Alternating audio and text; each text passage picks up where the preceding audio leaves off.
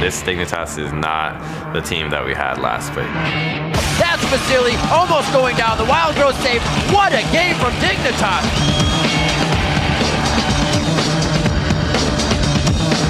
TSM is getting whittled down and running for solace on their own fountain. Smiles on the face of Dignitas, and they take down Team Solomon. We've had some good games. We definitely have a lot to improve on, but being first in the league is definitely a great place to be at. Taking sole possession of first place is Team Dignitas. I got hit Twitch with a kick. I hit Twitch with a kick. Yes. Twitch. The strongest player on Dignitas right now is Shifter. Quadra kill for Shifter. Will they give it to him? Penta kill for Shifter. The number one thing we need to do is not get complacent and look at our mistakes. Dignitas can be a top 3 team if they really want it. Yeah, Dignitas is completely unstoppable at this point. I want to win more and I want to crush people harder.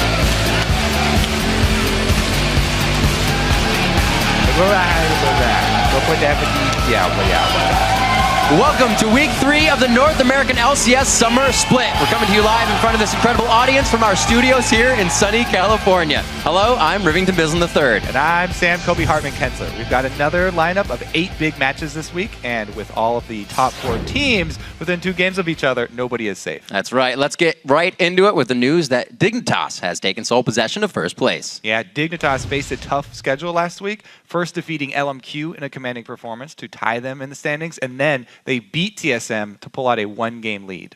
Then the other team that managed to defeat LMQ were Cloud9, who look like they're back to their winning ways. Yeah, Cloud9 turned in an impressive performance against LMQ, overcoming an early game deficit through superior team coordination. They're playing with more confidence, and they now have the longest winning streak in the North American LCS with 3 straight victories. That's right. Well, Cloud9 have righted the ship. Team Solo Mid still seems to be floundering a bit. They are now sitting in 5th place with 3 wins and 3 losses. Yeah, they've been trying to find a strategy that will work for them and their new lineup. Right. But so far, their wins are only against the teams that are in the bottom half of the standings. True story. Finally, Complexity fans are getting good news and bad news this week. Probably the team's mid lane shot caller will be back on the Rift, but Broken Shard, the free-range jungler, will be out this week. And taking over for him is going to be Kez, the former player for the Challenger Series team Cloud9 Tempest. He will be facing tough competition as he faces off against Complexity and then Curse as well as LMQ. That is correct. He's on Complexity. Yes. Now let's check out the action out of Europe with your LCS Big Plays. And today, a little something a little different. You, the people, have spoken, so here's a tribute montage to a boy and his bird. Yeah, Froggen was outstanding on Anivia. At Fire Emblem 6 writes, Froggen needs to calm down. I don't think LCS Big Plays will be as interesting if all of them are just Froggen going God. And FX Guillaume says, this is why you really should ban Froggen and Anivia. Respect the pick. Telegport OP. Here you go. The bird is the word in your LCS Big Plays.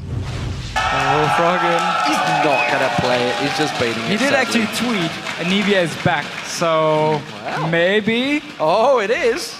It is, ladies and gentlemen. Anivia or Froggen.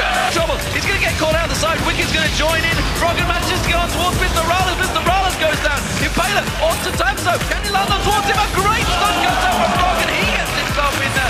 Froggen, what can you pick where we would actually win team fights here? I don't think he does anything. Anivia, dude. This one is another mega further box. Froggen got it. Impala's caught out. He's going to go down. That hurts. Now is he shocked? He comes around, gets into a mega inferno box is coming. It will miss his target though. And now Impala's in trouble. Froggen gets on towards him. He gets himself another double kill. Some amazing plays coming out from Froggen. It looks like kind of like riding the old bike. Yeah, I mean, it's great to see him back on it. Everybody's nostalgic, and it actually won them games, so that's a good choice. The super team definitely seems to be coming about. And here's a look at how Froggen's Anivia helped fantasy owners collect 42.08 points. Courtesy of the 21 KDA, 708 minions were felled, and an excellent day for his fantasy owners. Head over to fantasy.lolesports.com to create your dream team of pro players today. I have him on my team. Good pick. Keep sharing those game-changing plays, though, throughout the entire day. Tweet at LOL Esports and use the hashtag LCS Big Plays. And looking at the European table, Alliance sits in the top spot with 7 wins and only 1 loss. They're followed 1 game back by SK Gaming, and in 3rd, it's Super Hot Crew. In 4th, it's a tie between Fnatic and Millennium, each with 4 wins and 4 losses. They're followed by Gambit Gaming, the Copenhagen Wolves, and in 8th place, it's Roccat. Then back in the old US of A, we've got Dignitas sitting in 1st place with only 1 mark on the record. Then Cloud9, Counter Logic Gaming, and LMQ are sharing 2nd, followed by TSM in 5th place. In 6th place, we have Team Curse, with Complexity and Evil Geniuses sharing last place with 1 win so far this split. But of course, that will all change with our 4 games today, starting with Team Solo Mid versus LMQ. Then Evil Geniuses will take on Cloud9, followed by Dignitas doing battle with CLG, and we will conclude our LCS coverage with Complexity versus Curse. Then immediately following the conclusion of that match, we'll send it over to the North American Challenger Series, where Coast will face off against Team Green Forest. But at any time, you can find the complete schedule by heading over to lolesports.com, as well as vote for the teams you think will win.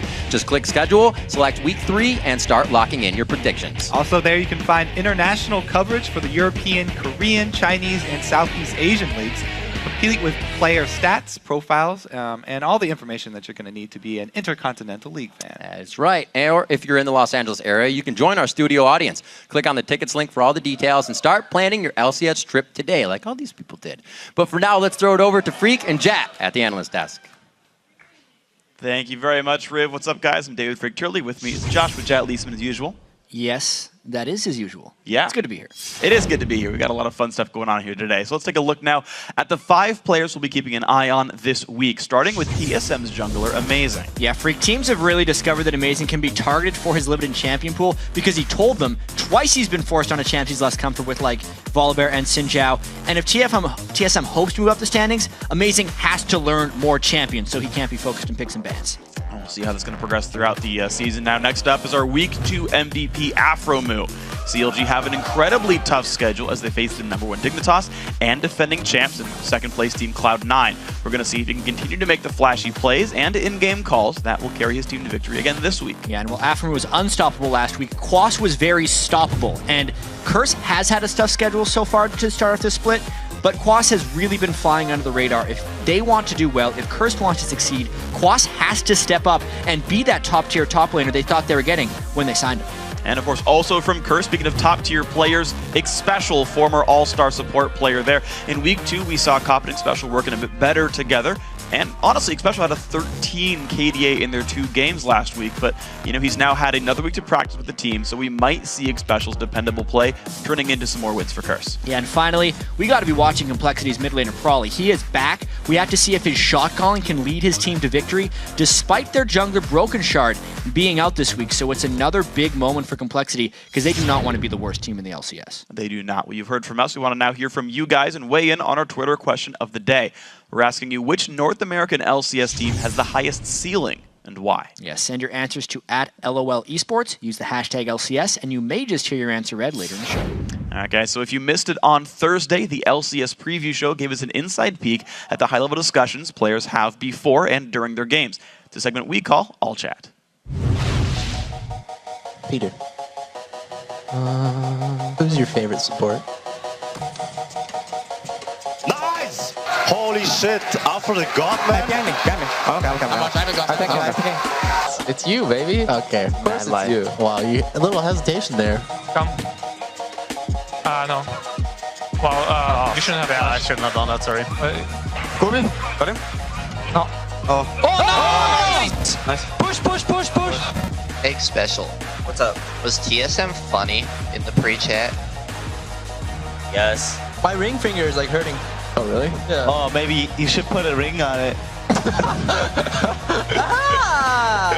Keep going. The ball. Come. Just kite. Nice. There we go. Also, guys, whenever we're doing all this, remember, don't all talk at the same time. No. Leona.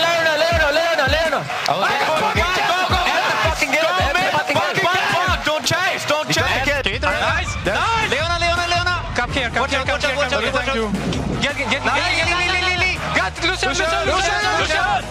Okay, fine. You don't need to chase. Oh, never. Oh my God. What a monster. That's my boy. Jack, we don't have to talk at the same time. It's actually better if we, stagger and don't, Yeah, I mean, to be fair, that was from completely different games, but the editing, fooled you. Yeah, it's okay. We've made it now. Be sure to tune in each Thursday, 8:30 a.m. Pacific Time, 5:30 p.m. Central European Summer Time for the LCS Preview Show. Yeah, we'll be arming you with the analysis needed to dominate your fantasy league, as well as keeping you current on all the headlines out of the NA and EU LCS. All right, guys, going to take a quick break, but when we come back, it's on to the game, starting with Team Solo Mid versus LMQ. The action is underway in just 3.5 minutes.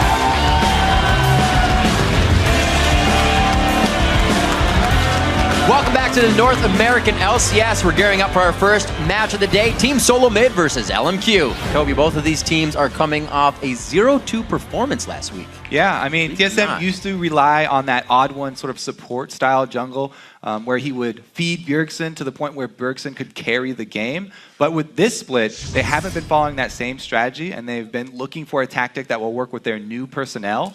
The team is obviously frustrated to be running in the middle of the pack since they're so used to being on top of the entire league.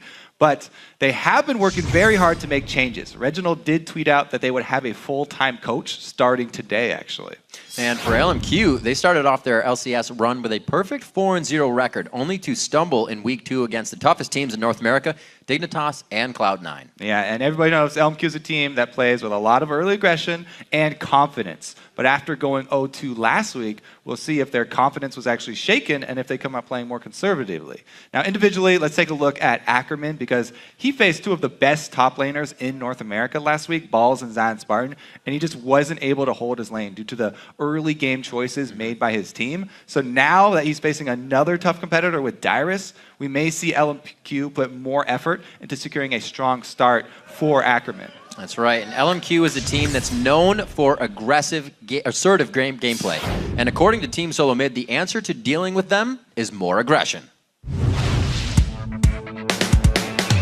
LMQ is a really scary team right now. They're currently doing really well. They're really aggressive when they have a lead, so they'll try to like invade your jungle, get turrets. We actually try to match their aggression, which is what you should do to like keep an even level and not have them get a really early lead. 我们打 TSM 还是需要回去多研究几套东西，然后来应对他们。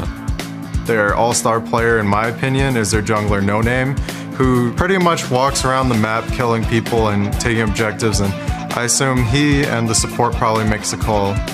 他也以前在别的战队待过，也是当队长，所以很有经验，所以他是我们的榜样。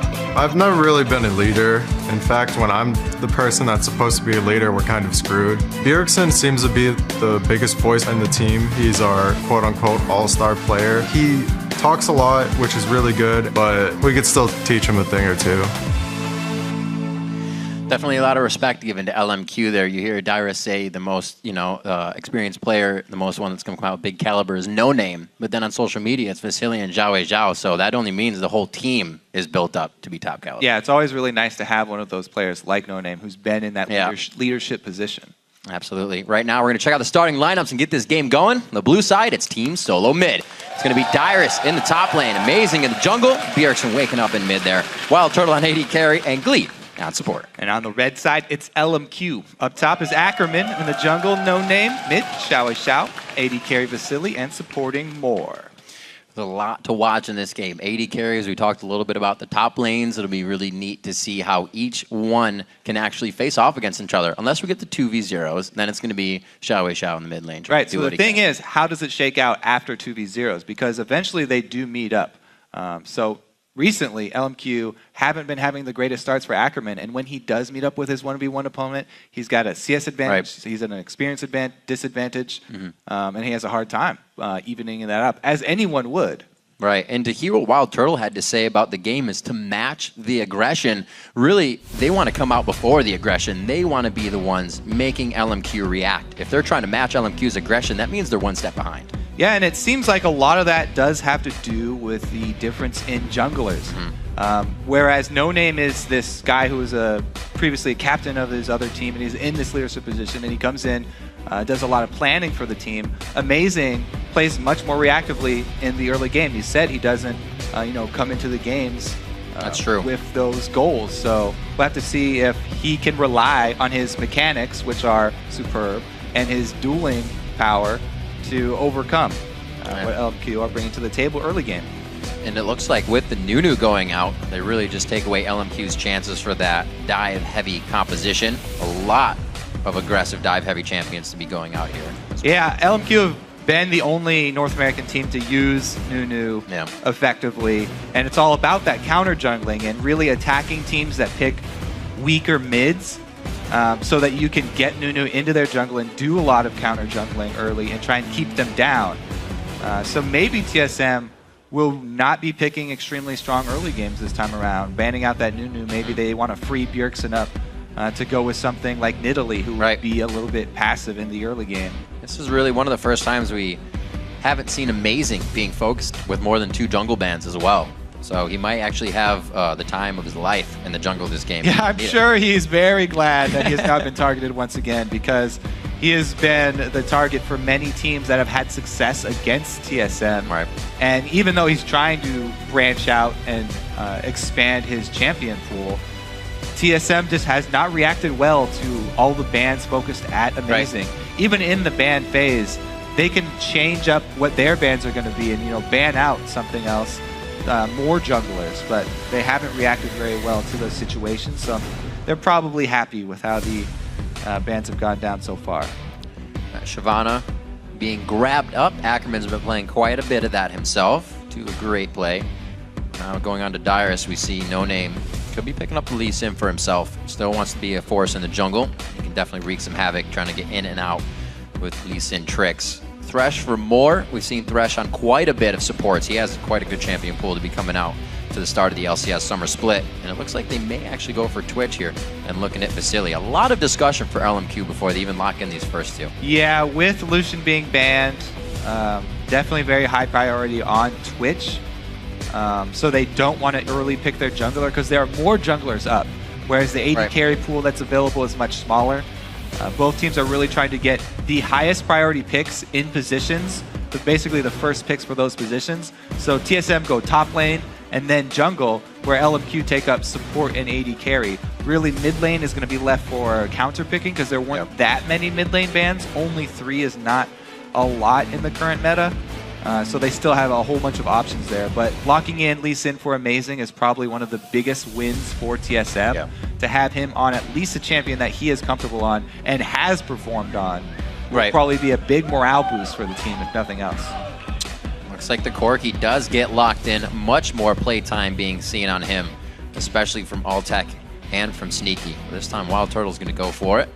See how he does. He's actually been quite aggressive in his play. Gleb's kind of had to play Zookeeper on that one. Yeah, I mean, this is a good champion for Turtle in his current state because Corki will just continuously dish out damage, and it's all mixed damage so far here from TSM. Top lane, very mixed damage there from Shyvana, as well as mixed from Corki. Even jungle Lee Sin does a decent amount of magic damage from Max and Cripple, Tempest Strike, but they're pretty well-rounded so far. Good, strong team fight for the first 3 picks for TSM. But LMQ do have Kha'Zix on top of Elise here. So it's going to be a lane Kha'Zix. We haven't seen that from them before. Right. Death and destruction out of an assassination team coming out here. LMQ looks to be still aggressive. Like TSM said, their assertiveness is something that you have to match. They're going to try to do it. We'll see what Bjergsen has for himself. And Glebe to pick up, actually. So this LMQ team here, with the Twitch and Kha'Zix and Elise, they're fairly squishy at the moment. We'll have to see if that Kha'Zix is actually going to go to mid lane or top lane, because we've seen a couple people take that Kha'Zix versus Shyvana matchup, and it's pretty hard to deal with. That's definitely going to be Ackerman up top with Kale, by the way, though. Very interesting pickups. It makes it so much harder now for TSM to adjust to these fights with the intervention coming in from Ackerman. But TSM has gone with what they stated. They want to match the aggression. Yeah, I was saying this LMQ team looks pretty squishy so far. So they just add in an invulnerability there to the team. Now, the question is, who are they actually going to target with it? Because Ackerman's going to have to be very, very quick with his ultimates.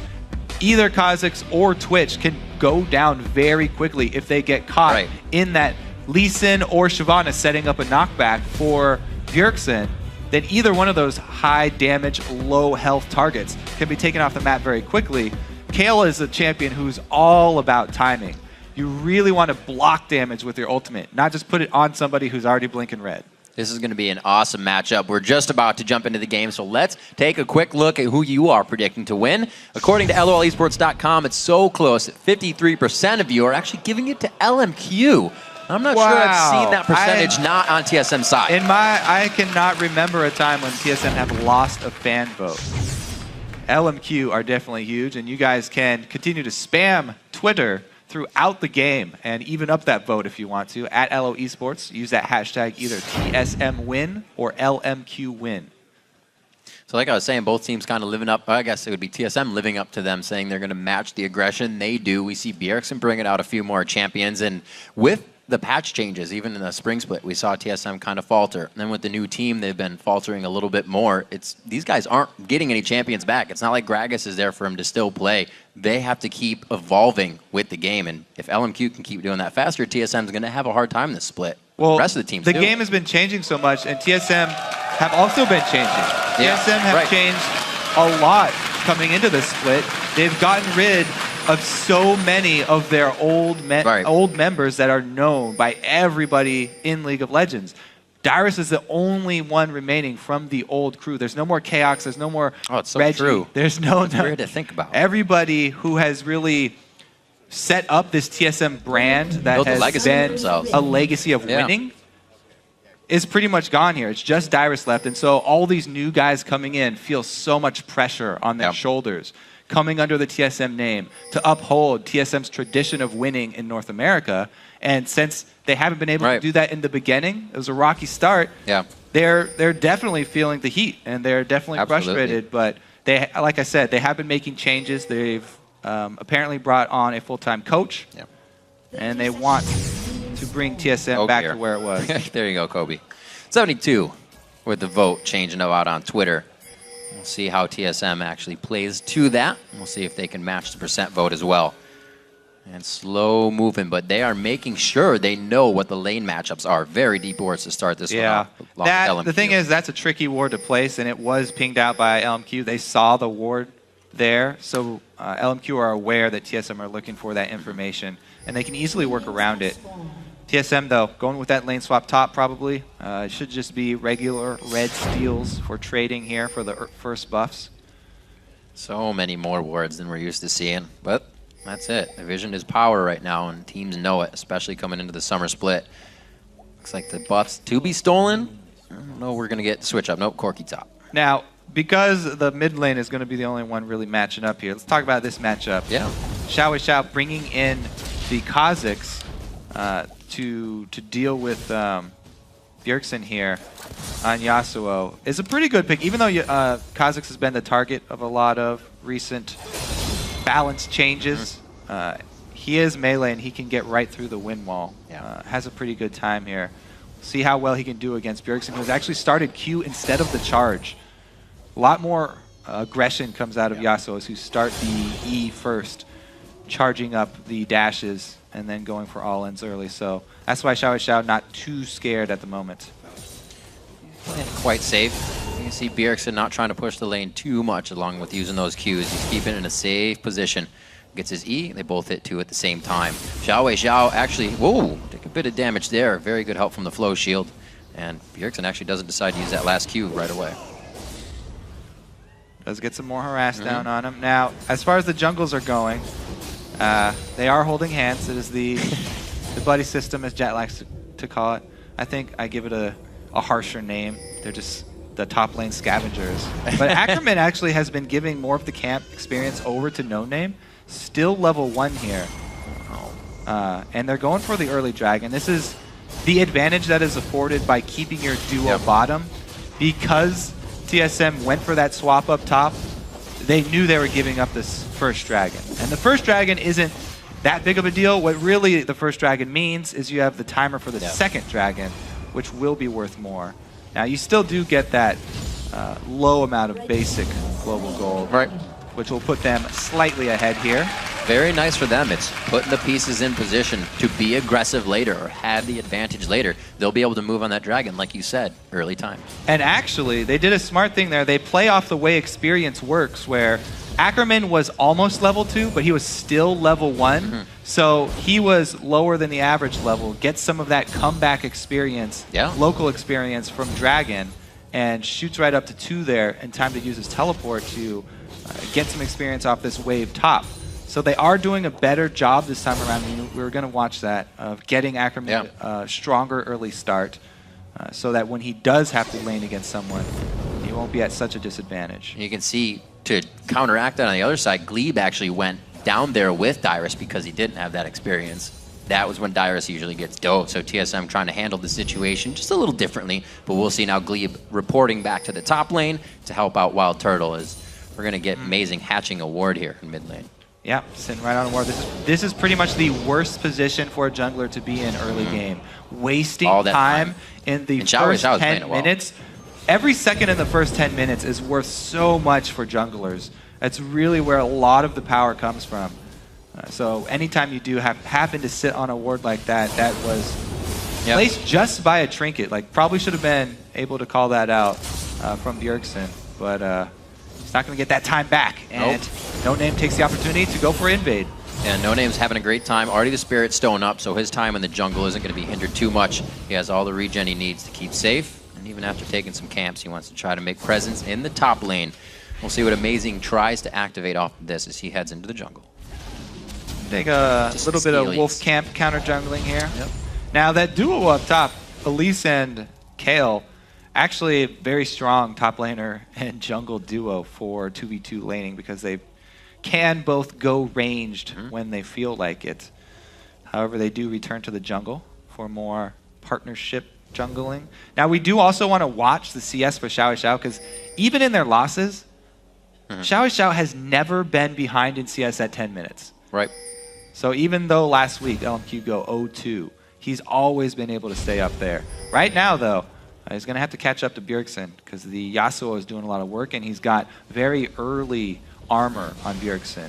Yeah. Ninja Tabby going to help him so much dealing with this lane phase of Kazakhs. Great ward placed by TSM, though. It's a very odd spot that you don't usually see from jumping over walls. Interesting. We saw Moore place this ward a little bit ago. Uh-oh, Dyrus. Oh, no. Looks like Dyrus may get party time in a few minutes here in the bottom lane if he gets that wave pushed up on the side of Vasily. Back to the mid lane. Bjergsen, like you said, even CS there. Xiao keeping it safe. Yeah, let's see how TSM react to this one because it looks like Dyrus is a death sentence here with his name on it. TSM has to know something because they have the wards that would have said nobody exited. But Dyrus goes to ward, tries to keep himself safe. Wait a minute, the burnout! The crowd control's pretty much gone. If Ackerman can hit a Q, then that will be good. But nah, everybody's in range. Don't worry about it. First blood. LMQ's focus on the bottom side red jungle pays off. They go at Dyrus and they get the kill. That affords them so much control down here. They're just going to deny more waves, though. They don't want to take the turret down this early. Right. They want to try and keep Dyrus behind. Get an actual level advantage for Ackerman, oh dear. Okay. Ackerman teleports in. Wait a minute. Wild Turtle coming up big. He is 6. The rockets are there, but he doesn't have vision past, and they know they have a Kazakhs coming up. Yep, amazing to come over the double golems, though. TSM with the same move, however, it's too late. Yeah. And they're also not able to capitalize catching Ackerman, who actually teleported into a very bad situation, but was able to walk away. Thought he knew what he was doing for a second there. Bjergsen putting up a nice wind wall. Would have gave Moore some extra harass, but he denies it. So TSM does get a bit out of this. They get a red timer. Not going to harass out on that too much. They have everything they need to keep these fights going. Xiao is more than happy to give them that for now. So TSM, Dyrus going with a dangerous strategy of trying to soak up that experience on the side of the map that is basically LMQ territory. We'll actually look at Ackerman as he comes back. Zerkgreaves first buy. Put a little more attack speed in his build. Keep that CS out of the turret and the lane safe. Now actually against Dyrus in the top lane. Turtle almost gets there in time, but he's just going to farm it up. 63 to 75 in that lane as well. Vasily's been having fun against Dyrus. Let's watch how this lane pushes, though, because Turtle and Glebe can control this wave very easily. It will be pushing in their favor against TSM's wave. And this puts Vasily and Moore in a dangerous position. Are they actually going to try and go very deep here? Because their wards have timed out in that red side jungle. They no longer control this bottom half of the map. Yes, the turret is gone, but really most of the control is about vision. Where the jungle? Whoa, Amazing trying to make plays. Flashes in for that, thinking he can get the stop on Ackerman before he gets to the turret. TSM is really trying to force the pressure. Yeah, and then Ackerman just sort of walks away here. Pretty big win there from LMQ just by Amazing overextending, using a bit too many cooldowns. And without that timer too, Amazing's going to be in the top lane. They'll be Not forced to grab the turret. They'll want to grab it, but Dragon should go right over to LMQ safely on this one. Oh, Xiao Xiao under pressure. Bjergsen timing this aggression, but he's not able to get anything done. Like you said, the Dragon's already being taken. Yes, the top lane turrets go down in answer, but this is the secondary timer here on the Dragon that LMQ got because they were able to do the level 2. Even with a ward down here from TSM. Good placement. Look at the timer. Jungler is up top. No Name is not in the vicinity, or Amazing is not in the vicinity. Spending time on the top side of the map and not getting kills. I like how they leave the ward there the whole time for Wild Turtle to get a chance. Amazing to the mid lane, showing presence. Tries to put a little aggression on, but knows there's nothing to be had on that one. Goes back, takes the Wraiths. LMQ with some great warding on the bottom side of the map is really just going to keep them safe for now. And if Ackerman can stay safe in the top lane, it's something we said. He can do it alone. The rest of the team on LMQ can get going, and he's been able to do it alone this game.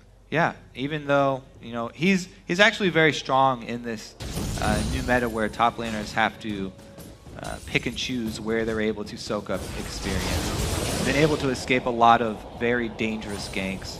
But really, LMQ's huge advantage just comes from them taking the trade that TSM offered them. TSM invading on that red side, wanting to swap their power top by sending multiple members up there, sending this AD carry early support. Dragon. They load up that top side map with all of their wards and all of their pressure. The bottom side of the map is where all the money is for the early game. LQ taking those early Dragon advantages. Oh, Dice is in with the E. He's going to be able to get out. Force the flash. Nice. Quickly Great windfall. Very quickly played. Good mechanics coming out from Bjergsen, and that's a 3-man pressure from LMQ. That's kind of the first time we've seen something not work for them, but they have room to make errors. Vasily now taking good damage. This should be Vasily going down. The minion wave. Good body block coming in. Wild Turtle short on the kill. He does have Glebe coming in too, though, so he's got backup. Turtle should be able to shove this one into the wave now. Because he was able to win the trade, they do to get to deny experience, even though he did not get the kill. Something that TSM hasn't been doing either is trying to gain map pressure back. Those pink wards have sat for quite some time. So TSM rather just farming up the lanes, knowing matching the aggression may be a little bit dangerous right now after what's happened and the way they wanted to play this game out. Yeah. As I said, TSM really targeted the top side. Yeah. Weren't able to get much done. And so now they're in a hole, but it's not that big of a hole. 1.5K gold is not too hard for them to come back from. In their team fights, TSM definitely have the ability to take down members of LMQ very quickly. As I said, this team is extremely squishy. If Ackerman is not there with his intervention, then anyone who does get caught out on LMQ could be a fairly quick target to take down. Such coordinated roam coming in from LMQ. Right off the bat, Moore starts heading up to the top, or into the middle for the red as No Name comes in. And even though they've got vision, all of TSM are surrounding them. This is only a 2-man invade here. Bjergsen trying to cut them off. Wow. Nothing more needs to be said. Exactly. Teleport wasted. That 2-man invade was so successful from LMQ. They got attention from all 5 members of TSM, wasting their time, even got out with it because Thresh was able to go split directions from Elise. LMQ, again, another very, very big outplay with the positioning and with that ward control. Even though TSM want to collapse, can't do anything about it. And even with TSM closing in on that bottom area, those pink wards still stay. They haven't cleared out pretty much any of their jungle. They're trying to recuperate and getting back in the game, and they're actually allowing themselves to give up map pressure all over the place here. 14 minutes coming on the map. They're only 1.4 down, not too bad. Still definitely some plays to be made. Bjergsen on Yasuo, we still know what Yasuo can do in the late game. With Bjergsen's mechanics, nothing short of a win. Let's see what they can get. And he did just complete his static shift, so that's a nice power boost right now for Bjergsen. He's going to have to combo with Dyrus or Amazing at some point, though, to be able to take somebody out, because they really need an extra man advantage by picking somebody off to turn it into some sort of objective and get them back in this game. They'll probably think about getting ward coverage around time for that 3rd dragon. I don't think they're going to want to give up another one to LMQ, because if you let this LMQ team get out of control early game, this much damage potential from all these champions on LMQ, it's going to be very, very hard to deal with. This is the thing that makes it dangerous against LMQ. Clearing out the side lanes now. They look like put most of their power towards the mid lane. Maybe we'll try to activate something after this as well. 1:15 left on Dragon. They'd be more than happy to blow some summoners on TSM's side here and make that much easier for them to fight at the objectives. Blue buff has been picked over by Amazing. Not really anybody you need to give it to. Finally gets it. Just took a little bit longer. Thresh has an advantage in ward fights. Can Amazing make something happen here, though? Blade of the Rune King. Early completion of that blade. They've also got Hydra onto Xiao Xiao. They have all the key items here. Even they already have, well, it's not upgraded Nashor's Tooth Not yet, Stinger but right now. It's still an extra. Oh, Xiao Xiao. You can see Bjergsen's vision as he disappears. Tries to go for the ultimate, pops him up, going for the last one, doesn't get the hit. Xiao Xiao with the lifesteal keeps himself alive. Can he survive this though? Teleport comes in, and the rest of TSM are actually cornered now. What a great forward play there. TSM, like they said, trying to match the aggression. They want to get something back instantly, but LMQ is all over stopping that. Yep, Xiao Xiao just straight up duels. Bjergsen takes him out in the 1v1 on side lane because he has that completed Hydra, doing a lot of work for him. Oh Get my another word. victim. W miss. Sun was in his eyes on that one. Amazing should. No. Wow. Wow. A flash and a ward hop gaining almost no distance there. Yep. And Xiao Xiao just gets another kill here. Now, to be fair, Bjergsen's the first guy to out CS Xiao Xiao at that 10-minute mark. So at least he has that going for him. But now this Kha'Zix is getting fed, and they're out of control. The third dragon is just an extra bonus for LMQ after all this work that he's been doing down there or in the bottom lane on Kha'Zix. This team is quickly getting out of control. They have so many sources of damage. It's not usual that you'll see one after one kind of get picked off, especially Xiao Xiao after fight still continue to get somebody. His TSM out of sorts a little bit here to the early game, and it seemed to have scattered them towards the start of the mid game here. See if they can recuperate. Only 3,000 gold behind. They're still able to answer a bit with lane pushing and few turret objectives after loss of those fights. Throughout TSM's history, they've always been so strong in team fights and dragon fights, and that's what they were known for. But this time around, they completely ignored the dragon side of the map, and the gold deficit has turned into items now for LMQ. And TSM are starting to pay for it. I don't even know if the team fights can get it back in, but they do get a pick on more. What they needed. They need to be starting to get the picks in the jungle. TSM now 4 strong. Going at this one for another fight. Cleave just on the outside to give that 5th member assistance. And looks like they're going to be able to get a push on the turret here in the top lane. No. LMQ answers. They already have enough to stop it. TSM still controlling top side of the map. They've got lots of wards in there. They even have a pink ward down at the red. So they are not giving up on this strategy. Staying up there. Yes, they did get a pick onto the support, but it's just one kill on the support. They didn't get that top turret after. Not really turned into much there, so they're going to need more. Right. But you did get to see what happens when they find one of these squishy guys all by themselves. That's true. And Moore's used to dying. He's the guy that goes in his debate. He'll hook a minion, make it look like they got the wrong initiation, but he knows what he's doing all the time. That one got caught out a little bit. Let's take a look here. Xiao Xiao getting into enemy territory once again. However, all of TSM are congregating down in this bottom lane.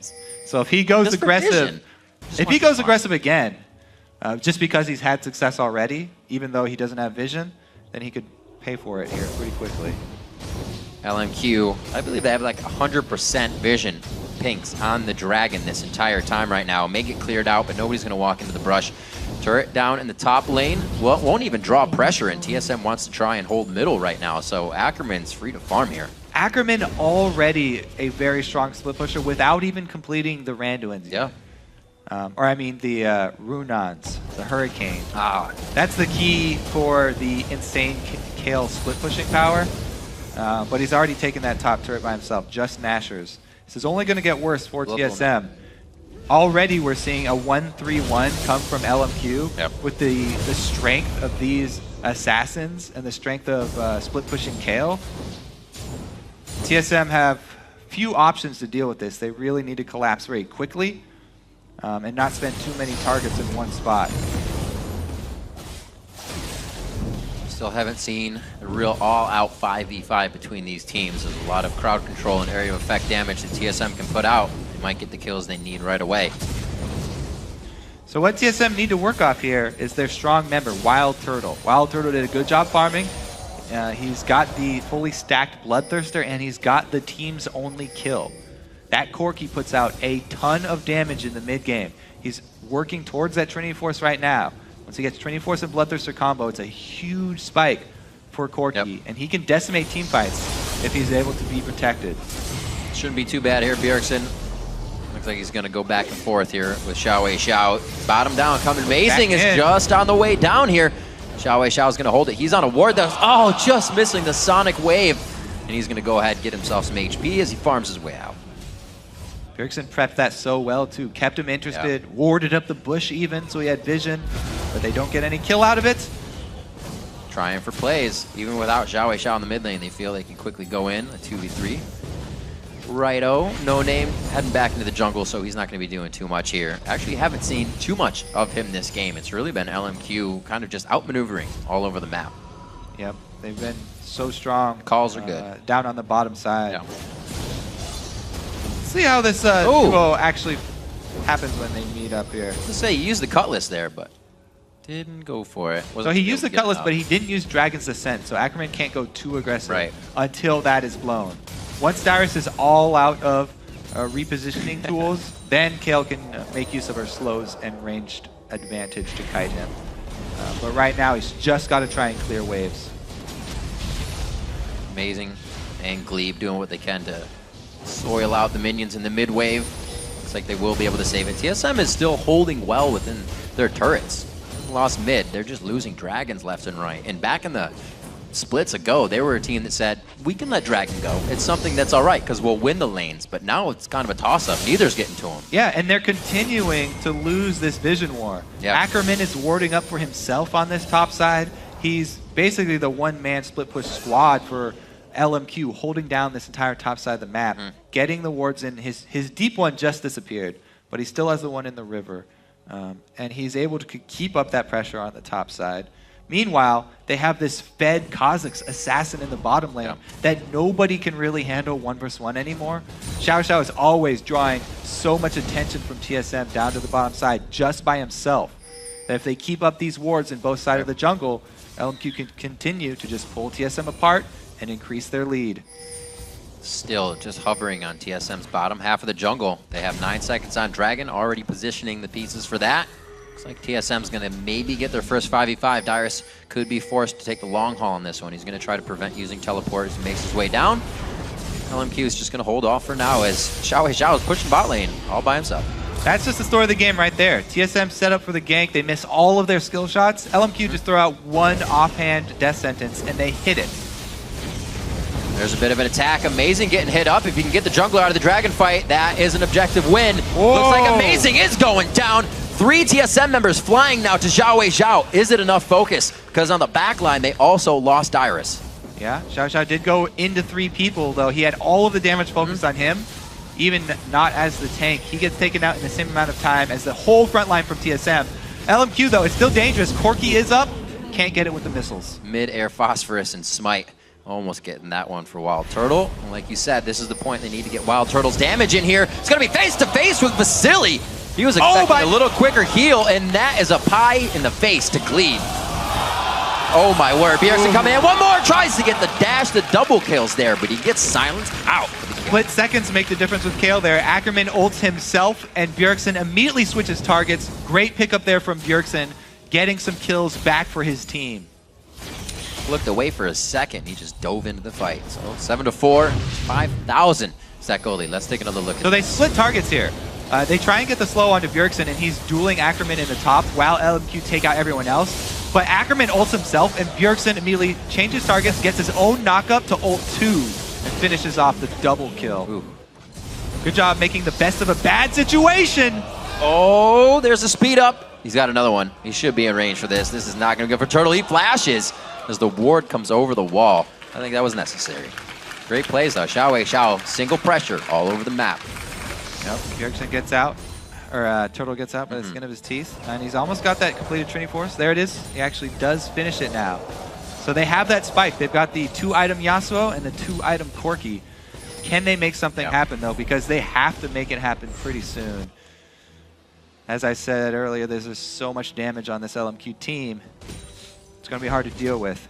Xiao Xiao, though, jumping in by himself. You can see how they can actually take him down, even with his flash and his ulti. If they collapse onto him, he still is an easy target to focus down. Kill that bug real quick. Both of these teams, you got to remember, went 0-2 last week. So this will be TSM going 0-3 if LMQ can actually get this win. Something they've never really been a part of is 0-3 lists. Yeah, that would be first in a long time for TSM. Over a year since. Yeah. I don't think they've ever had a losing week in the LCS, actually. Yeah, it was first 0-2 in a year, just about, that they lost last week. So that's got to weigh on them, too. Yeah. The thing is, though, they're staring this 1-3-1 in the face. And they can't deal with it right now. LMQ are not going to fight them grouped up unless there is a dragon. They're just going to continue to pull them out across this map. Ridiculous split pushing from Kale now that she has completed the Hurricane.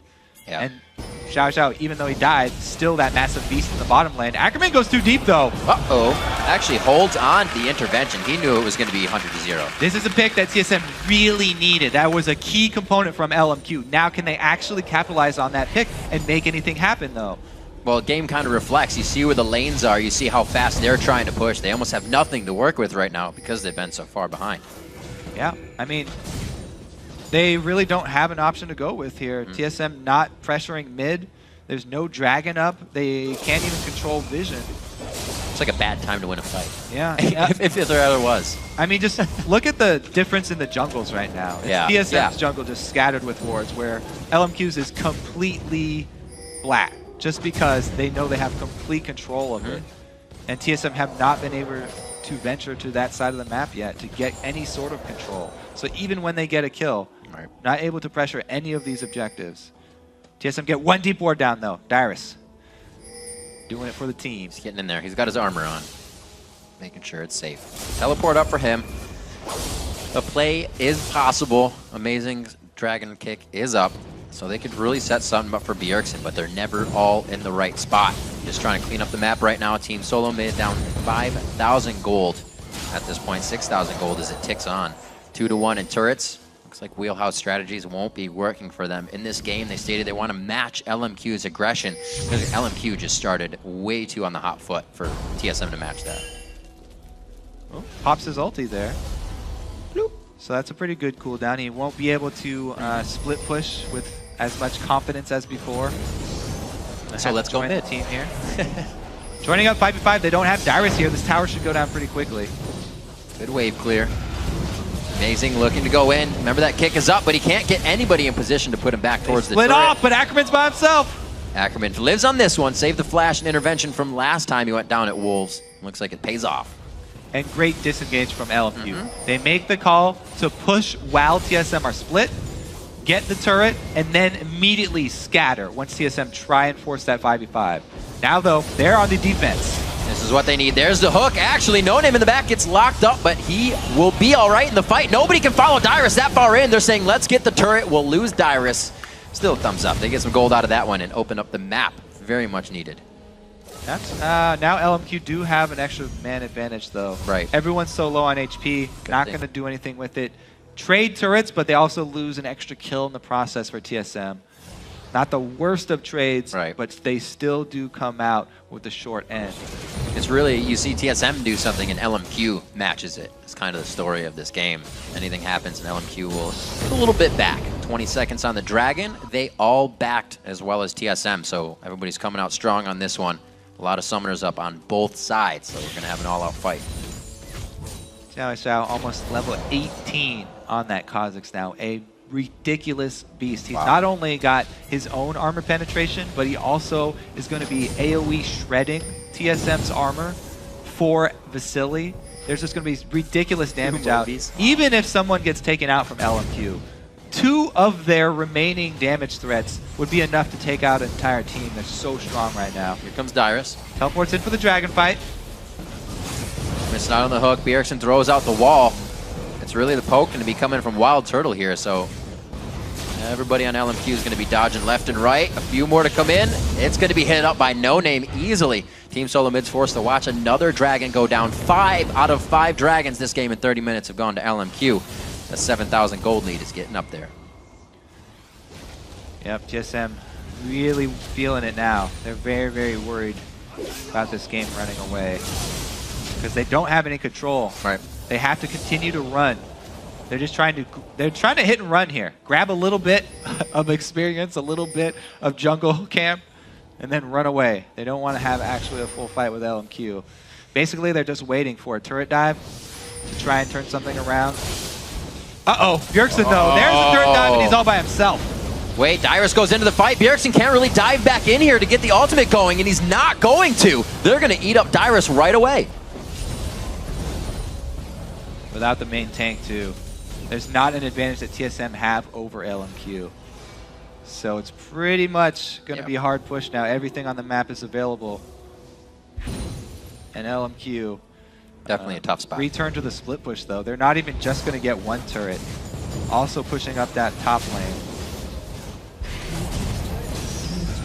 Good grab on Turtle just to prevent any re-engage or extra harass. But LMQ choosing different champions. We got Ackerman on Kale. Let's see, actually amazing here. May not want to do this. Turtle's coming up from the outside, but the rest of the team is also closing in onto Turtle. The Venomous Flask goes down. Looks like they will be able to get out of this without getting slowed too much. Yep, they swing up top, try and get an extra turret here, but it's too much for them. All TSM have responded in time. I don't know though, that the lack of TSM leadership with all the old players being removed is really showing through. The game plan they didn't seem to have a game plan for the beginning here. And LMQ, since they just got to control the bottom side of the map where all the Dragon Gold is, just pulled further and further ahead. It's definitely a different scene that TSM used to be. This is the odd one, this is Reginald, this is Xpecial. These guys will do this. You assume things. Odd one would always be in the back pocket of Reginald. Now it's kind of a, can we fill the shoes? And like we said, that weighs heavily on this team. Especially now being down, having that 0-2 week. They're kind of seeing what they had flounder. Yeah. Makes it tough. You did talk about how Reggie tweeted out there they're bringing on that coach now. So maybe the coach will be able to turn around for the new guys on TSM. Right. And return them to their former North American glory. But right now, it's all LMQ. Definitely looking back to form. I was saying just before we saw that fight in the bottom lane, or top lane there, near the bottom turret, Xiao on a different champion now. Ackerman, after playing somewhat Shyvana and a Jax or so, and Relia as well. But these guys, we haven't seen it all yet. Yeah, and I like that point especially because not only is he Xiao in the mid lane playing a different champion, but it's a different style for him. It's not it's not a heavy CS champion. It's not a lane bully. It is Kha'Zix, who's got a bit of a harder time, as Hai has shown, in lane versus many lane matchups. Did much better against Yasuo, but it is a different type of champion. He's playing that assassin. He's playing that split push. So he's just showing how versatile of a player he is. Secure in his own right down in that bottom lane, making plays by himself. Not just the farm-heavy team player doing all the Orianna and Lulu play. We talked a little bit about No Name earlier, captain of the team. The team says they respect him quite a lot. In this game, he was pretty much 0-0-1, but the calls were still there. The Dragon has been locked down. Just the rotations LMQ has had brings everybody to a pretty good record. He's 2-0-4 in the game right now, so No Name really having an effect on LMQ's positioning play and just their overall wins. All right, let's see if this game can change with a mid-game team fight. 33 minutes in, it's going to have to be some CC chains landing for TSM. This gets tougher though, Kobe. Xiao's already ready to build armor after his damage. It's going to get tough. Oh, skill shot's not landing for either team. Uh-oh. Wall is down. No Name taking a bit more damage than he wanted. It looks a bit chaotic here for LMQ. They're keeping the damage on the back line and healthy. TSM is definitely hitting a few more shots than LMQ would like. Yeah, LMQ would like a chaotic fight. They want it to be spread out. Even though they do have Twitch who can get good line damage, they really need Xiao to be able to jump around. If Xiao can get a reset then that would be really the main way LMQ is going to win this.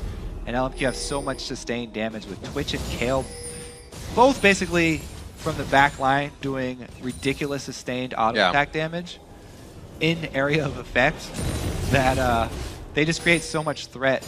It's really hard for TSM to find an opening.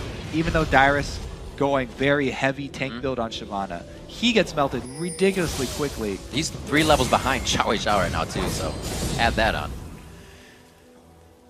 See if they can get themselves down. Bjergsen actually the only other level 18 in the game, so you can just see how far ahead Xiao and Bjergsen are and how much they matter in these fights. Infinity Edge finished up on Bjergsen, so there's impact plays may be possible. A read and the wards to come in here from LMQ. They want the fight overall, starting at half health on this one. Intervention going down to save the team, and all of TSM is turned their back to the fight, and they are running for base. Double kill coming in for Ackerman, and LMQ is going to just walk this one out and see what else they can find. Yeah, I mean, it's a great comp for LMQ if you have a strong early start like they had. It looks overpowered now just because they have all these scaling damage sources that have been able to get money. But if they had gotten shut down early, if they had made successful Lee Sin ganks, then it could be a completely different story. However, look at this from LMQ. They have all these damage sources to rely on. They just use intervention at the beginning. They know they don't have any tank stats. They're just trying to use that at the very beginning, and they don't even block that much damage with it. They just have so much coming in here with Xiao going deep into the team, getting so much AoE down, and you can see the 3 shots from Kale. This is why the popularity of this build from Kale has become so prevalent across all regions. He can put out ridiculous damage from the back line on all targets of TSM that are grouped up that close. Everybody so wants damage. He accidentally bought a Seeker's arm guard, and he's like, wait, I can just buy another needlessly large rod. Yeah, sell that! So LMQ has armor on it? Garbage. Ackerman buys just more damage. Oh, and then he buys the ability tome. So he didn't even want the armor. He's just saying, I want the ability before the armor. Now they move in for more fights. It's getting tough for Team Solo Mid right now. Pretty much a stranglehold by LMQ across the entire map, and they're just looking to drop these last turrets. Yeah. And I mean, No Name is actually pretty tanky now. Yeah. I take that back. He got big quick, though. It was like then and not and yes. Yeah, he's pretty much. He was able to just run into the team and soak up the initial damage there. So, ooh, Turtle with a snipe. Big win there for TSM getting that blue. Blue is extremely important on Corki. TSM still trying to control their map. They have a few pink wards out, but so does LMQ. They have continuously moved that pink ward line forward. Found a little bit more now. They're going to use that pressure as well to deny TSM even more of their own experience. This side of the jungle has not been Team Solo Mids. Cannot say that. No, it's basically just LMQ looking for how they're going to finish out this game. Right. Is it going to be the split push, or are they just going to use this Baron buff and run straight up? Slow waiting. They got mid lane pushed. If anything happens here, they can go right on to that. So TSM has a lot to worry about right now. In their favor is the top lane. So Dyrus, if they get a good fight, can get there and try to give them a little boost back in this game. Everything is so on edge, though. Amazing gets caught. A quick safeguard to Bjergsen. And already TSM on their heels for this turret. Yeah, they're going to have to wait for the actual dive from LMQ. Man, that is a huge wave top. Constantly dodging cocoons and death sentences. Yeah, LMQ are fine with letting that wave die on top just because they have such a huge advantage with this Baron buff. They don't want to let this pressure relax on the bottom lane. Xiao. Looking to corner him. This is a dangerous turret to be guarding right now. It's slowly going down, though. Look at the health, though. They got another few attacks on it during that push. The top lane has been killed off by the turret, so that one's not going to go down just from minions. TSM, though, this is pretty good for them. They've been able to actually hold it. Yeah, they're slowing down during some portion of the duration of this Baron buff, which is really all they can hope for right now. They really have to be careful now, though. Xiao has split, and he's returning. They don't have their main tank, Dyrus, and they're getting collapsed on. Yeah, Dyrus is chasing to the end of this fight. More very close. Throws on the speed. Almost gets the lantern grab in. And you can tell, No Name just constantly on the front line. He's just walking into TSM space because he knows if they focus him at all, all these other ridiculous damage sources from LMQ are going to obliterate the team. Even if No Name ends up going down, having built all those tank items, there's just so much damage from LMQ, the entire TSM team will probably be dead at the same time. Ackerman, quite a bit here, actually. Let's see what he's working with. 515 ability power, so those heals are coming out quite strong for him. Let's see if he has already saved Vasily in a few fights, actually. Ackerman returning to that top lane. He's got his teleport, so they're going to try and take advantage of that very fast pushing Kale to create the counter pressure up top so that they can actually work off that bottom side. He's also completed the Zanya, so he does have the defensive capabilities. It's really strong for Kale to have both Zanyas, so he doesn't have to ult himself. As we've seen, he wants to ult at the beginning of the fight to block damage from whoever is on the front line.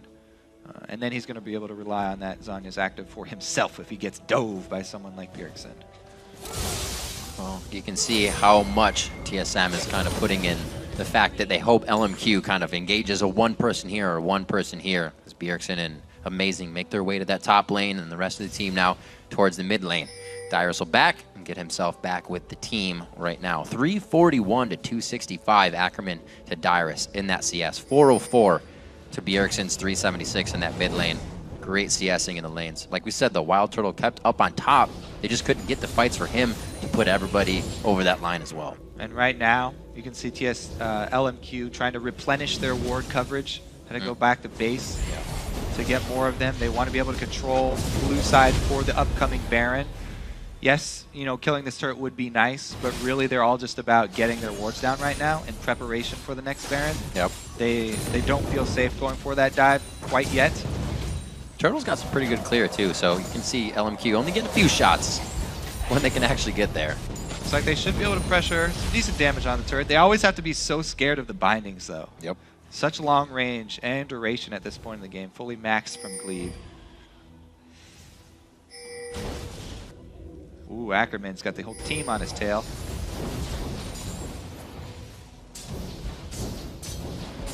Oh, Dyrus will be all right. It's another thing we kind of didn't see in Champion Select. Oh, maybe Amazing going in here. Gets the Black Shield for safety, as we'll usually see that Elise and Morgana combination together for their bindings. Now split up, you can see, still causing some good trouble, but the Lantern safety instead.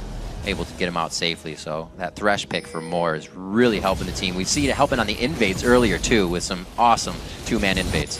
Yeah, and that's going to stay a 4-on-4 up in that top lane, this little duel that they're having, because you can't leave Ackerman alone with a turret for any amount of time, because he will destroy that turret so quickly. He's already whittling it down, even with Dyrus there, punishing, forcing him back to Fountain. And TSM even have to switch out defenders to deal with Ackerman. This is like TSM has become Masons in the past few weeks. They've put up such a wall that LMQ cannot get into the base so far. Still trying. Haven't been able to push anything past the inhibitor turret. Still the top turret stands, but LMQ, like you said, we're waiting for this Baron. Completely dark. They go for the engage. That's a Glebe down in just a half a second. Dyrus tries to get in. Bjergsen's not even getting the ult yet until half of the team is down, and that means there's enough focus for Bjergsen to drop instantly. Turtle doesn't get over the wall there, has to flash, but he goes down anyway. There's the ace. That right there is why I was saying LMQ don't even care about that turret. Right. They're just getting that vision down, and TSM try and fight through the vision. Now they right care about into it. the skill shot. They get picked off. Yeah. It's so dangerous to give up any vision control to a team with Thresh and Elise, or Elise. LMQ walking into the base now. Full map control throughout the game. 25 seconds, 17 seconds on the closest death chamber here for Glebe. LMQ is going to be walking this one in from the top lane, 16 to 6. 17,000 gold lead coming in on Team Solo Mid. They break the 0-2. They're going to get a win here. Yeah, congratulations to LMQ. Very, very strong, controlled performance. As a red side, they are the ones who actually get to control the bottom side. That is not very often. We've seen so many times red side teams were forced into doing duo swaps. But TSM are actually the ones who swapped up top. And LMQ just ran with it. They're like, okay, you're going to give us a dragon side? We'll take all the dragons. And then they got Xiao Xiao a little bit of a a lead there, and he was able to be a very strong threat. Great camaraderie between all of the players. A good game played by LMQ, showing that they definitely went over the mishaps of last week. Figured out what was wrong, ironed it out, and were really able to come out strong here. And I think, you know, one plus to that is a different composition than they ever used. And the other one is they put the pedal to the metal again. There was no hesitation to their play once again. Yeah, it was impressive that they used all of these squishy, very strong scaling champions and had such a good early game. Even against Lee Sin jungle. That was so highly prized by TSM to get that for amazing. Ackerman bringing out the Kale. There he is on your screen doing quite a hell of a job in that top lane. And in an early positioning on that, Ackerman teleports back to top. And he's safe because they took the dragon experience, like we said. But Dyrus, he had a party in the bottom lane because he teleported in and there were 4 members of LMQ. That's why I always caution, all these top laners, they play such a dangerous game. Top lane is so stressful now because you're looking at like an island what on areas fire. Can you get experience from? And yeah, you can stay at that turret for a little while, but you need so much defensive ward coverage and you have to have good communication to get out of there in time. Even Ackerman teleported into a really bad spot where TSM almost got him, but they weren't able to answer and do the same thing. Dragon control again by LMQ, putting their money up so fast, allowed just Xiao. He was pretty much on Hydra instantly. The Stinger was out for Ackerman in the top lane, and their first and second items were mounds ahead of Team Solo Mid. And then the 1-3-1 by under 20 minutes. How is that controlled when you just have all the map coverage? Yeah, at that point, it's really hard to come back from. The beginning, though, was so close to the mid matchup between Bjergsen and Xiao. That was a great one to watch. Pretty balanced there. Absolutely. We talked a little bit about Xiao's farming. Bjergsen was able to kind of nick that a bit, but then he remembered. He's like, oh yeah, I should probably focus on this more. And he got killed in the duel. Kill you. And that makes everything. Yep. Remember to share your favorite show-stopping moments. Tweet us at LOL Esports. Use the hashtag LCS Big Plays. All right, now we're going to send it down to Rift side to Jat, who's standing by with a member of the victorious LMQ. Thank you, Riv. Of course, I'm with Xiao and our translator, Bao Shen. And I just have to ask, first question to Xiao, what was it like playing against Bjergsen? So, 在对那个 Bjergsen 的时候，你感觉怎么样？因为他是一个非常强的中单。Yes, Bjergsen is a very strong mid laner. I think he's the best mid laner in NA. Oh, okay. Thank you very much. Yet, you did very well. So congratulations. And with that dominating win over TSM, what was the key to beating TSM? 就是你们基本上完败了 TSM， 然后呢，你觉得你们取得胜利的原因是什么？我说我们每个人都发挥得很好，然后加上一些团队的执行力上面，然后加上 BP， 然后加上阵容一些打法上面，使我们取得这场胜利。So all of us did pretty well, and during the BP stage, we picked up like all the champions that we need. So that's basically guaranteed our win. All right, so pick and ban victory. Also, now that you've played every team in the LCS, who do you see as your biggest threat going forward?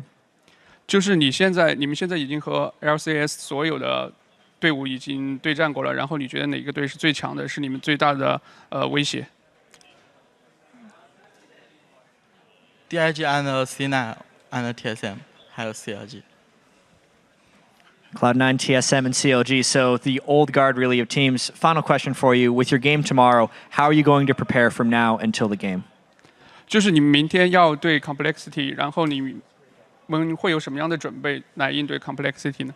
我们在这周训练了很多，然后根据不同的战队也制定了一些特别的战术在训练赛上，所以说我们会拿出我们平时训练的东西去战胜 Complexity Black。 So we've been practicing a lot during the past week, and we have our tailored strategies for each teams, and we will try to beat them by using our prepared strategies. All right. Well, again, congratulations on beating TSM Xiao. Thank you, Bao, for the translation. But for now, let's actually send it over to Freak at the Telestrator to break down a big play. Thank you very much, Jat. Now, of course, Xiao just spoke to us in person, but I think his gameplay speaks for itself as well. So we talked about LMQ's sort of 1-3-1 composition, their split pushing being incredibly important. And when you've got Kha'Zix versus Yasuo, highly explosive assassins, really quick decision-making, the mechanics of how you fight a battle is actually incredibly vital to winning the fight. This is going to be an entirely slow-mo replay, but I want to set the stage quote real quick. They're both level 11. Bjergsen's outer turret's down, so we can actually dive here. Bjergsen has exhaust, and Xiao doesn't have any summoners. So it's actually a summoner lead for Bjergsen. On top of that, the items are actually worth about the same amount of gold. It's Static Shiv Ninja Tabby versus Ravenous Hydra. So everything's kind of slightly in Bjergsen's favor, but Xiao still wins the battle. Now, when you start a combo with Kha'Zix, you actually leap in, activate Ravenous Hydra mid-air, land, auto attack, Q, W, and then he's going to stealth. So let's actually roll the clip and watch what happens. So once the minions start dying off, you're going to see him start the battle, actually. So minions go away, there we go. Auto attack, there's the burst, and then he pops stealth right there. Can we pause real quick? If we can. Unfortunately, no. So the knockup comes in. Basically, unfortunately, Bjergsen, what he's doing actually is almost optimal, actually. So Bjergsen gets the knockup from his Q, lands a basic attack after the knockup, then goes for the ultimate. Now the problem is, after the ulti ends, Bjergsen actually whiffs 2 basic attacks. When Bjergsen lands, he's going to Q, he's going to start the auto and stop it early, move to the side, start another auto and stop it early again, and then die before he can dash in. If Bjergsen had autoed, then Q'd, then autoed again, he might have had enough damage with crits to kill Xiao. But the fact is that what Xiao was doing this fight is, when he blew his entire combo, he would stealth. Now this isn't an evolved R, he evolved Q and E, but he's using the stealth to basically buy time for his abilities. He's buying time for his cooldowns to come back up, for his Q to come up for the second rotation, for the auto attack to be recharged with the passive, and because Bjergsen has more attack speed than Xiao, any given second that they're on the screen, Bjergsen gets more auto attacks. So the more time he can sort of buy in between cooldowns, the better Xiao is in actually a fight. We can roll the rest of the clip out, and you're going to watch Bjergsen. He's actually going to whiff one auto, whiffs another, dashes in, and Xiao lives with 200 health because of using stealth to kind of get away from the fights, and because of Bjergsen whiffing a couple auto attacks there. So the 1v1 fight, of course, much better played by Xiao. When he gets ahead in that battle, it means the split pushing can't be answered, and as you saw, LMQ had a very commanding win in that game. But we've got more action on the day. We're going to send it back over to the casters at the desk. Thank you very much, Freak. Awesome interview coming from Xiao. Love the English answer, and it's amazing that those guys are taking the time to do all that, as well as come up with a plan for every team. Come on, that's amazing. I keep asking all the North American teams when we get to interview them, I'm like, so what's your tailored strategy versus EG coming up? And they're like, meh.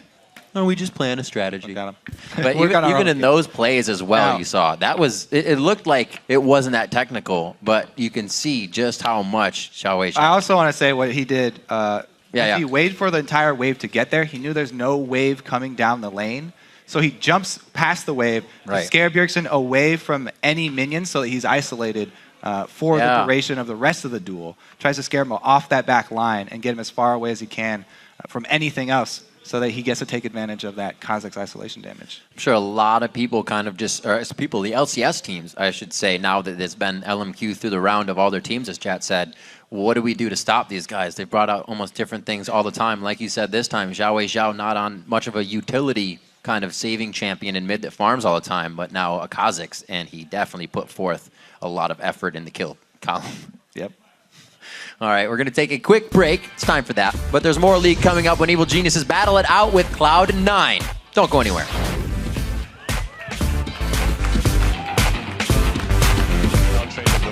Doesn't matter, because I got the push going. Got the push going. Got the push going. Not a stinger right now. It's still Oh, Xiao. You can see Bjergsen's vision as he disappears. Tries to go for the ultimate, pops him up, going for the last one, doesn't get the hit. It's going to be face-to-face with Vasily. He was expecting a little quicker heal, and that is a pie in the face to Gleed. Oh my word, Bjergsen coming in. One more, tries to get the dash, the double kills there, but he gets completely dark. They go for the engage. That's a Glebe down in just a half a second. Dyrus tries to get in. Bjergsen's not even getting the ult yet until half of the team is down.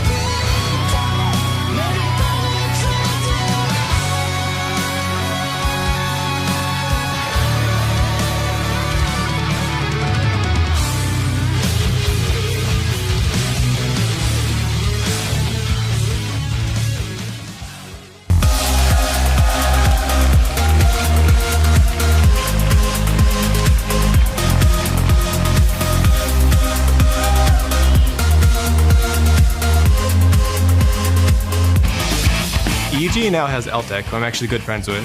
Me and Lemon, we've known each other ever since he played on Quantic. I'm really happy LTech was able to get picked up and be in the LCS. It's always nice to have people that, you're friends with.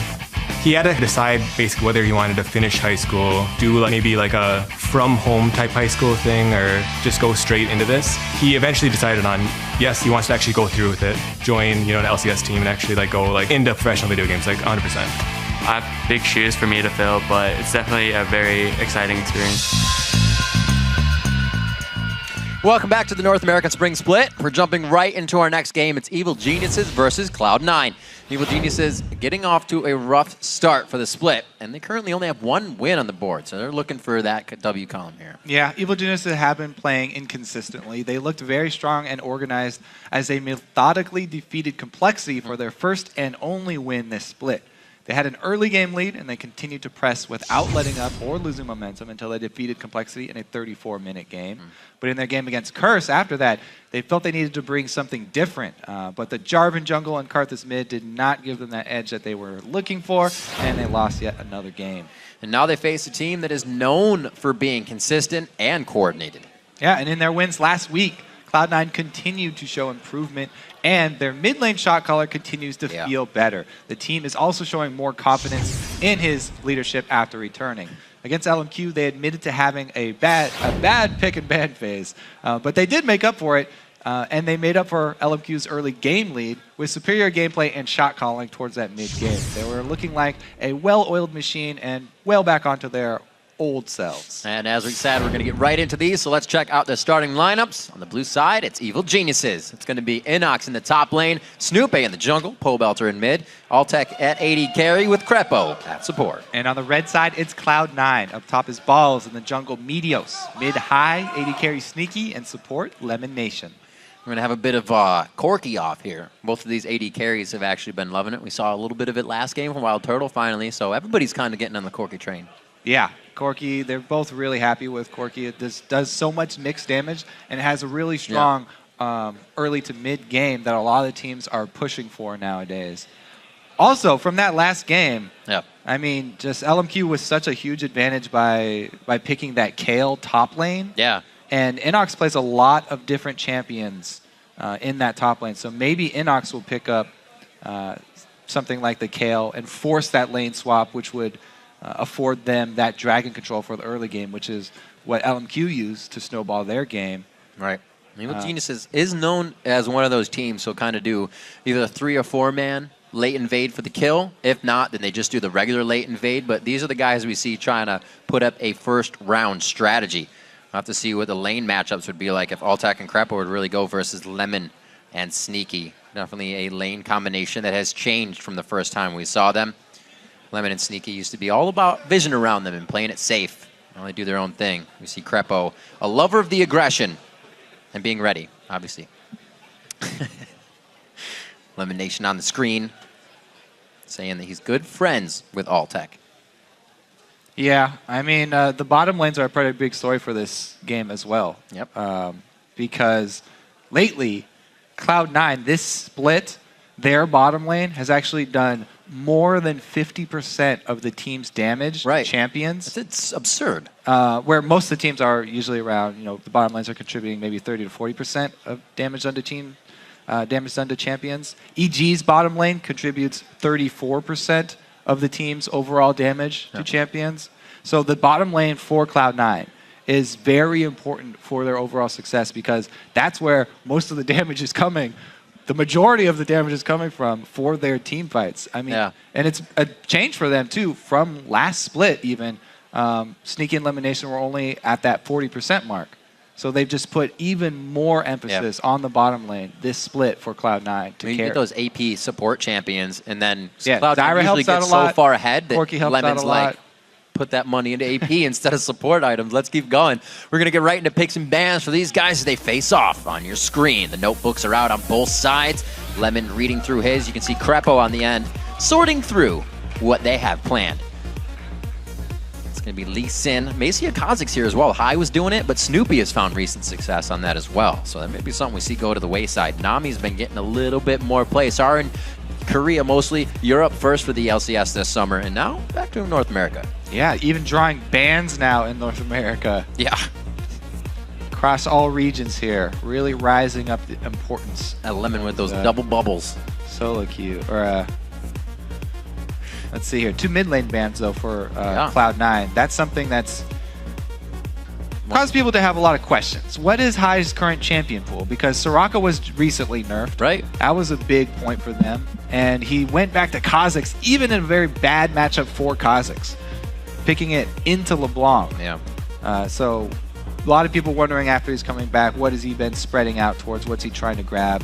Taking Lulu off the table takes out another one of the options for High. Very good choice there. He goes back to something more safe with Orianna or something, with Shield, so he can just trade CS there. Top lane has been super left open. We're going to get a great fight if Balls and NACS can go head-to-head here. No bans coming out on that. The priority you can see has been mid. I consider that kill a top lane ban. Hanging off to the side. Didn't see her. Yeah, she's the reason that it's not really safe to first pick Shyvana anymore. Right. I guess, as we just saw in that last game. LFQ proved like that is...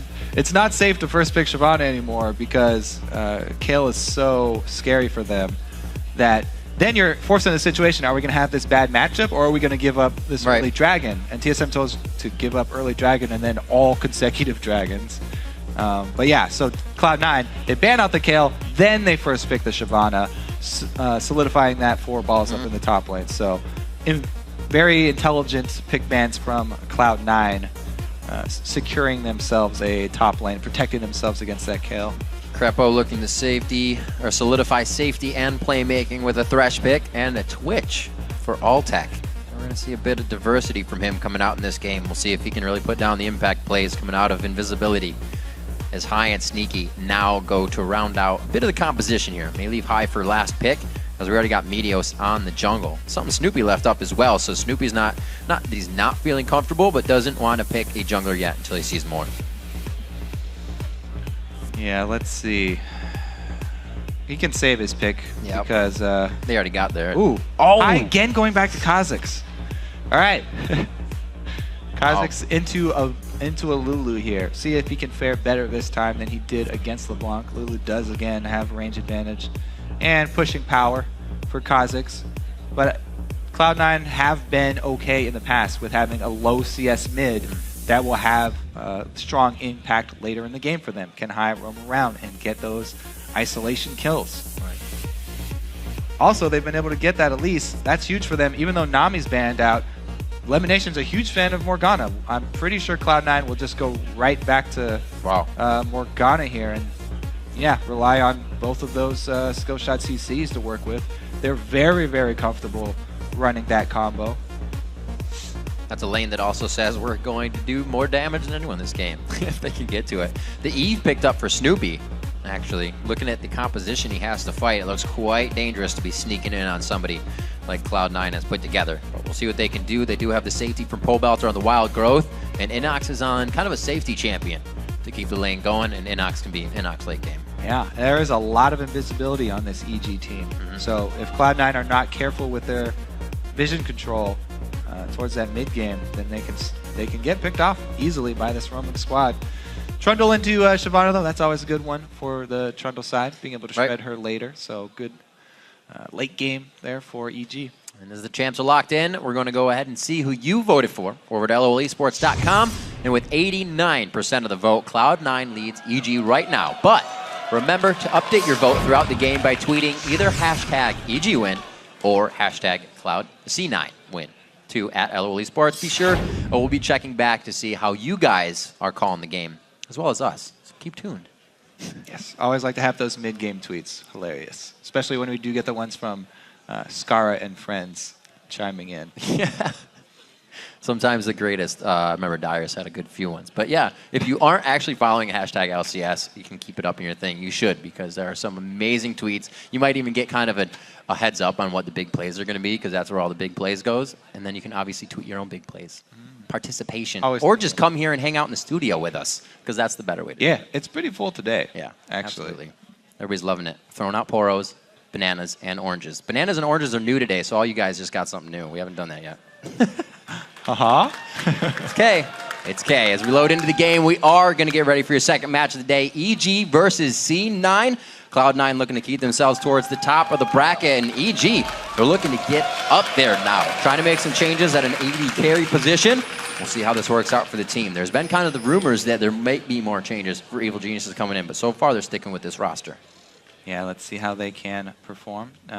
Early game is going to be pretty important for them anytime you do have Evelyn. Right. Looks like they are going to target top side. See if they can get some vision down here to determine where lanes are going. Trundle should be fine going in that 1 versus 1 matchup. And the duo depends a lot on skill shots that land, whether it be bindings or death hooks. Going to have side lane bush control, very important. It's actually something that Cloud9, they can use their trinket wards all for side lane bush control just because the jungler is Evelyn, and they wouldn't have to worry about using regular wards to see her coming because it won't help anyway. Getting out of that. Looks like EG does want in. It's going to be Snoopy first. No trigger actually to high, so he doesn't see that Evelyn made it first, but it's not going to matter. The whole team's there with the caboose of Altec. They're going to make it safely over to red. And right now they're pinched by Cloud9.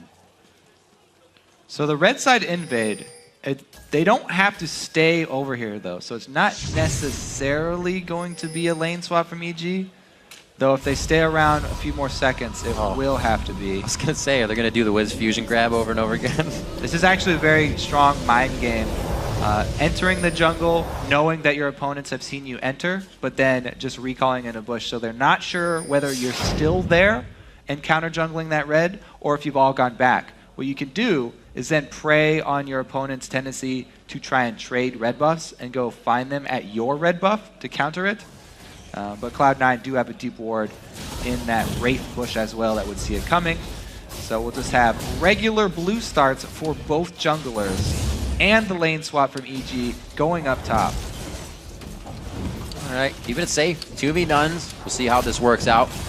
Obviously teleports to the top lanes. We'll see if it's played differently though, how Ackerman and LNQ did it last time. A little help for Snoopy and Inox as well in the jungle. So the matchup will not happen for the AD carries, which means Sneaky and Elimination are going to be very big and ready to, as we said, do a lot of damage coming out of that bottom lane when the time comes. They also, as we saw it hurt TSM last time, they could have more dragon control from the get-go now. Yeah, Cloud9 are going to have the dragon control. It's defaulted to them by the support and AD carry down bottom, and jungle Elise is going to make that even easier for them to take the early dragons. She can tank it with her spiderlings for part of the damage. You don't have to Mad Knife it and switch out all of the dragon aggro. But EG, they didn't want to go into that matchup because if Alta gets hit by a binding at the wrong time in that matchup, then it's just going to be very, very hard for them to even stay in that lane. Very risky lane, as we were saying. But very good for Cloud9 because, as we said, bottom lane contributes more than 50% of their damage to champion nowadays, which is the most for any team, by the way. Very, very, very high up there. And they do go for the early dragon. Just tank it up with some spiderlings. See how they manage the aggro, because you can technically avoid all the damage by going closer and then farther away to get the dragon turning. It's getting off auto attacks. They're not doing it. That was funny. It's not that clean, but they avoided some. Balls was standing there. Lemon's running in and out. He's like, you need to move too. They're going to be able to get this one though. Locking it down. Nice binding by What it is one person stands at a static distance. Which would be balls, but it's not that close. So then the other person wants closer than that person to get it to turn around, and then you go outside of that person's range to get it to change targets once again. But pretty cleanly done. Avoided some of the damage there, and they do get not only the little gold boost for basic gold dragon, but they also get the timer. We'll see how effectively they can chain it. LMQ did an amazing job of chaining their dragons. A little Crepo roam. Uh-oh.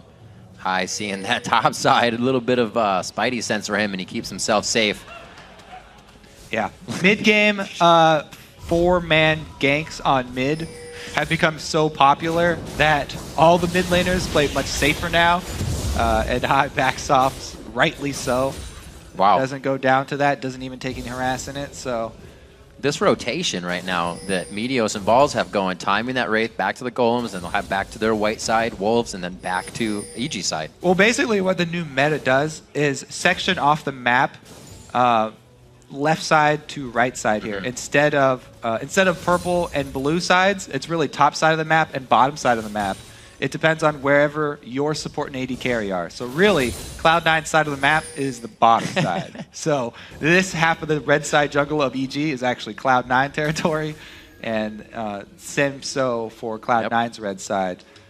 We'll just see how many wards each team can leave behind in that jungle after they leave, because that's really Cloud9's calling card. The mid-game vision that they leave behind after invading those areas, continuing to control them. They've actually got 2 wards down there in EG's side, whereas there's only been 1 on their own. And it actually has timed out already. Yeah. AD Carry's loving this little style of play here. Obviously going to level up faster solo in these lanes, and 3 people couldn't do much to Sneaky there. Almost leveled to 5, just did. Backing off Snoopy and the rest of the crew, all at level 3, roaming in a 3-man team here. See the top side, Balls is actually by himself, as well as Meteos is taken to that by himself, so they're going to get that solo experience a little sooner. Right, so Balls sneaking in here. Because Altec freezing up top, he's not pressured under the turret, and he has some strong defensive pink ward coverage that they've put down to try and let Balls go to this lane and get this experience. They spent money on 2 pink wards to set up this defensive net that they can actually defend here. And Evelyn, let's see if he actually goes straight up the river, then he would be clear. But there's such a tendency to go through this Cloud9 jungle side that Snoopy does get seen. Nope. Go up. Nope, not going to happen. Meteos knowing this is here. Quickly clearing that out. Barely in range for that pink ward, by the way. That is so close.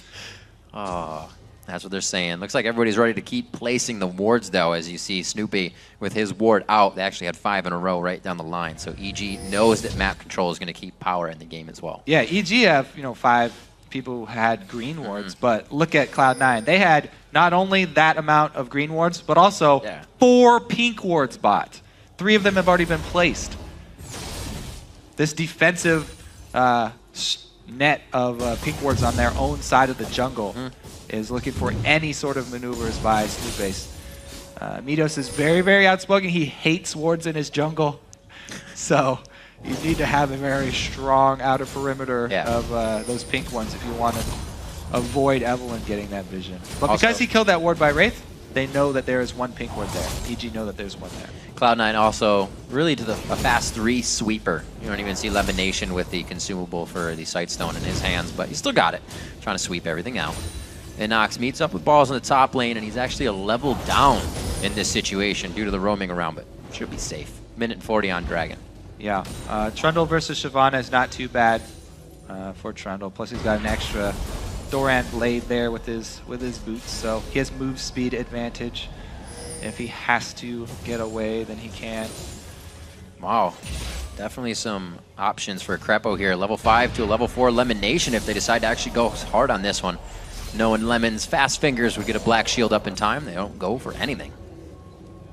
Yeah, and you're talking about the sweeper switches there. The only one not switching out his sweeper sort of on time there is Crepo, and that's because he hasn't been able to upgrade to a Sightstone yet. He's waiting on his next back to get that Sightstone upgrade, and then sweep it out. Oh, it's in action right now, Rick. You can watch it happen.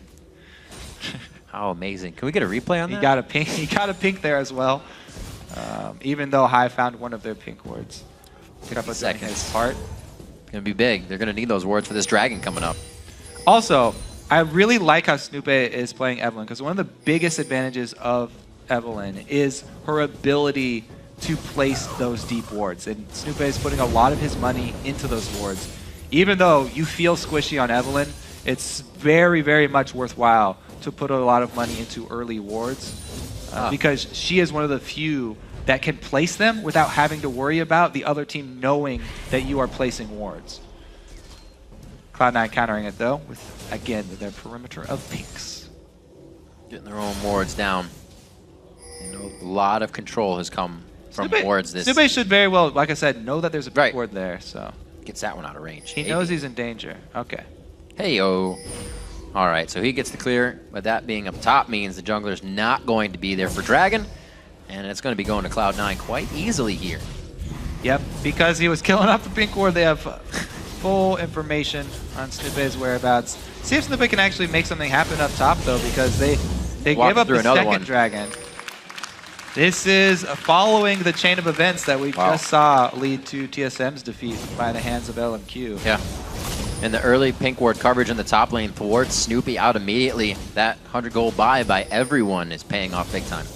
Yeah, we'll see though. He's trying to work around it. He knows the pink ward's there, so he's coming through the river. Right. He's still able to get behind, but kill potential on balls is low at the moment because he still has his ulti up. Yep. Diving past the minions, making sure they have to slalom through. No easy walk. He stays safe. You know, I have seen people knock Shyvana with the pillar. Out of her jump with the pillar. So I was hoping for a very spectacular pillar there from Inox, but no go for them. Just Burning Balls ulti. He'll be safe in the top lane. 56 to 56 in that one, actually. So Inox being down has kind of played that one correctly for himself without getting too much pressure and almost taking down balls. He still has Flash up to play safe as we're checking out the mid lane with Pobelter. He's been up a level since, I believe, 7. The 6s were kind of the difference, and now it's been 7 to 6, 8 to 7, and as you see now. Yeah, and that CS discrepancy between Kha'Zix and a Lulu is completely acceptable for Cloud9. That's fairly good for High, not being that far behind against Lulu with the range advantage, and against Evelynn, who was pressuring him. He also got the 3-man gank. So really good collapse here onto Snoopy. Very necessary flash. He spent so much money on those consumables. He does not have combat stats. Ooh, great grab. I was going to say glebe, but it's not glebe. Great grab onto Crepo with that Dark Binding. Doesn't look like they're able to get much, but the culling forces them back as the wet noodle fight continues in the top lane. Let's see what they're able to get done down there in the bottom lane too. Pretty good harass was dealt. But ever since they've met up, it's been very even. Pretty much the difference is, so your sweeper only reveals invisible things. Since pink wards are not invisible, you have to walk in there and see it. But yeah, just making sure. The bottom lane there, BF sword as opposed to cutlass. It's just the all-in advantage there from Sneaky. Scares him off. High roaming down, able to take out the pink ward, and they get the turret. It kind of tells the story of how Cloud9 plays their games when they want to. 0 kills on the board, about a 3,500 gold lead to themselves. 1 turret now dropped to help that gold lead, but they haven't really had to be in the face of EG to make any of this happen. They're just playing their game. It happens a lot with the way the beginning of the game is played now. The choices that teams make for lane swaps and giving up the early dragons. By going for swaps, when you say, "Oh, I don't feel confident in that lane," or "I don't want my duo to be bottom," then you are saying that you are effectively going to give up those early little bits of a gold lead. Teams have had problems with stopping the chain, though, the chain of events from Dragon, because the other team has timers. Trying to regain control of the bottom has been so hard for the teams making those switches. Almost! Oh, no! Little bit of a slow reaction there. Crepo flash. No go on the hook. Cloud9, pretty much everything's going according to plan here because they want to continue to get those dragons. They have the timer for 3rd, and they've taken down the bottom lane turret. So now they lane swap. Perfect. Snoopy taking advantage, though. What a great job. Gets it out. Sponges it down. High gets caught this time. Uh-oh. That's the wild goal. He gets popped up. It's 1 more. Perseverance pays off for Evil Geniuses. Crepo wasn't going to let that. Yeah, I don't know. Crepo probably just made up for that with a huge play. Under turret. But really big swing for EG on the sides. Yeah, he does make up for it with a straight full range hook, and then High jumps in. All right. Everybody getting a little out of sorts here. Yeah, ill-advised jump there, but it's a huge breath of fresh air for EG. They get a little bit of breathing room. Even up the turrets, regain control of the mid lane, and they're actually looking like they might be able to start getting some more vision down because they haven't had the control to place those wards yet. We'll have to see how EG controls this. When we've seen them get a lead, namely Pobelter, they are able to hold it, and they can make it a very strong game for the win. 1 minute 20 on Dragon with those few kills. High not having flash. eventually Meteos will actually have a smite up. EG really needs to make a move here. They could even up the gold quite a bit. Already trying to, too. So Krepo threw his lantern to get vision. Yep. Because the ward was being swept. Dance it! Oh, he's trying to dodge the binding. Can't do it. That's good. Good wild growth coming up from Pobelter. Not a big cooldown on that, and it can catch you off guard. High jumps in. He just came back from dying in the fight. Going quite low. The polymorph onto High. They shut down the damage. Lemon Nation's going to be up next. And the teleport in from NACS coming in huge on the play. That's a shutdown for him in gold. Now, 2 more kills for EG to trade there. However, Dragon is on another 30 seconds while 15-second death timers for Cloud9. So Cloud9 actually died quick enough that they can get back in time for the next Dragon, and they don't lose out objectives after this trade, which is pretty impressive concerning considering EG have an extra person down in this fight. And the area of effect damage from High with his early Hydra built up there, getting the 2 kills for the team. Now, 1 TP canceled. Inox went through with his and was able to clean up. But again, no objective. So that's going to mean an earlier cooldown coming back for Balls on his teleport. And let's see how much control EG has. They place a pink. Can they hold it? Looks like they're able to do it so far. Good positioning. So Cloud9 is definitely respecting them. They gave over the red to Altec, though. Pretty big for this mid-game Dragon fight here. We'll see. Cloud9 are one of the best teams at spreading out during team fights. Not lining up. That is a very big grab, not allowing High to jump into the fight. Oh, he gets it that time! The wild growth coming in onto Inox as he's in the fight already. And it looks like a huge play from EG once again begins the domino effect. Oh, it's not over. It's not over. Oh, it's over. It's over. That was a full ace for EG. Wow. And they do contest the Dragon. They got up the wards in time. And they're going to take the lead here. Cloud9 just lost control of the reins here. Let's see exactly how they do it. Krepo comes in to play initially to get him into range. Yeah, and there it is. The wild growth knocks up Balls as well during his jump. What a good job from Pobelter there. Inox barely stayed alive too until the end. Double kills there. And in the end, as we know, Pobelter. Flash on flash. That's flashy. Great plays coming in. Krepo definitely not happy with that flash error. He's kind of made up for it already. So yeah, I mean, the premise to that fight was, Cloud9 are usually great at spreading out for team fights. It's really hard to spread out in that little corridor leading up to Dragon. And Alta got a lot of damage off in that fight. Wow, 404 Pobelter, 403 Altec. Some good moves so far from Evil Geniuses. They would like consecutive team fights now. A 403 Altec, extremely fed. He's 1,000 gold ahead of Sneaky now. As I said, that's where most of their damage has been coming from. So Cloud9 are going to switch tactics here. Rely on that split push Kha'Zix with Hydra from High. Trying to go for that 1-3-1, but they are behind right now. And EG really do have a lot of good vision around the mid of the map right now. If they can knock down that mid turret, it really opens up a lot of options for them to start controlling Cloud9 territory. Very interesting position to see EG in, as well as the fact that they keep aggressing on these situations, and Cloud9 cannot handle it so far. Krepo sticking with Altec, making sure he's safe all the time. Pobelter still a level up onto High, who recently bringing out Kha'Zix. Kind of worked for him the first time, but it's a little scattered now. And his champion pool seems to be falling out as well. Well, what he's trying to do this time around is get the Kha'Zix kill onto Twitch. They're trying to get to that back line. But as we saw before, kill the rat. Great interruption on the jumps with Pobelter's ultimate there on Lulu.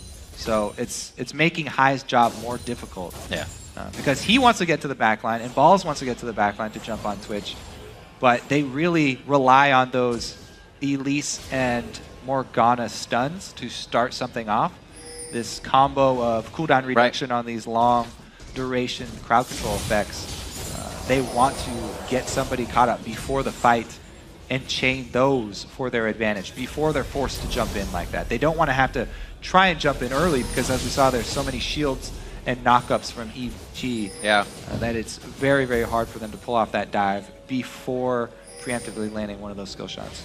EG not wasting any time here. They're going in, clearing wards, making sure their positioning is to get something else next. No time is being wasted. Great place here. Looks like they'll be able to get a good amount of damage here. Prep it for a possible dive fight. Cloud9 are going to try and form and defend inhibitor turret, though. They absolutely do not want to give up inhibitor turret, and they're trying to see how much they can get back from this EG team. They've got one outer turret there from Sneaky, but a very, very quick call from EG to leave right after. And here come the skill shot CCs. They're trying to delay them as long as possible. Pole belts are just standing still. You see the terror that the cocoon into Dark Binding can have on someone.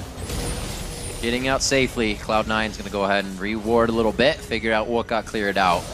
Go ahead and make it doubly safe with 2 wards. Also, you know, since that early game, the initial perimeter of pink wards was taken down from Cloud9. Now that they have no outer turrets up left, they have a hard time putting it back up. So many shields. And all this invisibility on EG just opens up so many options for EG to catch Cloud9 in one of their rotations around from one of the side lanes, that EG have a lot more threat right now. Yeah. Trying to catch single targets out. Cloud9 are trying to get back control. They've only got red side so far. Cloud9 are really going to have to find some window fights here. That window is Exhaust being down for Crepo, Wild Growth being down, which is on a really short cooldown. They're, like you said, the shields, the Wild Growths, everything shuts down this Cloud9 team in a fight.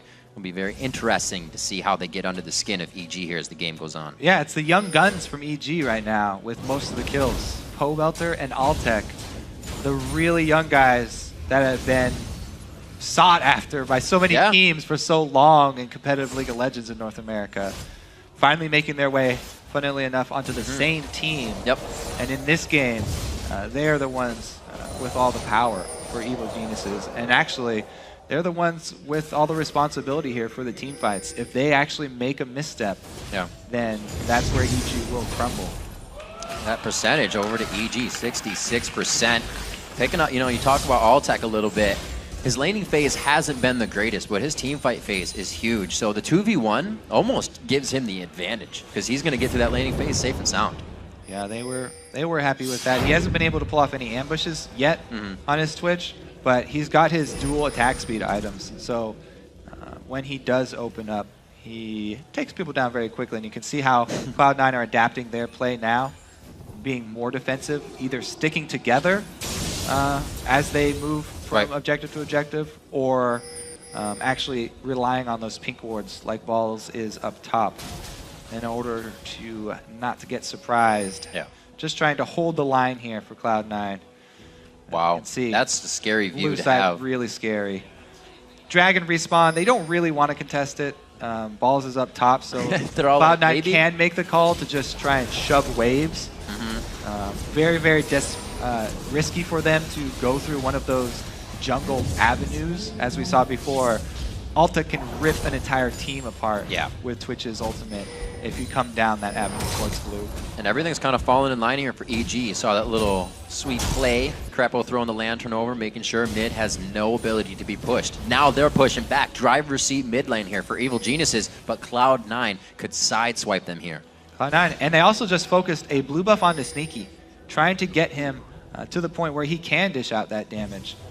That's all that Cloud9 got for their Dragon that they just gave up, though. Blue buff for Dragon. Not the best trade, and now Meteos out of position, slow on the move. Oh, the flash. Have to be getting out of that one. That definitely would have been a necessary repellent to fight if he got caught. 9-4 as Crepo continuously makes plays. That mistake is really going headstrong on this one, and he's been making them. Yeah, and Cloud9, though, are playing pretty smart. They know that they can't fight this EG team away from a turret. Right. Because it's just so hard for them to get in on Twitch. You have to get through Lulu, pillars, as well as Threshbox. So it's very hard for these divers with balls and high because their means of diving are very risky. As we said, Shyvana's dive can be interrupted as well as highs. So it's very hard for them to get in on that Twitch, and they really need to preface that dive with a catch with one of their hard CCs. So they really need to rely on a turret to be able to do that. Because Twitch, risky for him to come out of invisibility at one end of the turrets. He can be set upon very easily. Cloud9 just playing real defensive. until EG try and make a move at one of the turrets. But eventually, EG are going to have so much control of this map that they really just starve out Cloud9 and increase their gold lead to the point where Cloud9 have to try and contest the Baron in a situation where they don't have any vision. Everything's been pushed so far. Looks like Evil Geniuses is just kind of forced to hang out for now. We see Altec in the bottom lane farming it up. Still 4-0-3. Not much has happened after those last few surge in kills. Cloud9 and definitely realizing the power that EG can bring to the table here. Just about 26 minutes into the game. Looks like everybody's trying to reset as the lanes do as well. So we'll have to see what team can really put their foot forward to get an advantage. Pole Belter back to mid with Crepo. It looks like they're going to finally focus a little bit towards this lane. But they're meeting the entire team of Cloud9. Got that Rab Noodles death cap over onto the side of Pole Belter. He's pretty built up for himself. 2 Michaelis Crucibles coming out, one for Lemon, one for Crepo. I don't really usually see that as a Crepo item. Always a Lemon item, though. Which item? Oh, the Michaelis. Oh. Michaelis, that should be everybody's item if you're a support right now, because it is ridiculously strong. Yeah, very important for Crepo specifically on this game because of those bindings and cocoons I keep talking about.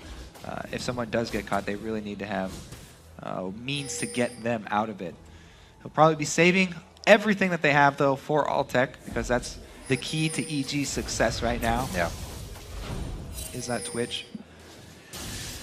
That Switch is also the thing that's really keeping Cloud9 from being able to play their split push like they want to. That the threat of those dual invisible champions is what's keeping Hive from doing the same thing that Xiao Xiao was doing and split pushing bottom. More pink wards for Cloud9 in the early game. We're shutting down Snoopy and pretty much shut down everything they wanted to do. And a few mistakes we saw, High jumping into the mid, and then thereafter really giving EG this heads up in the game. So now that Cloud9 can't get those forward pink wards in, forced to be Baron wards. Ooh.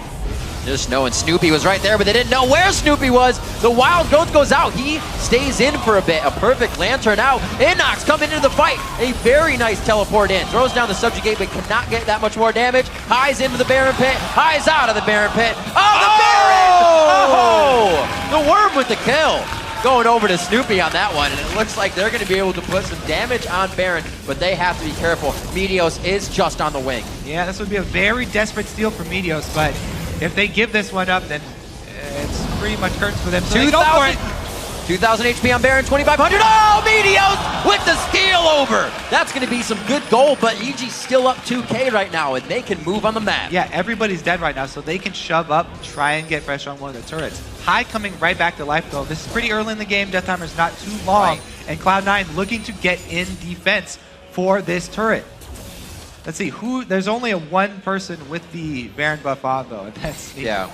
A little bit of help, a little bit of hurt. We'll see if this actually helps them. He's stuck on the Tormented Soil under the turret. Crepo. He hits the Ardent Blaze, looking for one more shot on the passive, but he goes a little too deep, and it's not going to be able to finish the kill. 47 seconds on Dragon. This could be Cloud9 getting 2 big objectives in the late game. Yeah, everybody dying, though, for that Baron, plus they lost the turret for it. EG still ahead in gold. Cloud9, nobody actually wearing the Baron buff, so they really don't have the upper hand even after the steal, although it was a great steal. And there again, one of the corridors in the jungle where Altec just gets to fire away from the back line, and Cloud9 gets melted from all sides. Baron buff, nobody's getting out of my pit alive, High. Shoots him in the back. Bugs usually eat worms, don't they? It's the other way around. 2K gold lead for EG. Cloud9, like I said, sets up for this Dragon now. Looks like they're going to want that. That's mid-game gold. Dragon's not at its full potential of cash money yet, but they'll get a pretty good chunk out of this one. Triforce and whatnot with the Bloodthirster completed on Sneaky. Looks like he's going to be trying to go quite strong as well in these next fights. The culling is up. Actually, the team will disperse back to clear mid. It's like they do go for that split pushing, though. There's some decent wards for Cloud9 on this bottom side. However, no true sight, really, in the jungle. So you can't push that far. Always have to be worried about the Evelyn and Twitch coming for you. Altec 7-0-4. Fighting phase really giving him the up and up. Keeping great positioning all over the map. You got it. A lot of people have been grabbing Cloud9 Tempest players. We got Kez coming in for complexity today. There's a reason. You guys can play in the tight situations, and right now, like EG... 3/5 of the team have made it in. Having the early game is what EG needed, and that's what they got, because if they falter early game, the mid to late game for EG just becomes very hard. Ooh, and the late game here, because they've seen Altec up top, you know, High split pushing bottom. This is really Cloud9's chance. If they could get a flank from behind, if High and Balls can actually jump onto Altec from behind here with a flank, then this would be huge for them. This is actually 4 versus 5. Teleport would take... they don't even have a teleport for Trundle. Come on! Oh no! They let him out though, just barely. Not able to make the full collapse there from Cloud9. That was really their window. If they could have rushed that and cut them off. They have the wards for it. They've been setting up for it a while. Plus, on the Dragon, it just would have helped play right into what they needed, rather. Now with EG back down the mid lane, trying to dictate portions of the game as soon as they can. This is a different EG. Uh-oh. He doesn't want to take that. there's no reason. There is a lantern here. Do not look. Ilo's in the middle. Oh, the flay on the jump. Very nice. High is ultimate, or using his ultimate now. Krepo's the one taking the brunt of the damage. This is going to be perfect for the damage dealers. Altec going into 1v1 right now with Meteos on the backside. They get a bit of crowd control, but everybody from Cloud9 is being yanked in different directions as Krepo keeps hitting the hooks. 2 more kills for Altec. No damage can get back to Altec. High gets the initial jump played, and then he's not able to get back there. Yes, Balls can ult, but Balls is mostly tank right now, and he's easily dealt with. Meteos goes with that cooldown reduction, tank least build. He's not a problem for Altec, and EG get to run through the entire base here. Can they finish the Nexus turret? What a straightforward game from Evil Geniuses. Amazing thresh play from Krepo, getting the Mikhails to save him there. As I say, he almost dives face first into a turret, but after his mistake, he turned it on like we haven't seen from him before. All right, let's take a look here, because High gets cornered.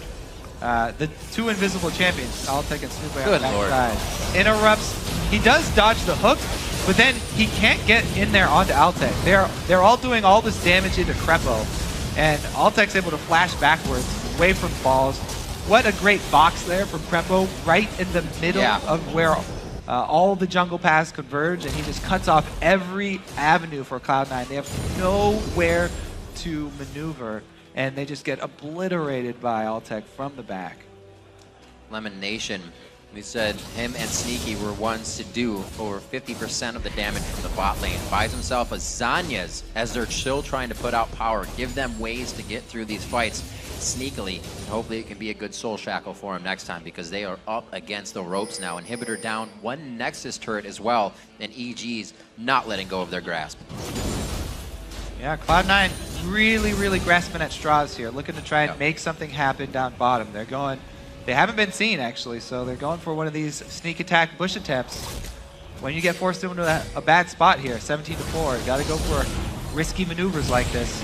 Inox into the brush, looking to dodge a dark binding. He's under the turret. Snoopy's just on the other side. Inox is huge right now, almost lives to that shield, but the culling is just going to be too much along with High's damage. Snoopy and Krepo do what they can, but now they have to be careful of how much they get pushed around the map from what C9 wants to do. Yeah, risky play plays off. I mean, 1 inhibitor down is not that bad. They do have to send somebody back to defend right now, because it's a single Nexus turret, and that will die by itself to super minions if you don't defend it.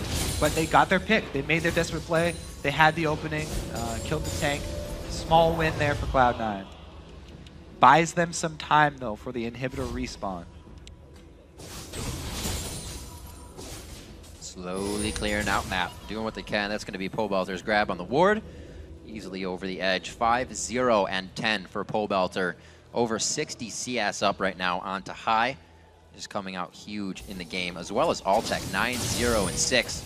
Definitely putting up some numbers in this game. Fantasy members, they'll be happy about that. Hopefully I don't speak too soon. So yeah, the best strategy for Fantasy is not always just to get the best team that will win super quick. You want the teams that are just going to fight all the time. Because even if they have a lot of fights and they die, they get so many more points for kills and assists. That the longer the game goes, there it is for your Fantasy. Make it a bloodbath. Let's go. Seeing Sneaky coming from behind this game, not in CS. But definitely doesn't have the kill ratio. Going over to Altec.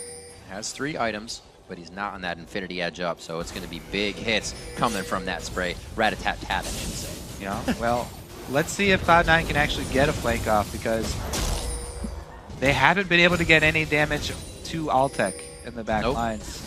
And they've been so focused on getting back there, they just get wrecked by the rest of EG. Oh, Mios gets caught. This is exactly what EG's been looking for the whole game, but it looks like the pillar affects them negatively for a second. He's able to squeeze Daibo, and Inox just getting himself there.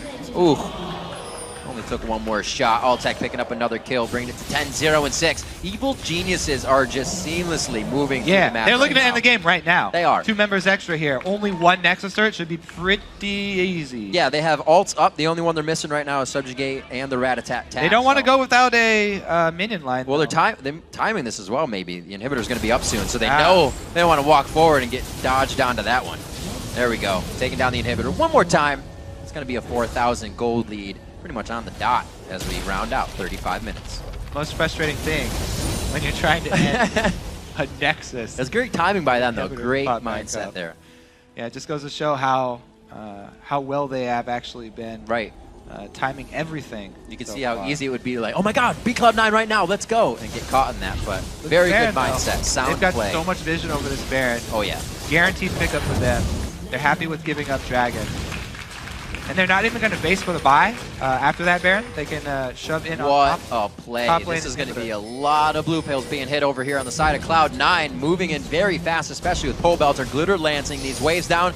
They're onto the turret before Cloud9 can even reach their base. This one they're okay with face tanking. Look at that ginormous shield on Inox as well. Turret probably won't even get through. That goes down in a matter of seconds. Inhibitors in their eyes. You can see Altec not even taking that much from the volatile Spider. Randuin's not really finished up onto Meteos, but that doesn't matter. Balls high, able to facilitate that slow. Just back and forth. EG, knowing that they have the upper hand, are not afraid to take the few steps forward.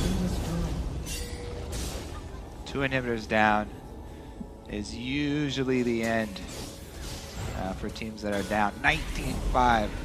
So all that EG have to do is swing down to the bottom side and wait for super minions to do their work. Pole Belter and Altec score buddies. 6-0-10, 10-0-6. They've got to feel so good right now. They've been working through so much this split. Yeah. Criticism from all sides. Tryouts for all of their positions. Yep. Well, all of the older EG guys' positions. Altec coming in, having not the best start. He's still in school, yeah. They got, Belter graduated, and then Altec came on, and they still have They got the Scholastic program going in. Just cycle one in, cycle one out. But yeah, they're trying to get over all of these different things, and to take down Cloud9 is a huge boost for a team that's traditionally on the bottom of the standings here. EG still keeping it in mind that they can't go too hard on this. A few grabs that they want, 2 connecting grabs. Necrepo's just using for harass, using to get into the side of Cloud9. EG knows how much strength they have in this game right now. The flash, there it is! The Soul Shackle locks him up, so it actually hits nobody, just the beginning amount of damage. Great movement by Altec on the back line, shredding through the team. Meteos jumps on Altec. They're finally able to get a few more shots in from the side of Sneaky, but that's the run through. EG's looking for Lemon Nation now, and Meteos is the only one that's going to be left after this barrage on the base. Ooh, he's going to get away. So Lemon Nation doesn't get a death screen, but they got back to Altec. It actually took Sneaky getting all the way back there. Evil Geniuses 38-35 are going to take down Cloud9 and start to work their way back up the standings.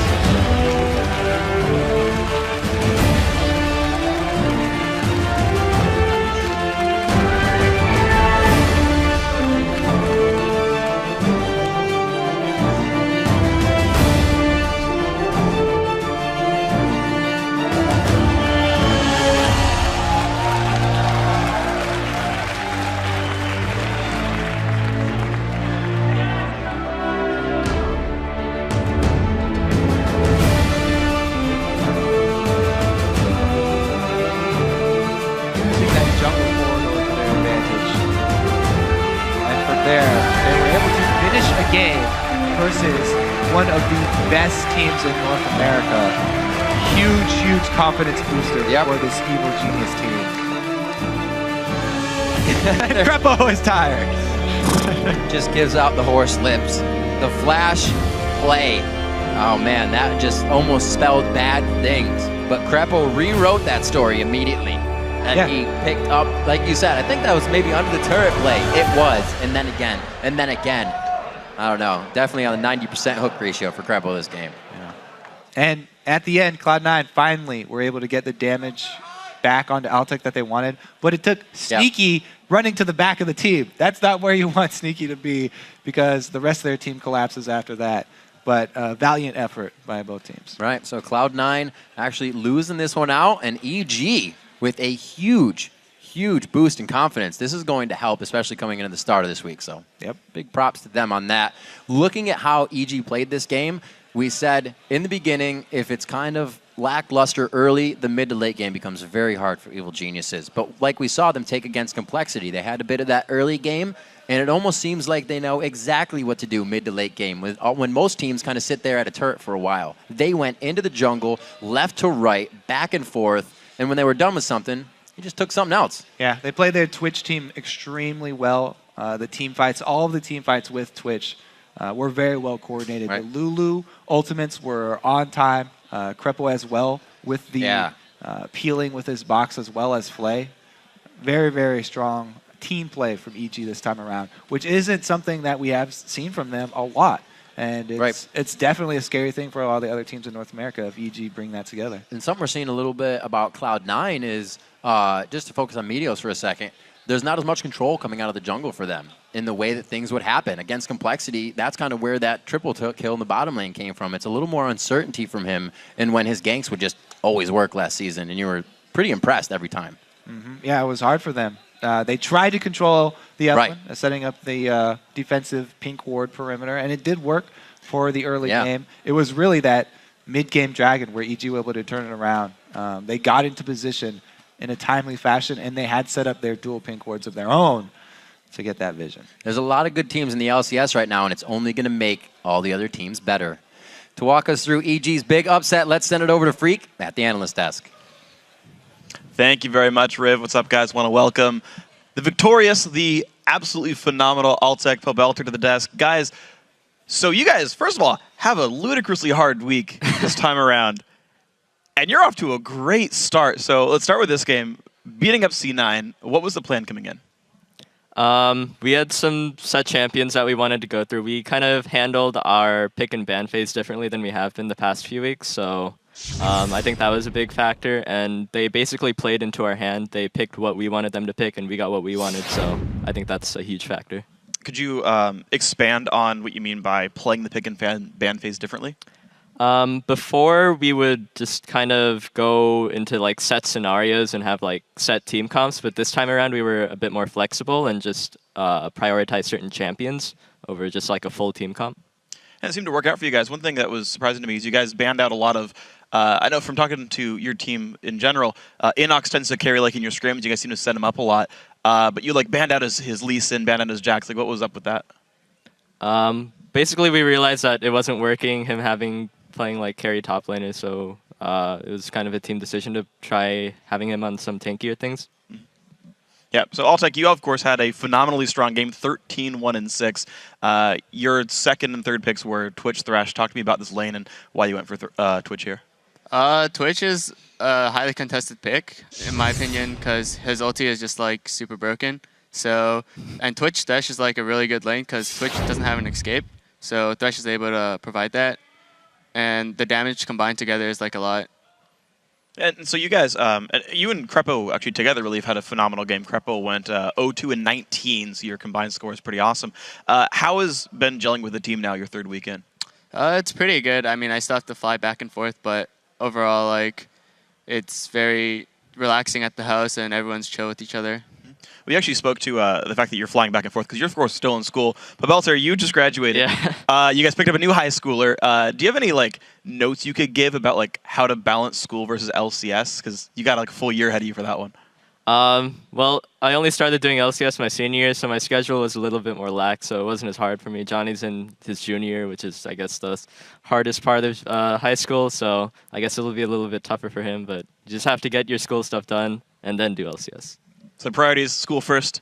Got to make sure you're doing well. Yeah. That's how you get the genius part of Evil Geniuses, is you got to get the schoolwork going. Yeah. Okay, so let's actually get into some replays, because you guys obviously played this game really, really well. The first one is a dragon fight. Around 27 minutes in, you guys ace them and take the dragon off that. If you can pull the clip up on the screen.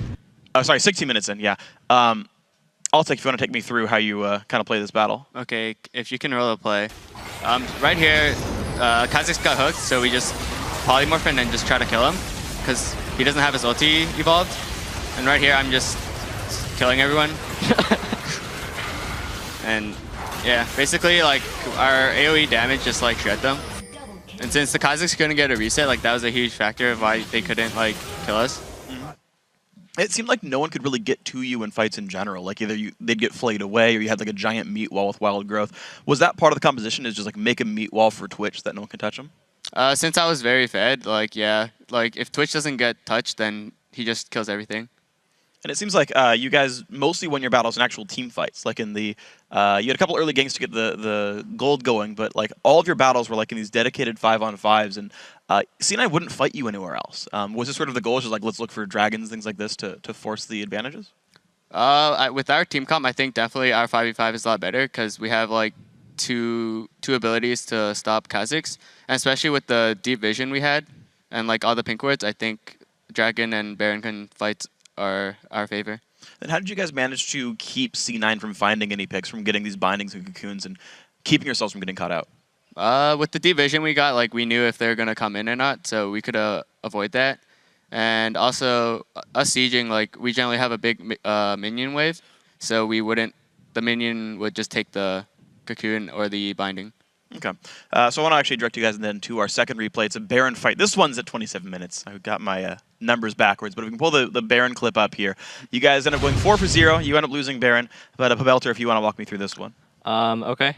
So Snoopy says so Snoopy is caught right here, but we're able to turn it around with the wild growth and the lantern. And then there's Trundle TPing onto a ward there.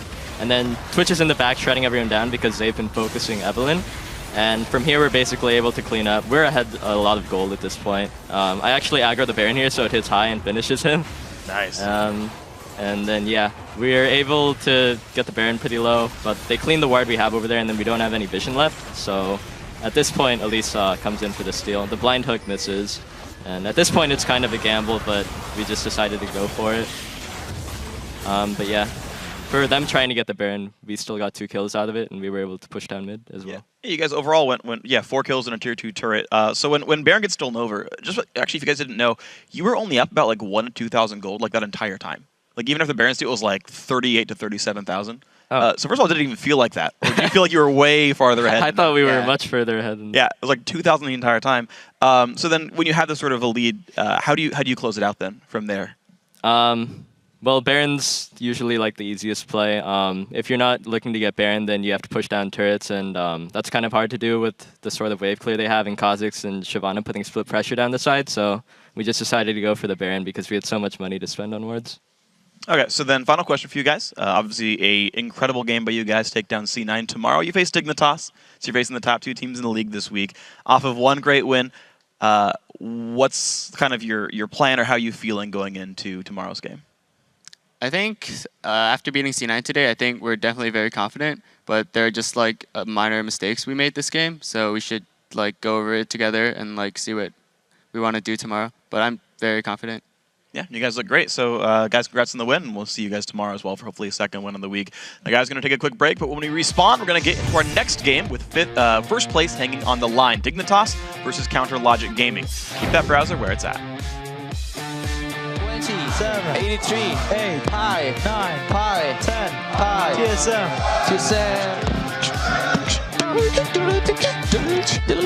Catch you off guard. I jumps in. He just came back from dying in a fight. Going quite low. The polymorph onto high. They shut down the damage. Lemon Nation's going to be up next. And the teleport in from NACS. During team fights, not lining up. That is a very big grab. Not allowing High to jump into the fight. Oh, he gets it that time. Hey. The wild growth coming in onto NACS as he's in the fight already. And it looks like a huge play from EG once again. Begins the domino effect.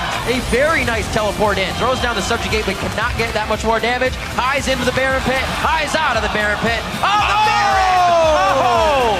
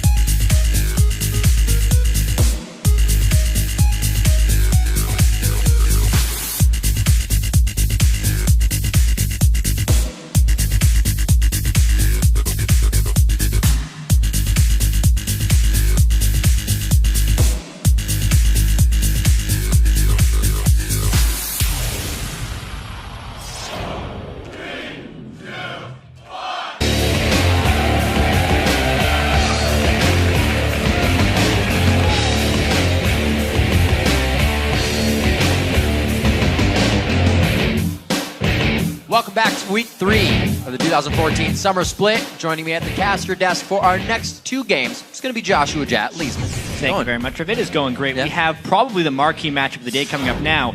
At the start of the day, even though the first 2 games were both incredible. They have been amazing. LCS gives us nothing less. Now, we've been combing through, I was going to say combining, but we don't combine your tweets, combing through the flood of Twitter answers to find the choicest 140 character cuts. Here's what we've come up with. And to remind you, earlier we asked the question, which teams in the NALCS have the highest ceiling and why? And the first tweet says, at Ruckus, the team with the highest ceiling has to be CLG. They're 100% potential. I mean, they always have been 100% potential. And now that Aframu's really a full-time support, probably best support in the NALCS, it's coming around. Seraph, though, still needs to reach his ceiling. That's right. Our next tweet comes from Versi IU. I think Dignitas has the highest ceiling right now. When they work together, you can't stop them. I really want to see how high Crumbs can actually go this split, because he seemed like an average NALCS jungler last split, but now with the solo lanes kind of unlocking his true potential, I can't wait to see what he does. All right, let's see our next tweet. Jack Nick 2 says, don't forget about Cloud9. They still have the highest ceiling, and the rest of the North America better watch out. Well, at the moment, Cloud9 needs to watch out for every team in the NALCS. Surprisingly, they've lost to Cloud9 and Complexity so far this split, but they're still beating the top team, so they're just a matter of consistency. And here's one from Dig's own Skara. Our house has a pretty big ceiling, pretty high ceiling. Absolutely. We'll be talking to him in just a few moments before we get into the game, actually, to see what he's been feeling. I was waiting for one of those. To see that. There's a lot of teams that used to buy mansions, and those would definitely have the highest ceiling. The old CLG house, for instance, had a huge ceiling. Oh, good trolls. Thanks to everyone who wrote in, and if you're someone that likes to be fashionably late, you can still join the party by sending your answers to LOL Esports and use the hashtag LCS. But now it's back to the games with Team Dignitas versus Counterlogic Gaming. Dig holds first place right now. Who would have thought? They've been playing amazing, but only by 1 game so far. So a win here would pull CLG into spot for the tie and top. Yeah, and this has actually become somewhat of a grudge match, honestly. When Dignitas made their roster changes, CLG's coach actually tweeted that adding Zion and Shifter wouldn't solve Dignitas' shot calling issues, and CLG's made changes of their own. They added the Korean top laner, and we've seen some pretty big miscommunications between those guys, and it's looked questionable, whereas Dignitas has looked incredibly solid, #1 team in the standings right now. Crumbs in particular, as we mentioned, has benefited so much from these solo lanes. He is playing that supportive jungle style, Elise Lee Sin. Yeah. He can flash for ganks. He's not worrying about his own carry potential because he knows the 2 guys on either side of him can do it. Right, and while stronger lanes have helped Crumbs, the opposite can be said for Dexter, who's been spending more time in the top lane the last couple weeks. Yeah, and honestly, he's been spending more time in the top lane with mixed success. He's still adjusting to Seraph. 2 very different games last week. In one of their games against TSM, they went for a 2v1 gank on Dyrus, and both died when they went for it. But then the next game, Seraph started 5-1, so it's still a work in progress, and Dexter is spending so much time trying to work with Seraph. All right, and CLG says, Dignitas used to be a team that relied on gimmick strategies to get their wins. But with their new lineup, they're finding success playing a more straightforward game. Dignitas is always a team that will just kind of play pretty standard. They don't really pull out any like cheesy stuff. Like before, I used to always think of them as like the team that would always pull out something weird. But now they look as if they know how to play standard really well. CLG going into the split I thought would be one of the best teams, but as the season has gone, the game they had against Complexity, which they should have lost, really shows that perhaps they have a little bit of trouble maybe with Seraph, but there is a lot of inconsistencies that I can pick up on from some other players. Dignitas can be a top 3 team if they really want it. Crumbs really wants it, and I think he's really taking the initiative to push his team, and he's really good at setting up plays for his team, and almost like the odd one style jungle where he wards up his team and then gets his lane snowballed, then you have Shifter and Zion who can carry the game. We'll see if Crumbs can keep up that pressure against Dexter, who, like we said, has been faltering, but can still make the plays of his own. Yeah, and this is going to be a fantastic game. Every single matchup is intriguing. Absolutely. And now, for an inside scoop on the match, let's throw it down to Freak, who's down on the stage. Thank you very much, guys. What's up, guys? Freak here with Skara, the coach for Dignitas, or one of many. Big fan following for you, Skara. Of course, people haven't forgotten how awesome you are. So I want to ask you then about Dignitas here, because you guys are starting out the season 5-1. Now, last year, 2013 Spring Split, you started your season 10-2 and then faltered from there.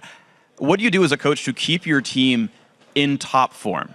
it's just about keeping stuff fresh and making sure people don't get complacent. Like you want to make sure that when you're ahead, it's even more important to play more than anyone else because they have like you have to make sure that the gap between you and the next place and the people below you isn't like shortened. You want to make sure you always play more than them. So even if they're improving, you're improving at an equal rate or better.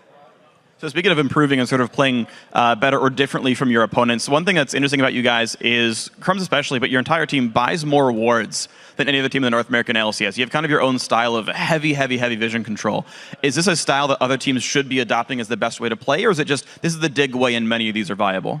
I have absolutely no idea. I think generally we value vision very highly. We think vision wins games.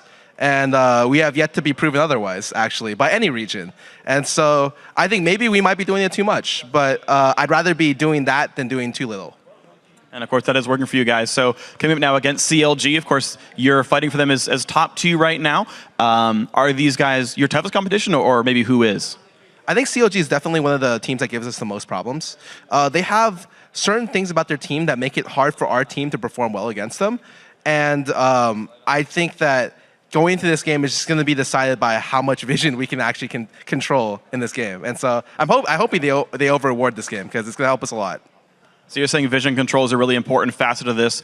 Now I know one thing that changed with Dig that's helped get you guys to the first place mark is your 2 new players there, Shifter and Zion. I feel like on an individual skill level, Dignitas is top tier. Do you think that's another part that's going to separate you from CLG, who's like with their new top laner Seraph isn't maybe doing quite as well? I definitely think the new pickups were pretty big improvements, but not maybe even completely mechanically, although both of them are mechanical upgrades. I feel like the Zion just adds a lot to the team through speaking a lot. His communication is very, very much on point. And Shifter just adds like he's very dedicated. He's probably one of the most dedicated players I've ever seen. He's like a demon when it comes to grinding solo queues. So he's definitely one of the players to watch out for because I think right now he's yet to be like fully even close to hitting his cap. And that means like already he's shown himself to be the top 3 NA mid laners. I think he only has upwards to go from here. Well, that'll be fun to see. So in talking with Crumbs, he already has his eyes set on Worlds. He's looking further far into the future. And of course, you guys being #1 means you would go if you win playoffs. Where are you looking right now? Are you looking week to week, or are you like preparing to like have Shifter take down Faker? I've always said, and even when I was a player, I prepare game by game.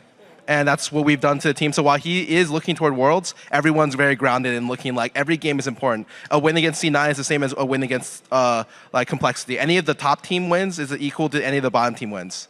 And we take every game one step at a time, make sure we don't get too complacent, and we just build our teamwork, our confidence, and eventually we'll just be the best team.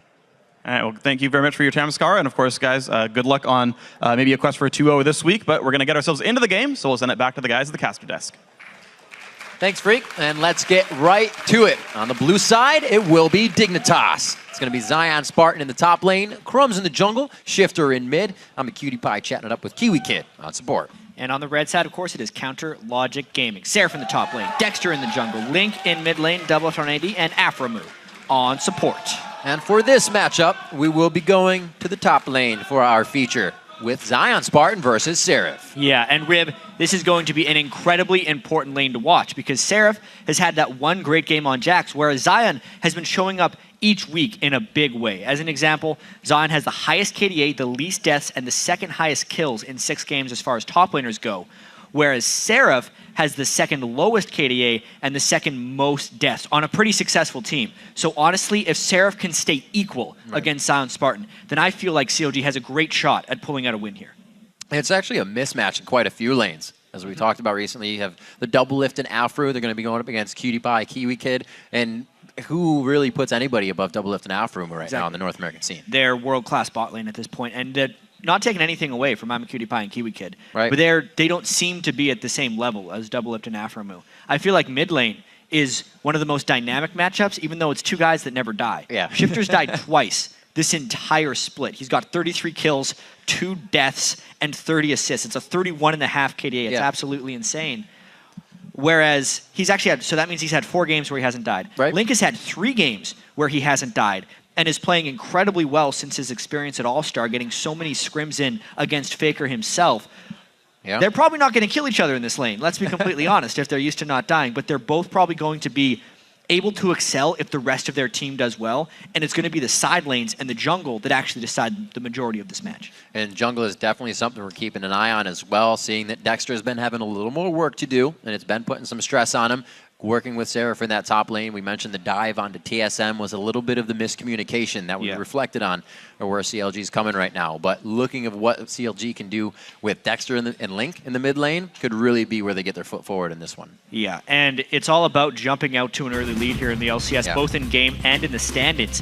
Dignitas, #1 team right now. If they were to lose this game to CLG, we would have a 3-way tie at the top of the standings between LMQ, Dignitas, and Counterlogic Gaming. Who would have guessed that after the first game of Week 3, TSM and Cloud9 wouldn't be in the top 3? Yeah, I don't think anybody, especially with how the Titans ended their split as well, both teams. Let's see what they can do. We have bans Yasuo, Thresh, Jax, and Lee. Pretty even ones coming out across the board. Yeah, I mean, especially against Dignitas, you're going to want to ban that Jax away straight off the bat because Zion Spartan would be able to take over the game against Seraph. One really interesting thing about the top lane matchups is even though we're kind of talking about Zion Spartan versus Seraph, so much of the top lane since we started with the turret changes and all the 2v0s we've been seeing is about how the team decides to give their top laner farm. Average CS at 10 for top laners is 50. Last split it was 65. They're really at the mercy of their team, so it's more about Dignitas enabling Zion to do well. And a let through Kassadin here.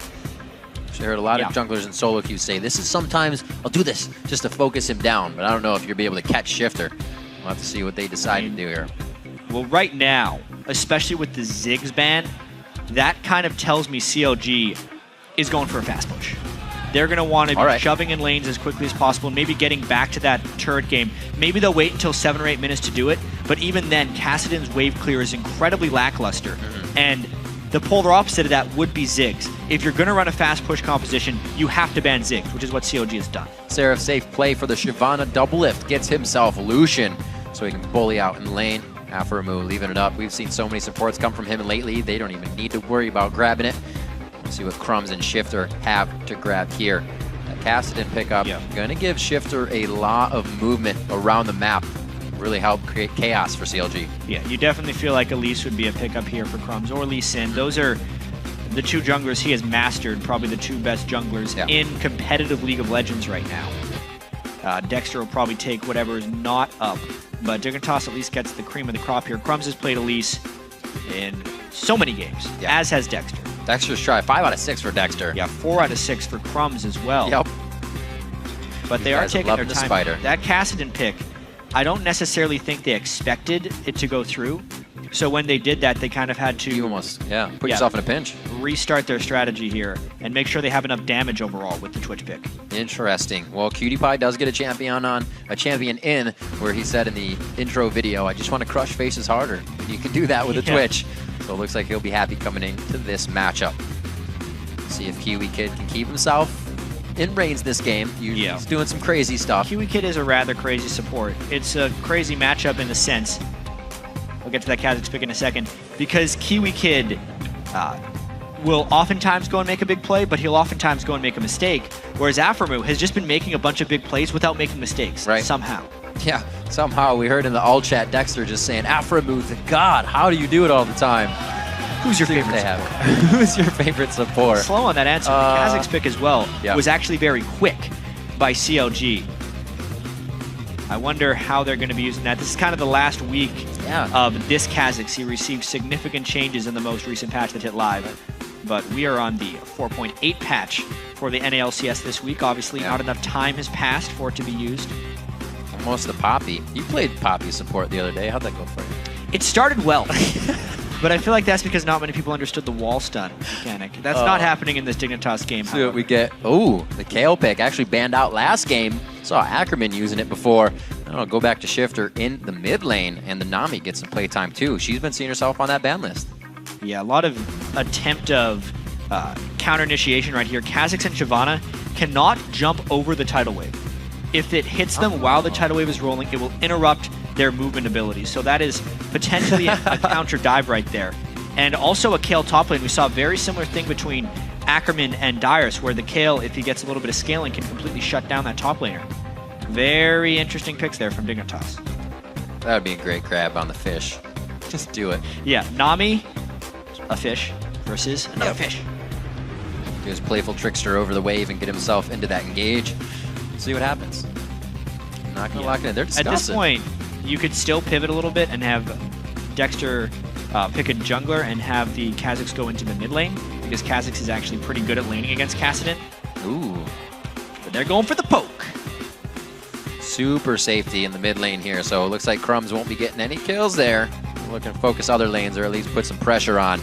Definitely going to be an interesting beginning matchup. Looks like CLG decides to go for a bit of a poke game as well, with the ban of Ziggs, with the ban of everything else. I'm a little surprised at the end of the day when they had such strong laning potential with the Lucian right off the bat, and knowing the Kassadin was on the other side.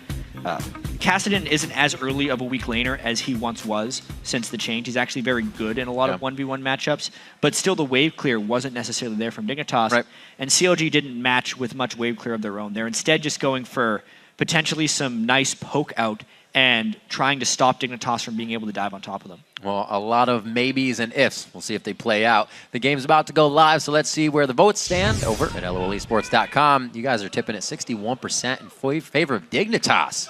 Yeah. Well, they've been getting some big fans coming up here in this split. Yeah, same with LMQ. You can update your vote over on Twitter as well if you send a hashtag DIGWin or CLGWin to @LOL Esports Twitter account, and we'll be checking back to see how that vote shifts throughout the game. Contrary to popular belief, just saying DIG or CLG win in the Twitch chat does not actually register your vote, as much as people like to try, but it doesn't work. Just get spammed out right now, and then a can of salt next to it. Seeing the last two games come in, blue team, top side, lost due to dragon control. EG, however, did it, and they were actually able to come back. Yeah, well, one interesting thing that happened in the LMQ versus TSM game is even though TSM had the blue side, they weren't the team that had their AD carry on the bottom side because they were most likely trying to avoid the Shyvana versus Kayle lane matchup. And I wonder if CLG is going to have to pull a similar thing, but with the roles being reversed, and whether that gives Dignitas dragon control. Very good play coming in from both teams. And I'll say that out of picks and bans, because a lot of teams fell behind today in picks and bans, and their opposition even said that, confirming it. Well, one thing about CLG's composition is they are incredibly low on crowd control, which gives a lot of the ability to pick fights to Dignitas. Almost all the initiation pressure is onto Aphromoo and landing Dark Bindings, and even then, a Dark Binding could just be a bait to initiate, because as soon as CLG flips the switch to go in, they could get countered by a Tidal Wave. But another clutch bind from Aphro. Oh, the spear! He's not going to make it out alive. Wait, the potion? Oh, he lives! He lives! Oh, I've never seen someone chug a potion so good. Oh, man. A lot of nice skill shots landed by CLG right there. They burned the Ignite on Aphro for the flash on Crumbs. Amazing that he did not die right there. That's all of the little rune and mastery tweaks trying to give himself that early game. 50-50. Dignitas wins. CLG. Oh, it changed. Thanks, guys. 1 minute on the clock, and we already got some action. Every game today has been drawing blood very early. Not for the death there, but Crumbs is definitely going to have to bandage that one up after using his flash early in the game. Got a few broken legs. Yeah. Break the wrist and walk away. Yeah. It's crazy that Dignitas got caught out early, too, because Crumbs often starts an early ward on Elise as well. Just in order to do that. But this game, he started 5 health potions instead. Now he's on 4, which isn't terrible for Elise because she has really good sustain in the jungle anyway. And because the initiation was so early, other than the flash, there's nothing lost by Dignitas. It's all about their next move and how they play this jungle. It looks like they're just going to do the vertical swap of jungle buffs, both going top to bottom. Making their way to safety. Good wards coming in from CLG. Allows them to see back towards the end line of top side so they know what they're fighting against. Sion and Spartan and Crumbs, the buddy system. As we start off the matchup, really keeping an eye here, as we said, towards that top lane. And the lanes are shaping up the way we thought they would. It's going to be the Nami and the Twitch in the bottom lane, and a very early dragon for Dignitas if they so choose. It will be very interesting to see if CLG can predict this dragon going through, because if you know a team's going to try a dragon at 3 minutes and 30 seconds, you send 1 or 2 people down there and they're instantly vulnerable for a counterattack because they're burning all their spells and cooldowns on killing the dragon itself. It seems to be a fairly predictable strategy at this point. I wonder if COG is going to try and counter. Yeah, nobody has tried to move on it just yet. Falling behind on that would be quite hurtful. The Q's coming out from Shifter with that shield on. You can see how the trades are going back and forth with Link before he actually does have his heal, so he's staying safe. COG doing a bit of an interesting drop there. They did throw a ward over the wall, but they were hoping to actually see Zion Spartan up there and get an early gank in. They wasted a few seconds, not too much skin off their back though. They're still going to do the double jump. Still trying. Keep it in mind, they can get a few kills here and there. Like that ward as well. But there it is, down towards the dragon. Dignitas going hard on this. Slowly. Doesn't look like Shifter's actually trying to put any harass on it, or sorry, Link onto Shifter as he farms under the turret here. Playing it real easy and giving There's him the an 3-minute, easy 30-second dragon as well. Yep. COG spends so much time over on the other side of Dignitas' jungle that it's just a free take for them. And while they do miss out on a few minions here and there, the dragon is more worth it, especially because they know the exact timer on that. COG very early on in the game put 2 wards right near the Dignitas mid lane, but it didn't really accomplish anything because Shifter's just been at that turret the entire time. Good play so far from Dig to give themselves a 400 gold lead, exactly where they like to be in the early part of the game. In the lead with knowledge of further dragons. 4 minutes on the clock as it looks like Dexter and Seraph still hovering what would be, as Kobe says, their part of the jungle with the 2v0s. They have to go for the top side and the top side of their own. Yeah, and you could actually see COG is very methodical about the way they're doing this. They cleared out the entire jungle last time, not to counter jungle, because they kind of knew that they would be back. At that sense, COG was just saying, yeah, the dragon is going to go away, but it's worth such a minimal amount of gold early on in the game when compared to what it is worth late game, that they think taking the jungle caps will keep them close enough. Could have a good counter here. Everybody setting up in the mid lane. It's like they're on the same stopwatch. Shifter is going to get some help from the right side as he hooks right on this one, curbing that. And it looks like Link is going to be the one on the run now. Better get to see some flashes on this. And a just-in-time flash over the wall from Link. Yeah, the roaming is in full force right now. Something about these 2v0s is at any given moment, there are 3 roamers that could appear in the mid lane. And in this game in particular, you know, there they were. It does end up burning the flash away from Link. And as we said, that mid lane is most likely going to be the 2 guys farming pretty well and not killing each other. Kassadin also pretty strong early in the game. 32 CS to 29 right off the bat. Pretty close matchup. Pretty close indeed. Let's see what Dignitas can continue to do after that dragon grab. Solo lanes. New pause screen as well. Pause screens indeed. You check it out. 32 to 34. I was just about to talk about what have now become the side solo lanes. The AD carries must love this when the supports go off, do their ganking, that solo experience, especially Doublelift now in his own environment where he can farm his face off. They gotta love the early game now. Yeah, Kiwi Kid had a malfunction with key bindings that is just getting fixed right now. We'll see. Zigged when he should have zagged. Yeah, zigzag. At this point, looking good with the bowl cut. Yeah. Self-inflicted. Yes. Actually. He said he was tilting too much on stream. And if he did again, he gets a bowl cut. Well. There it Things is. you do while streaming, unfortunately. Not much has happened early on in the game. These guys are really just trading. The gold lead is basically just that dragon being taken. And the lane matches were basically decided, I feel like, from the pick and ban phase, with the Kale pick to decide where lanes would go.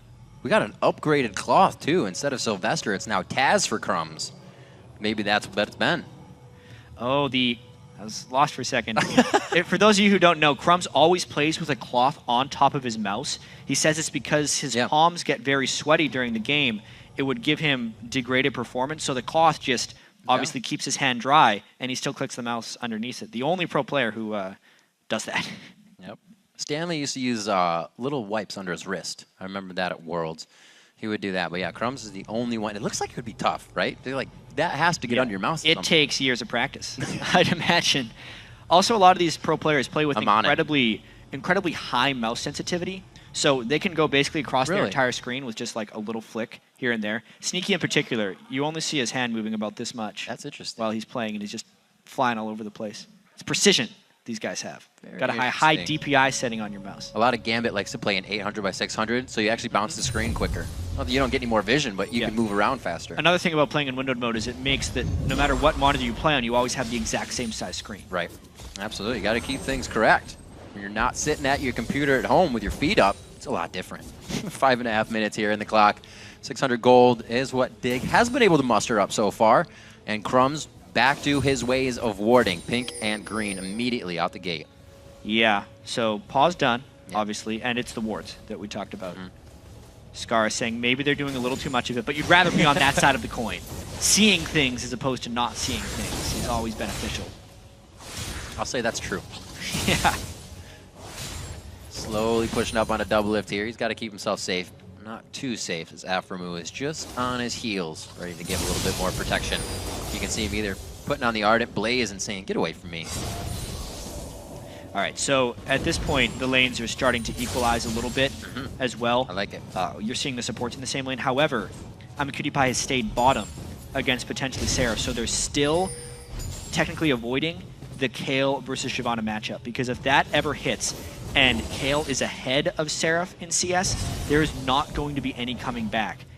Much like we saw in the LMQ TSM game, Ackerman got about 100 CS ahead of Dyrus by the end of the game. It's a very dangerous thing for COG based on the team compositions. Cutie-Pie trying to zone out Seraph on experience here. He's already leveled down, applying those stacks of Venom so he can get a little bit more damage if necessary. Looks like he's doing himself pretty good justice in this lane. Cutie-Pie, like I said in the intro, wants to be crushing more. Last split, Cutie-Pie kind of said that, you know, they just told me to view everything as turrets because I like taking down turrets. And he actually started playing very well. It's just that mindset you got to keep yourself in. And a big word that Dig has been using is complacent. They don't want to get complacent. And sometimes we see that when they do really well week to week. Yep. That's basically what happened to them at the end of Super Week. They got complacent against Cursed, and that's their only loss in the LCS thus far. One thing that is about to happen in this game, I feel like, the 7 minutes is when the damage reduction on turrets wears off. That's almost when teams immediately go for them. COG is pushing the top lane very hard right now, whereas instead of doing that, Dignitas has made a choice to counter the blue buff right off the bat, and they end up getting it at the cost of a turret, though. A little more experience to go to the wayside as Aframu and Double Lift to take this. Actually, Zion Spartans up here, so they're going to wait even a little bit longer, but here come the rest of CLG and what could be Zion Spartans. Bad decision. Yeah, Zion is level 3 right now. Yeah. And it is incredibly important that he find a way to get farm, or that Dignitas protects him in a way to get farm, because right now COG is doing the better team job of having Seraph succeed. He's level 4 on Shyvana versus level 3 of Zion. It's difficult. It's almost like Seraph and Zion's job are being done by the AD carries now. He's saying, Cutie-Pie, don't let Seraph farm too much. I'm going to fall behind up here. You need a support for the top lane, not just a support for your AD carry. Shifter with the roam. Looks like the team's got it under control in the bottom lane. Good calls here, not to just lead into that and tunnel with where we want the pressure. He's saving mid from... Oh, whoa. Shifter jumping over the spear for some nice trade damage. See his Kassadin build as well. He's maxing his Q, which isn't actually what you see all the time. It'll be interesting to see whether Shifter maxes his Force Pulse or his W second, because it definitely goes both ways with this new Kassadin. Good dodge. Always walking perpendicular to the skill shots. A little swipe in. The shield Shifter is using quite accordingly here in any of the engagements. Cutie-Pie, a little close on that one, but he didn't know he was exactly there. Rat-a-tat-tat has not come out yet. He doesn't have what he wants. He actually turns it on, but then he gets jumped on. First blood coming into Aframu, and like we said before, this is going to be a really hard lane. The poison's going to tick, but it's not going to tick enough as he life steals it back up. CLG double lift and Aframu. That fight went COG's ways for a multitude of reasons, items and levels, and now Dexter trying to cascade that advantage. They will not let it just be that. Going for Crumbs, they do get the smite out. There's the speed up, the ultimate comes out, and he bites down onto Crumbs to get that red buff for himself. The most expensive red buff of Dignitas' game right there, because Crumbs falls and gives the red buff over. But get back to that bot lane fight. Yeah. Double Lift had a BF sword and a Vamp Scepter. Cutie-Pie hadn't shopped yet, and Aframu was up, so even if the bubble lands, in their heads, Dignitas says, great, the bubble landed, we can go in on this. COG is not amused. Look how quickly Double Lift bursts down Kiwi Kid to finish him off, and then even with the heals, it shows how powerful that BF Sword and Vamp Scepter was, especially after the fight was over. And another move in this game. Seraph getting hit up quite hard. One more attack. Shifter's got this one going in. Zion Spartan still had the intervention. They worked that one perfectly up there, but they're now coming back. They have to do that. The game really started so quickly once the 8 minutes was up because they played that mini game of doing the 2v0s, and once the laning phase happened and everyone had to swap back, each team caught each other in some transitions right there. So Dignitas got beaten out pretty handily by giving up the 3 kills, but they still do get that one thing back on surprise onto Seraph, the one guy who isn't necessarily been on the same page of CLG this entire split. We've been seeing Dexter not really focus up there as well. They're saying, do it, not yourself, but make it work without us. 10.5 minutes into the game here. Beautiful positioning by Crumbs after he does get back, stops Link from doing too much pressure in the mid lane. But Link, now with a bit of that roaming, he stayed there. 93 to 82, starts to get a bit of a lead, but he's catching up on Shifter's kill that we just saw. Well, especially on Kassadin. Shifter is not known as the player to completely outfarm a lane. He's the guy that would be more thought of to take over the game. Right.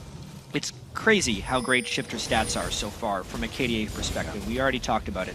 31.5 KDA coming into this game. Only died twice in 6 games. 1 death in 2 games. So 4 games where he hasn't even been killed. And he's gotten 30 kills, which is the 2nd most in the LCS. Not like he's just sitting back idly.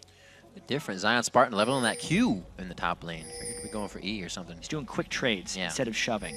Because he's more about denying Seraph farm than he is about really shoving in. Because if he shoves all the way into that lane, he's just more vulnerable to Kazakh's ganks. Play it accordingly. Rod of Ages being charged up on Shifter already. That's huge for him. So early in the game, that'll be nice and charged up around 20 minutes. See what Link can do. Like we said, these guys don't die. They'll be getting kills, but neither of them have even really come close to dying yet. Just playing it safe. Eyes on the bottom lane from Dexter here. Doesn't look like they'll really be able to go on anything. Dexter's really hesitating here, so they may actually try to get something out of it. Yeah, it really feels like I'mACutiePie is just trying to survive until the late game. Kiwi Kid is substantially starved on experience. Ruh-roh. They didn't have the collapsing potential right there. It was actually a really good timing for Dignitas to grab that, but it does mean the turret is basically unsafe. Oh, pushed it right. Oh, the flash Perfect shot from Afromu closes the gap for any chance of missing by flashing directly on him.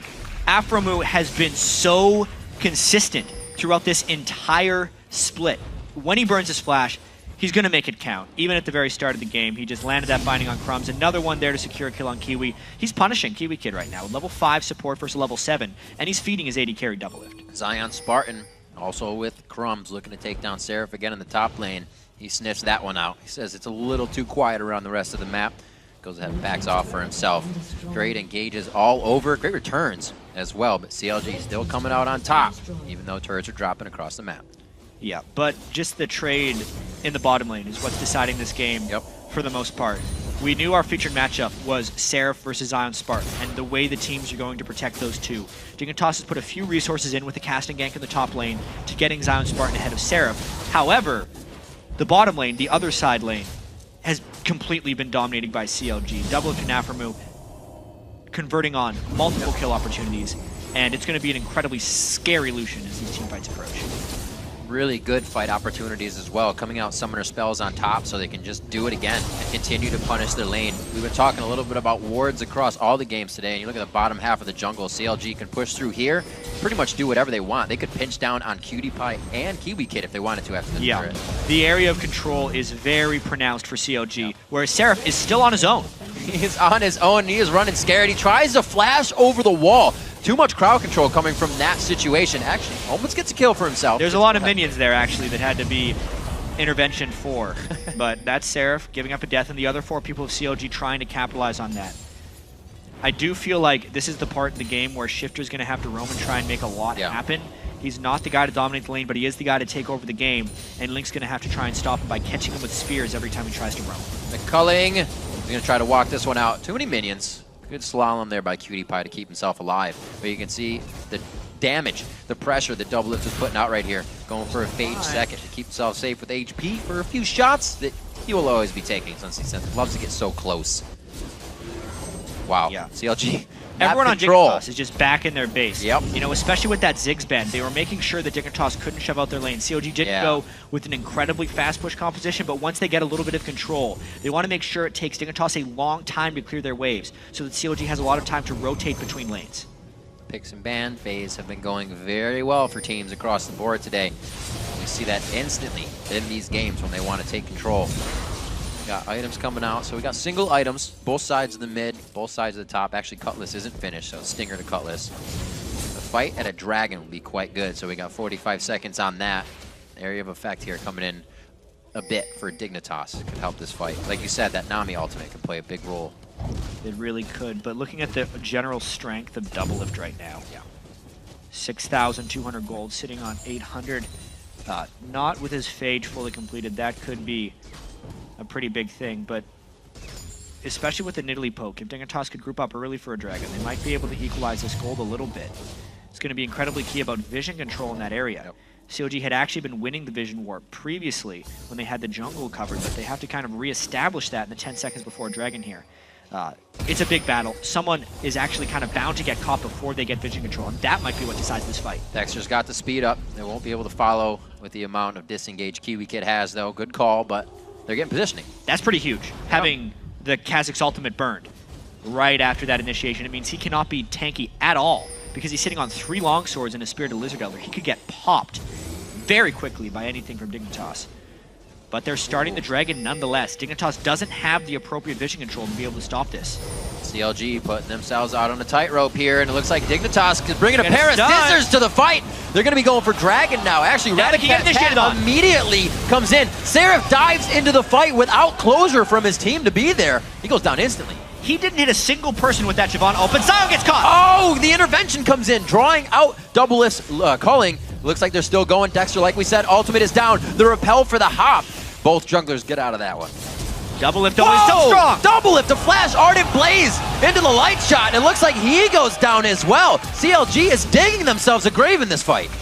And the speed of Dignitas, that's 3 for 0 so far, Rib. Cannot, and they're still going to push forward. A flash from Dexter when he thought Shifter was going to keep going. They are running scared on this fight, and they tried to put themselves back into it every time. What a push and pull fight that was. It was all about who could land the skill shots when, and the bubbles reigned supreme that time from Kiwi Kid. Suspect early game, but a big performance in that team fight. Unbelievable. See what happens one more time on that. Yeah, it seemed like when the tidal wave was down, it was fine. But Seraph makes a field goal. He goes through all of Dignitas with that ultimate, and CLG had no follow-up. Then the binding made Dignitas think he could go in. The intervention stopped it, and then the chase continued. And this was really just Doublelift feeling stronger than he really was and not respecting the CC potential of Dignitas. Dash flashes in. Unbelievable aggression that time. Right into a stun in the bubble. Dead. At that point, COD's damage potential is gone, and they ended up getting chased down by Dignitas. That fight could have easily went either way. That's a pretty crazy move by Doublelift there. He didn't allow any auto attacks to happen between his 3 abilities. He was going so hard that kind of messed up that combination. 1,000 gold. Big time tunnel vision. Yeah, CLG for 1,000 here. They're looking to push that 1,000, make a little bit more. Looks like they had a bit of room to make a mistake there, but they actually don't drop the turret. So they are kind of gasping for air here. A little bit surprising that even after that disaster team fight, COG is still leading at gold. They were doing so well previously in the objective control and the farming that they just had those incremental advantages. And Link, he's got to run pretty fast. Here comes it's going to hit Link as well. They stop him down there. Cutie Pie on the other side. He actually grabs the blue buff to himself. They try to give it to Shifter, but it's all right. The battle to see who can remain deathless in so many games has just been won by Shifter. 4, and Link cannot go back. He's only been deathless in 3 games. That was a nice collapse there by Dignitas. Absolutely. We look at a bit of our featured matchup, 97 to 104, but 105 in his participation in the fight. Zion Spartan is going to be coming out on top. We saw what happens when the Shiv falls behind in that matchup. Yeah, Nashor's Tooth versus 0-3-0. Shyvana, he has been getting a little bit of farm, but that team fight was just so out of sorts. And especially when you're trying to initiate on Shyvana, COG needs to bring a little bit more follow-up. We talked about their whole team composition having almost no crowd control outside of what Afromu is bringing. So yeah, those ultimates are going to whiff from time to time because no one is even slowed when he's coming in and trying to chase people down. And Dignitas, as they do, trying to control as much vision as possible for sweepers. Cutie Pie wants to open up. 19 minutes into the map. When doesn't Cutie Pie want to open up? A Twitch on the front line. We've seen that catch many a player and put him in a bad situation. his blue buff. Make him feel safe, though. He can run around and throw out slow cast all day. A bit of a change. CLG is wavering, but they still have the win here. We see Dignitas charging up all across the map, and their vote may charge up as well here in the next few minutes. This is actually somewhat reminiscent of Dignitas' last game of last week against TSM, where TSM brought very poor initiation onto their team comp with the Volibear jungle. Right. At this point, it's Aphromoo who's the one who has to bring the initiations, and Dignitas has brought an incredibly mobile composition outside of the Twitch. Elise, Casting, Kale, Nami, all these guys give move speed. So Dignitas can be very patient in picking their fights, and it makes it very difficult for COG to make something positive happen. Great dodge on the spear. I think that was like the millisecond. You could have dropped the repelled out of that one. Shift or Link doing what he can. Throwing, you see it, throwing spot on spears, but Dignitas has the right shoes on to get these dodges out. The ward wars coming into play now. These guys really need to get some kills under their belt, or at least some map pressure, because CLG is on the back foot. Yeah. In the meanwhile, CLG is trying to create split push opportunities, so they don't have ways of directly initiating onto Dignitas, but there were still other ways in League of Legends to find fights, things that CSM didn't necessarily do against Dignitas in their last matchup. CLG can force around objectives well, if they can land spear shots and kind of poke and prod at Dignitas until they're ready to go in. They can split push, and mainly Baron will be a big calling card later in the game if they can get vision control. Because if you force people to defend their turrets, or you force people to come to objectives, you are still controlling them in some way, even if it's not through spells that slow or stun. And as long as Dignitas keeps 3 pink wards and some still in their inventory on the map, they control that even much more. Still down in gold, but they are ready to push into the front door of CLG here. Looking at second-tier turrets in every lane on both sides, but Dig is looking across the mid half of the map here and put the pressure on. There's a ping over towards Baron from Dignitas. Yeah, they have double pings. Yeah, they have ward clear there, so maybe they're just saying, let's actually try to force this from a brush. And they find one man, but they don't get too much damage on him. PewDiePie definitely has a different play style. He'll open up. This is, especially since Doublelift is trying to do the split push down the bottom lane, they want to pull him up as quickly as possible. And maybe even start the Baron, because they know COG doesn't have vision control, and they know they're going to be a little bit squeamish about going in here, since they have no initiation potential or control over the Kassadin. Gotta watch out how this goes. Running up the river, you're gonna catch a tidal wave right in the face. Turret goes down in the mid lane. CLG is gonna be forced to walk, or Dignitas rather, gonna be forced to walk this one in. A great spear onto Shifter, and they say, no, we actually need to back. They're gonna lose the inhibitor turret on this. I mean, how long is CLG gonna stay here? It's actually a great rotational move there. CLG pushing mid to give up the Baron. They just won't be able to fight for 4 to 5 minutes afterwards. Maybe they will. Oh, Invis to Invis. Crumbs comes out. He gets the intervention on. Tidal Wave passes right by as Seraph gets himself out with a bit of a heal, rather flash as well. And it looks like this could spell bad for Counter Logic Gaming. They did get that inhibitor down, but Dignitas could come out big on this to push even more. Wow, they still only suffer 1 casualty, but how many turrets will they directly trade back? They finished the inhibitor and got a couple turrets from that. Now it's about how well can Link poke while Dignitas tries to counter push up this mid lane as 5. Doesn't have too much mana under his belt. Hopefully a good Dark Binding will catch somebody that gets on those turret pressure, but looks like they back off. Wards on wards gives Dignitas safety in the mid lane. There's a Dark Binding, but it's not going to do much. This turret is falling quite slow, actually, for the amount of damage they're taking. Zion Spartan with intervention down for about another 30 seconds. And CLG now on the aggression from their side out of base after going down. Yeah, but with no crowd control, CLG can't actually capitalize fully off this. Doublelift wants to, but the flash dash didn't work out too well last time. This time he's got no flash up. Still, when we look at this thing as a whole picture, CLG won that trade. They completely won that trade. As long as Dignitas doesn't get anything with that Baron buff, considering they get the Dragon, the extra amount of turrets. Look at this gold lead. It actually just increased for COG by giving up that Baron to Dignitas. Gotta try to play it smart. You see the gold on the board right now. Doublelift up 1.6 thousand just on the 80 carries here. A little bit as well. Just about 1,000 gold in all if you look from left to right for each of those lanes, except for Zion Spartan. He has been able to not take down, but really stop Seraph from doing anything big in this game.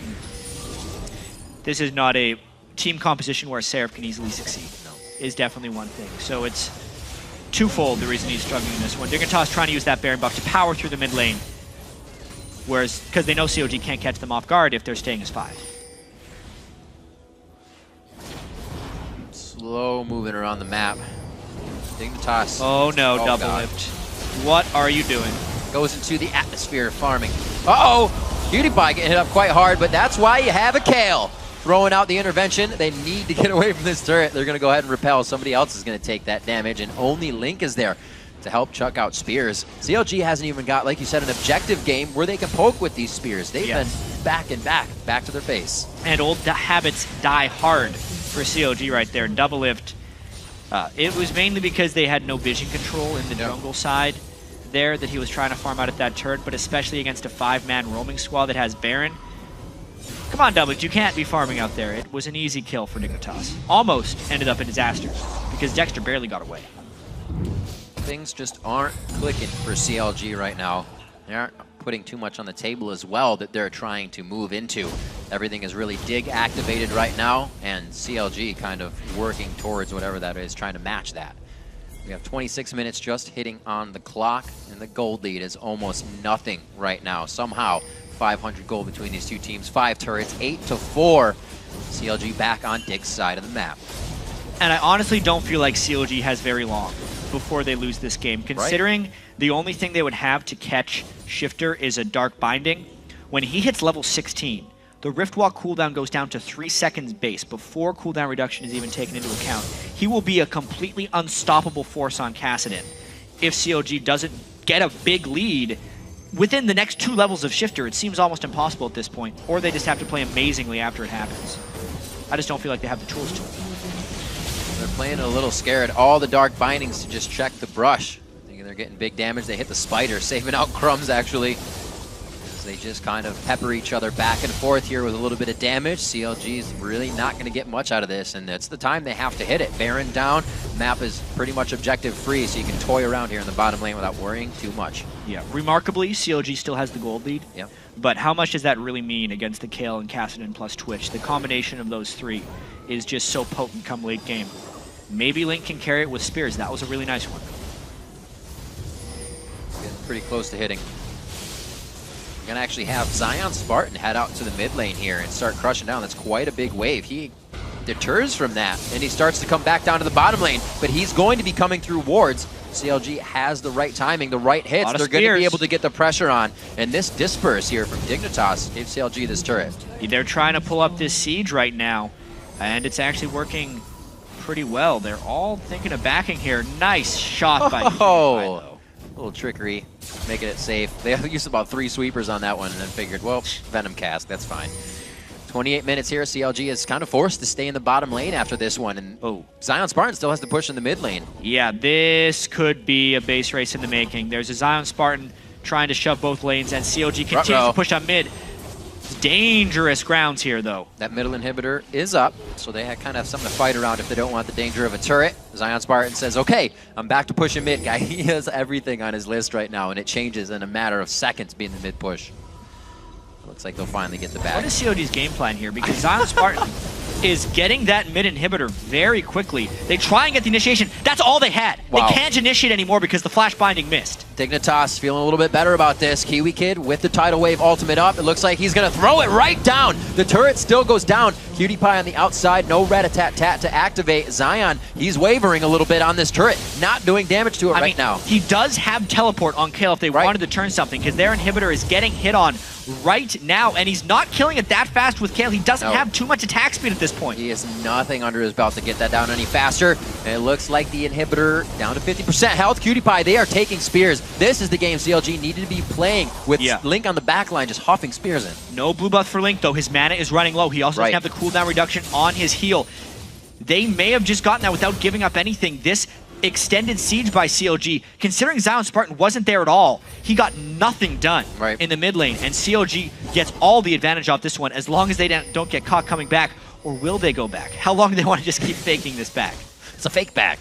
Well, they do have Baron in 8 seconds here. No, they will not decide to fully got him! They get Crumbs! The only crowd control is used perfectly on that. PewDiePie down to 25% HP. That's going to be Dexter. That's going to be double lift, and the rest of the team running hip to hip into the base. The inhibitor goes down. Like I said, they have the mid one to go for now without the turret to fight. CLG making some late game map moves. Riv, I have to say, the play is absolutely incredible by CLG right now. They only have a Dark Binding to play with, and they're making it work. Another one on his eye. Oh and my dude, he's gosh. low. That's what Doublelift needs to do. Get the auto attacks out in between and threading them on the cast abilities. Still going for the inhibitor. They take a second one down. This means more minions to pour in the base. CLG is setting themselves up for this victory after what seemed to be How fast can they run? everything falling. Zion Spartan gets Dark Binding again to himself. One last hit, and he does take down Aframu, but that will be the least of their worries if the team can make it. CLG overstayed their welcome. Look at what's up right now. Yes, they got the 2 inhibitors, but the Baron is up right now.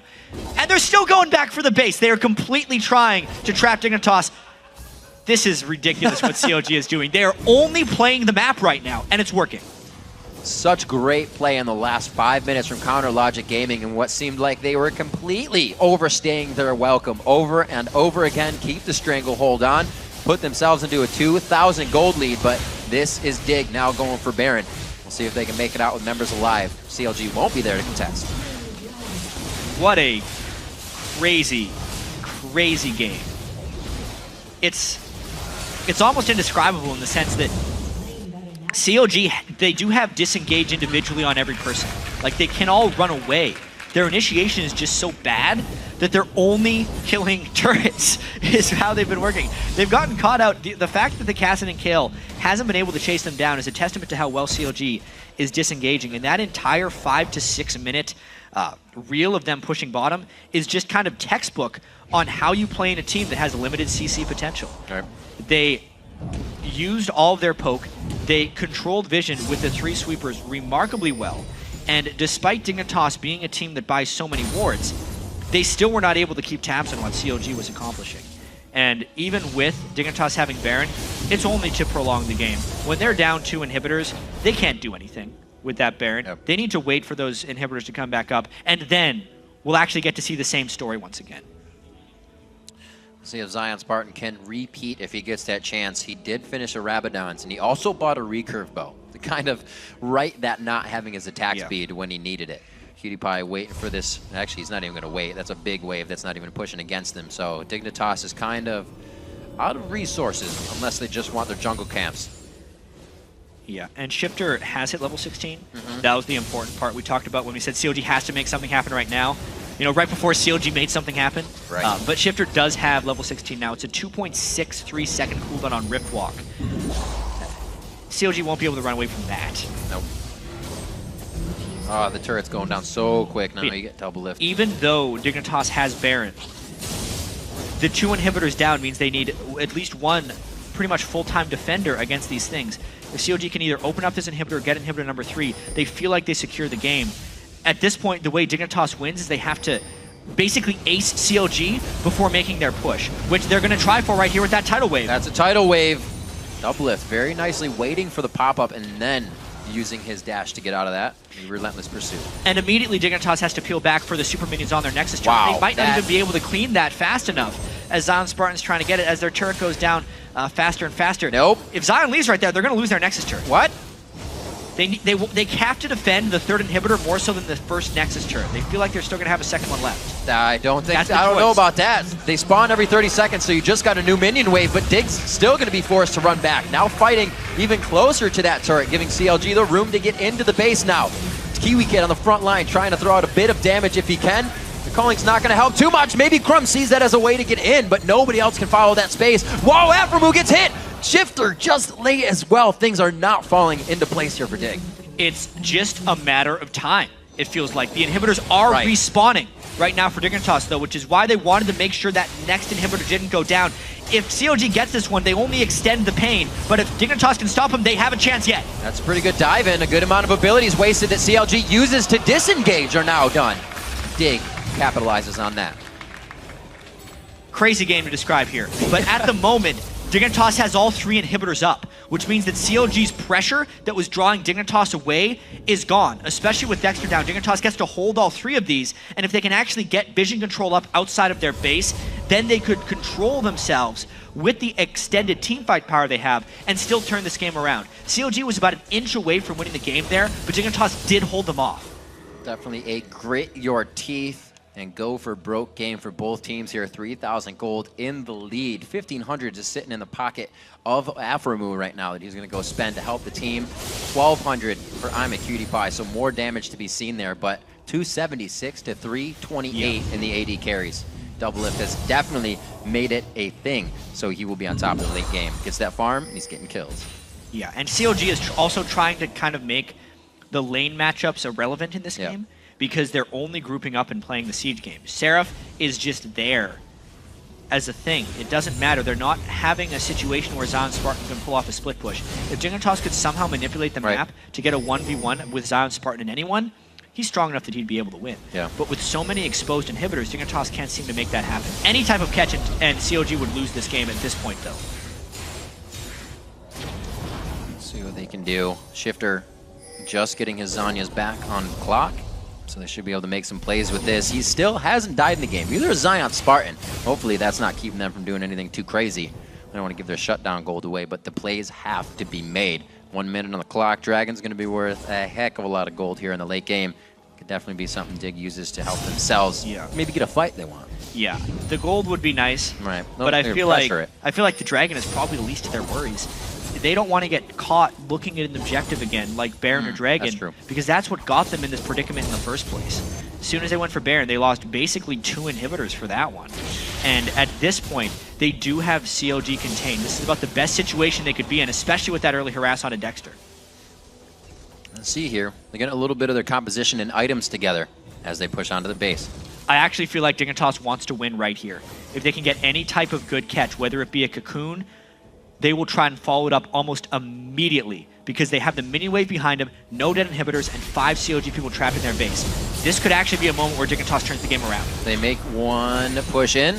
That's a lot of damage going over to Crumbs. Kiwi Kid, the Hurricane, Runon's finished. Stinger as well. Spooky Ghosts go out. I don't know if they're going to be able to get there. No Ghosts follow back, so that means they hit their target. Maybe a turn. Cutie Pie onto Dexter. That's good damage for 2 shots to come out.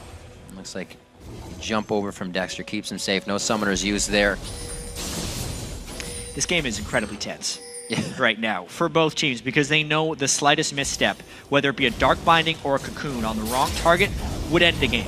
With how exposed both teams' bases effectively are, obviously 3 inhibitors is more exposed for Dignitas, but the team fight power and the pushing power of the kill Twitch once they kill people is adequate enough to end the game with a 1-team fight. COG also can't take Dignitas head on, so they're playing with almost no tools. It's been amazing that Dignitas has made it this far out of their base. Look at it. It's just inhibitors. 1 Nexus turret down. Somehow they are able to be up here. Their map pressure in the early part of the game definitely helped get them to at least a formidable position to fight CLG outside the base here. CLG is going to, like you said, slowly move back up, knowing they don't have the right initiation. Can't even stop down a lonely Nami. Yeah. No CC. I honestly feel like it's a testament to CLG that they'd even gotten this far because they just feel so outcomped by Dignitas at this point and outscaled that the only way they win is if they manipulate the map properly and pull off a strategic win. They cannot teamfight in a straight-up 5v5 at all. A lot of heals coming out too. Zion Spartan, Kiwi Kid also with the heal. And you're going to have the Cutie Pie Summoner. CLG's pretty far from home right now. It's not a long enough Dark Binding. Few shots. Oh, was that a flash in? No, Cutie Pie was just in range to get the Venom cast down. Not too much will follow from that, though. Doublelift throws out the Calling Spears as well. Yeah, he was trying to burn Banshee's Veils with that so that they could maybe catch someone, and Dignitas keeps trying. Everything's getting blocked or dodged. Bubble's just missing. Oh, a good dodge even on that. Kiwi Kid super slowed, and he still puts on the blue suede shoes there. Good guy Minion taking out that last one. Cutie Pie, again, still getting that movement. Coming in. Oh, Titanfaller's Blessing almost working out for Cutie Pie to help him. Dark Bindings coming left to right. If Afromu can hit this, like we've been saying, he's not the one to make too many mistakes. He has been making plays for CLG, and they need this. He is the one they're looking to hit a binding. Dignitas is trying to put the stranglehold on for the final push. Maybe they can get something. The Black Shields have been so on point. Anytime someone goes in for a Force Pulse from Kassadin, it is prevented by Afromu's Black Shield. Can't even get plays off with Shifter Zanya. They have to play it safe. Crumb's taking another one. Link spot on with his spears right now coming into this game, and he has blue, so no worry for him to keep throwing those things out. Still pushing up in the lane. Good words from Shifter. Keeps everything in the team in knowledge of what CLG is doing. The same position we just saw both teams in, again, is almost the initiation for the fight. Middle of the map, this is where they're going to find it possibly. They're going. It's going to be Aframu bubbled up. They go on to double lift. He gets the shield as Aframu hits the ground instantly. Shifters into Zanya's, but he might be too closed in. Rift walks out of that one. Crumbs goes down. Too many shots to the abdomen. Double lift flashes forward, but can't get the light kill. And it looks like But they killed 2 people on Dignitas. They can just rush the base. Big wrong side of the map as CLG makes their way in. A 40-minute nail-biter between these two teams. And Dignitas in first place, maybe dropping the game to CLG here as they make their way in 2 timers at 35 seconds. There is 1 Nexus turret remaining, but Shifter is at full health. So is Zion Spark. This would be huge if Dig can stop it. Shifter goes down. The Zanya's was used. The activate isn't there. Cutie Pie falls to the ground, and CLG picks themselves back up and puts themselves right in the game for the win. What just happened is a question that many people are going to be asking right here, including Dignitas, because they had so many tools to win this game. The initiation from Cassidy, the low cooldown Rift Walks, the stuns, the tidal waves, all the counter initiations. But CLG just strategically crushed them in this game. They played the turret and inhibitor game. They found the fights they needed. They never got initiated on. And they're tied for first place. What an amazing day of games. This one also bringing it to 11 on the meter. Great play and a great comeback from their own mistakes for CLG. Yeah. A few mishap fights that really put them on their heels. They only lost mid, but they were able to just come back strong. I mean, no, they didn't even lose mid. Sorry, they got stopped at the inhibitor turret. that game kind of defied so many things that a lot of North American League of Legends teams hold dear. Like the fact that they had a Kale hit late game, substantially far ahead of the enemy top laner. The Shyvana that was 0-4-0 until the final fight. The Nidalee that didn't get a kill the entire game. The one Dark Binding to rule them all as far as initiations go. Oh my gosh. And they landed them when they needed to. They peeled when they needed to. They poked when they needed to, and they won the game. Aframu, kudos to him. Huge play on support throughout the entire summer split, and it's the second time he's been doing this. It didn't work out for them the first time, so they kind of had to do some thinking, went through a few more supports, but back on the team now, it's like he always should have been there. It's like it's his natural position. The Twin Shadows Morgana. Oh my God. He does it on almost every single support he's playing on, but honestly, this was kind of about just the CLG communication and team play. However that is working for them. I know Dexter makes a lot of calls. Link obviously has a lot of experience brought back from All-Star. They are also, when we interviewed Dexter last week, when it looked like they had that slow game against Complexity where like the gold was even for so long and they just kind of won the game. They keep doing this. And it's a different style of gameplay than any other team in North America. It's not going to be flashy for your fantasy team because they get like 5 or 10 kills a game. Maybe if you pick the CLG team because they kill like 11 turrets in every game they win. They just love everything. The map. It is just a really hard thing to play against. You could tell that Dignitas was getting extremely frustrated by what Dig was doing there. There was that extended standoff in the mid lane at the end of the game there where Baron and Dragon were up for at least 5 minutes. And Dignitas couldn't go to either one because they knew that as soon as they moved in one direction, that CLG was going to punish them. And it's just something that CLG is getting really good at. And it's got to be a terror to play against. In the bottom lane, when they kept forcing the fight repeatedly, just continuously forcing it, they're like, let's give Lincoln a way to throw spears. Let's do it. And he just kept hitting spears one after the other. And then lo and behold, the one time Aframu hits a binding, that's the way into the base. They played it absolutely amazing. And to touch on our top lane featured matchup, that was 260 CS, a 2-1-8 to Zion Spartan. Seraph still didn't have a great game. 174-044. So CLG was even had to get behind him even more. And to be fair, 38 minutes into that game, he was 0-4-0. He just got those 4 assists in the final team fight when CLG pushed and won the game. Unbelievable game. Absolutely. Don't forget to head over to Twitter. Send your favorite highlights to @LOL Esports. Use that hashtag LCS Big Plays. Right now, we're going to send things over to Freak and Kobe for more on the nail biter from CLG. Thank you very much, Riv. Want to welcome once again the wonderful Rush Hour bot lane here. Guys, that was a crazy game. What happened? What happened? What happened? They played League of Legends. It was a lot of Link. let's focus it a little bit more than what happened. Let's start with Champion Select here. You guys gave away Kassadin. Not a lot of teams are confident in giving away Kassadin, especially to guys like Shifter. So that seems like a bait, and you guys are going to run this poke comp into it. What was the plan behind Champion Select here? Well, I'll start first this time. You always start first. Thanks, baby. Well, Link honestly didn't care if Shifter got Kassadin because he's very confident in playing anything against Shifter's Kassadin, and we all felt comfortable as a team letting him do that. So we just let Shifter have Kassadin. And that way we just centered it around a poke comp where you can just try and catch out Kassadin, and then if we do get a kill, then you can just snowball it after that and try to not fight Dignitas straight up, which is what they're really good at. They're really good at team fights, as we saw in the TSM game, stuff like that. The early game skirmishing is really good as well, but we just wanted to get a poke comp and out-rotate them. Double lift? Yeah, I mean, Link is just confident in playing against Kassadin, which not a lot of mids can boast about. So, I mean, if he's confident in the matchup, then I don't care what he's playing against. So what do you think it is that means like makes all these other teams ban it away? Like why is CLG able to deal with this champion and like this sort of play style when other teams like we'll just ban it and just do something else? Honestly, Kassadin is a very scary champion to play against, just because you can snowball and roam around the map and pick up free kills here and there, and then you can't really take him after that. But the only reason we can deal with Kassadin is because we have Link on our team. So thank the gods, Link.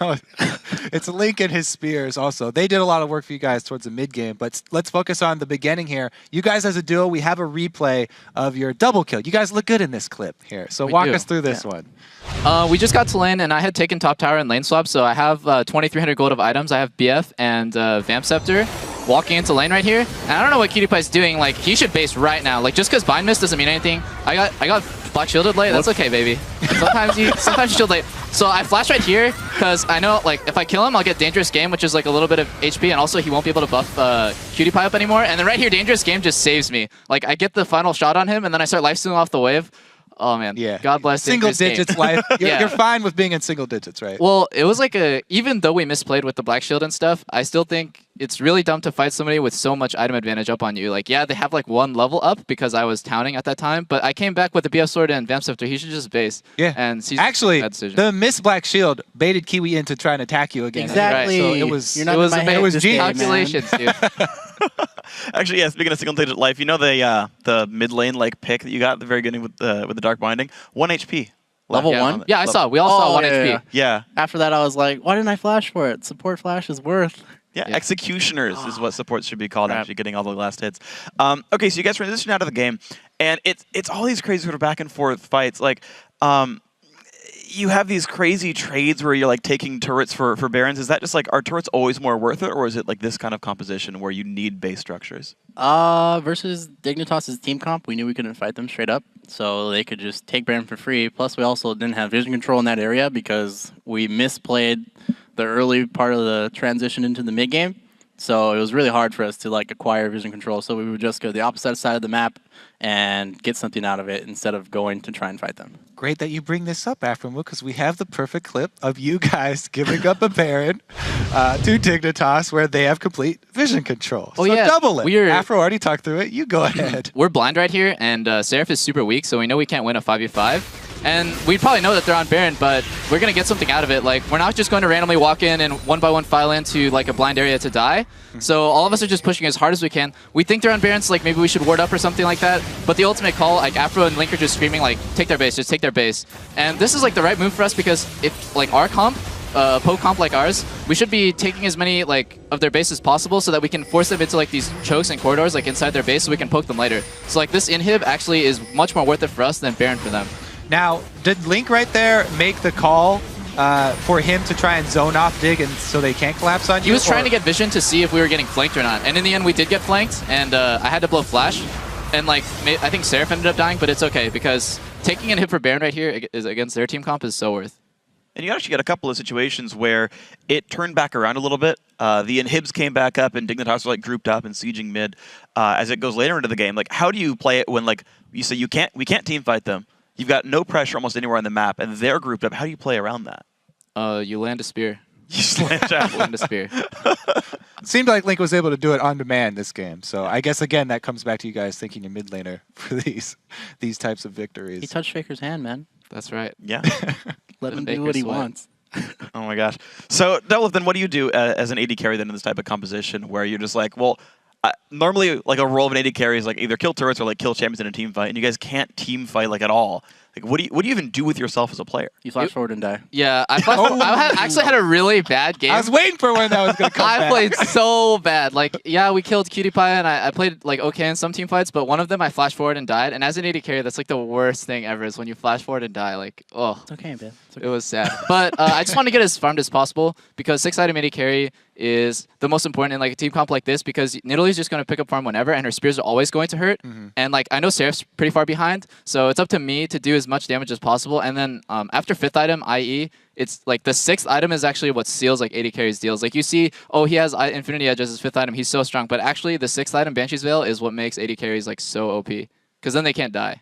And then during the end of the game, when the towers are pretty much all gone, you guys end up having to do a team fight here, and we can have the basically the last fight of the game. We have a clip if you can pull that up on your screens.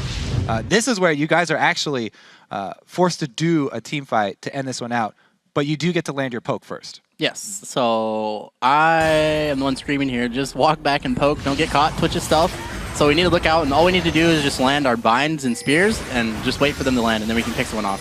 So just try and not get caught. I have Mikhail's, Twin Shadows, and Frost Fang, or Frost Queen's Flame.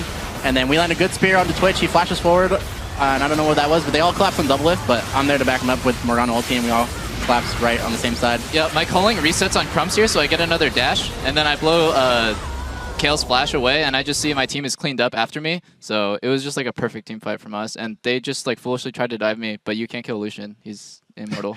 Yeah. so Afro, you and Link are the main shot callers there. You've got this incredibly tense game.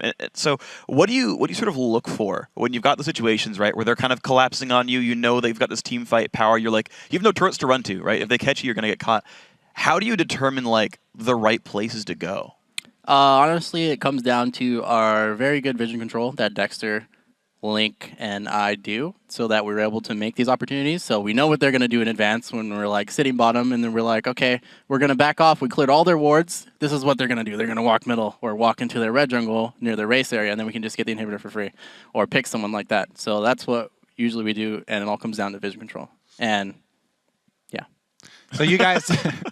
You seemed pretty confident in the way that you guys could deal with this new Dignitas team that's giving a lot of people trouble. And LMQ actually talked about how they have tailored strategies for every LCS team.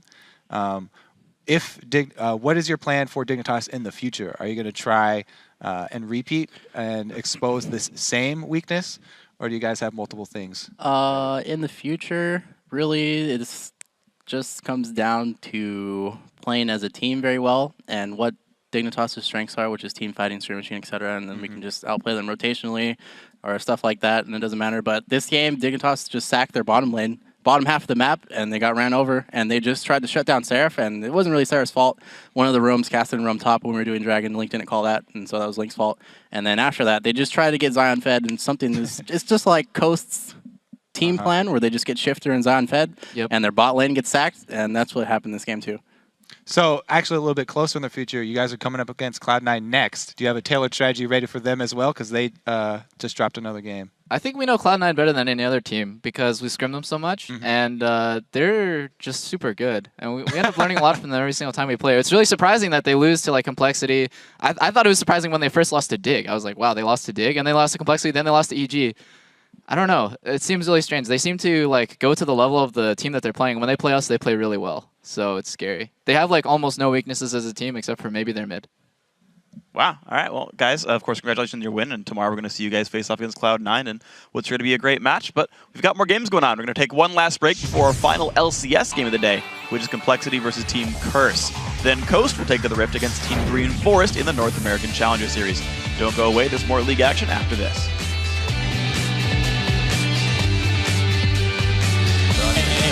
CLG and Dave, gods. CLG and Dave. Oh my god, we have Morgana. Clear calls, good plans? Clear calls, good plans. Clear calls, good plans. Rat-a-tat-tat has not come out yet. He doesn't have what he wants. He actually turns it on, but then he gets jumped on. First blood coming into Afromu, and like we said before, this is going to be a really hard lane. Double lift, always so strong. Double lift to flash Ardent Blaze into the light shot. It looks like he goes down as well. Twitch flash. flash. They use everything. They're on me. Home double. You're fine, I'm flashing. Double, I heal for you, okay? Okay. Yo, cast. I heal. I'm throwing by. Alright, thank you. I hit it. Kill Nami. I think end the game. Let's go.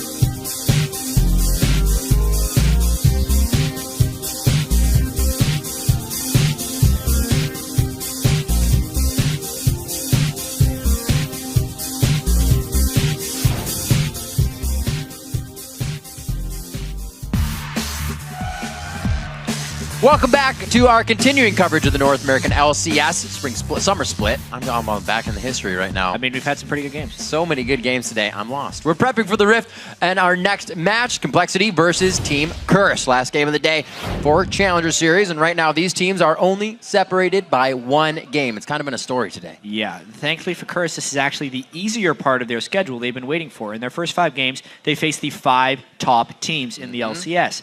Last week, we saw Cop and X Special playing together in the lane instead of having X Special lane with Quas. It yielded some pretty good results. Right. With more time playing together, we will continue to see X Special return to an all-star level, or at least that's what Curse hopes. And honestly, after TSM lost today to LMQ, Curse winning this one would actually tie them with TSM, which is something X Special definitely wants to do. He would love to get a win. Meanwhile, Complexity has gotten their leader back with Prowley returning to the mid lane. Yeah, and the team will benefit from having their shot caller back in a big way. In their game against Evil Geniuses, Complexity looked completely disorganized and uncertain on how to counter or react to any of EG's moves.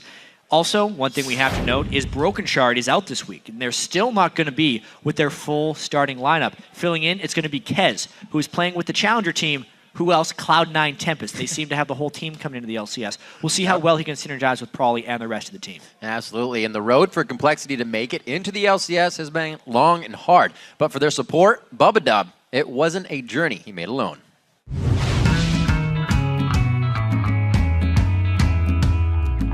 Being a pro gamer is something I've always wanted to do. I decided to basically go hard playing League of Legends because I like the game so much. Stephanie and I met in college.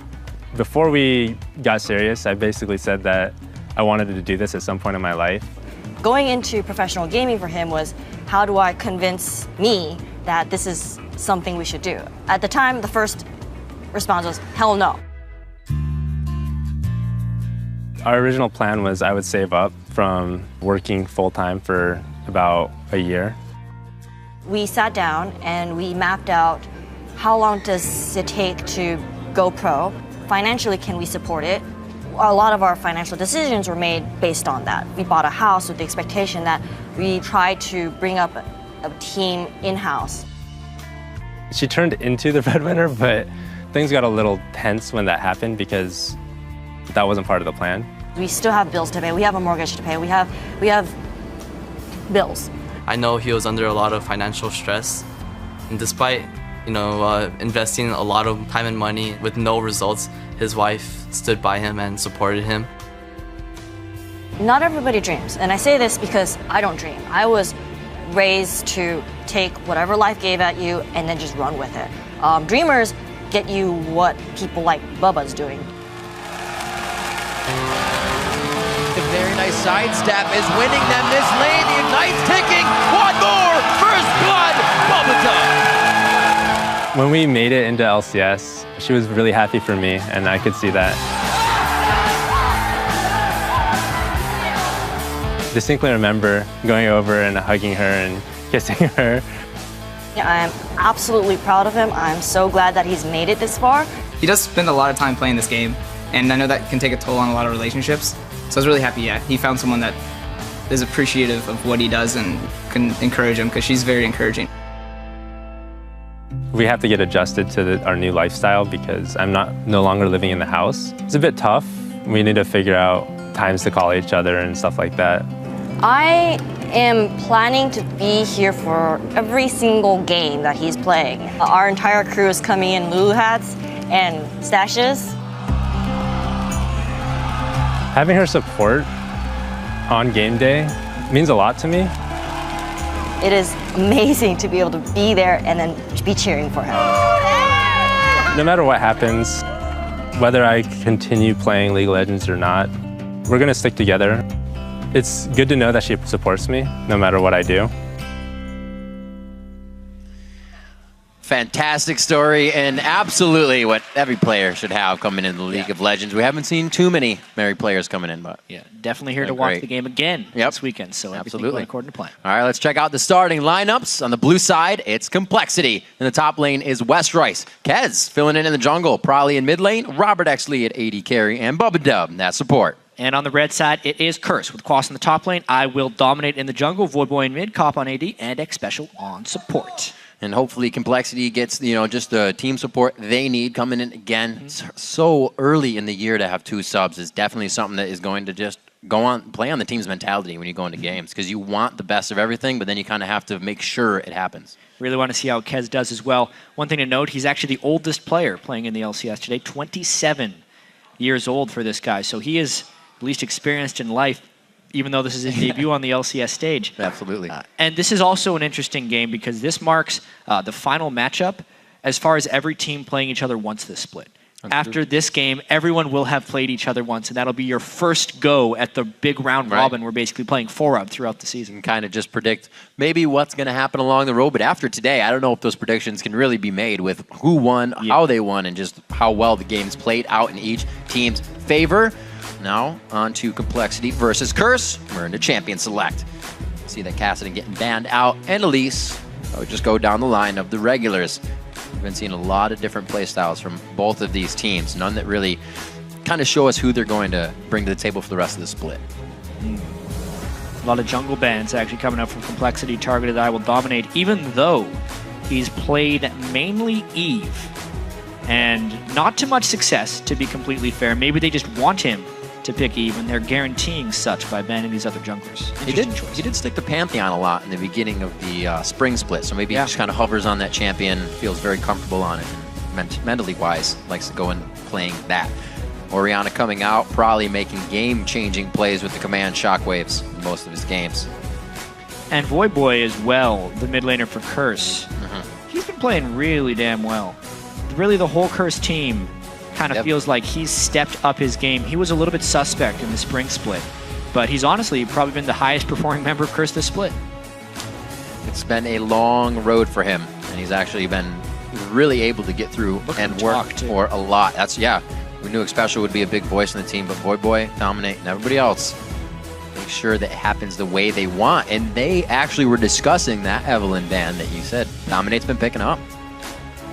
Yeah, they were trying to theory craft why Complexity would ban those junglers. They were saying maybe they just want to pick Eve and leave Dominate with nothing. Or forcing them to first picking a jungler. And it looks like they have to first pick the Lee Sin there. If we're going by the standard, there are 4 junglers to play. Absolutely. At this point, though, I'll Dominate. Maybe Vi would be his next choice. He's played a lot of it in the past. Nocturne, something. Yeah. See what he decides to bring out. Maybe Volibear. Who knows? Xin Zhao. Yeah, he's played a lot of it. Quas to pick up. Quas has about like a 5 set of champions that he'll go through and play. Haven't seen him on Aatrox in a while. Trundle, Shyvana. A lot of top lane has been left open this week. There's just so many more bans to be had lately. There's still Lulu available as well. That's kind of what Voyboy that's right. has played a lot of. Quas can also play it. It's another big thing for him in the top lane. And there's our 2 soul laners right off the bat. Curse definitely puts a lot of strength into those lanes, and Voyboy on the Yasuo usually tries to be very mobile, but can be a game changer, and that's exactly what they need from their mid lane here. Big plays. Curse is a team that definitely goes in together. Something you need to be able to do on Yasuo.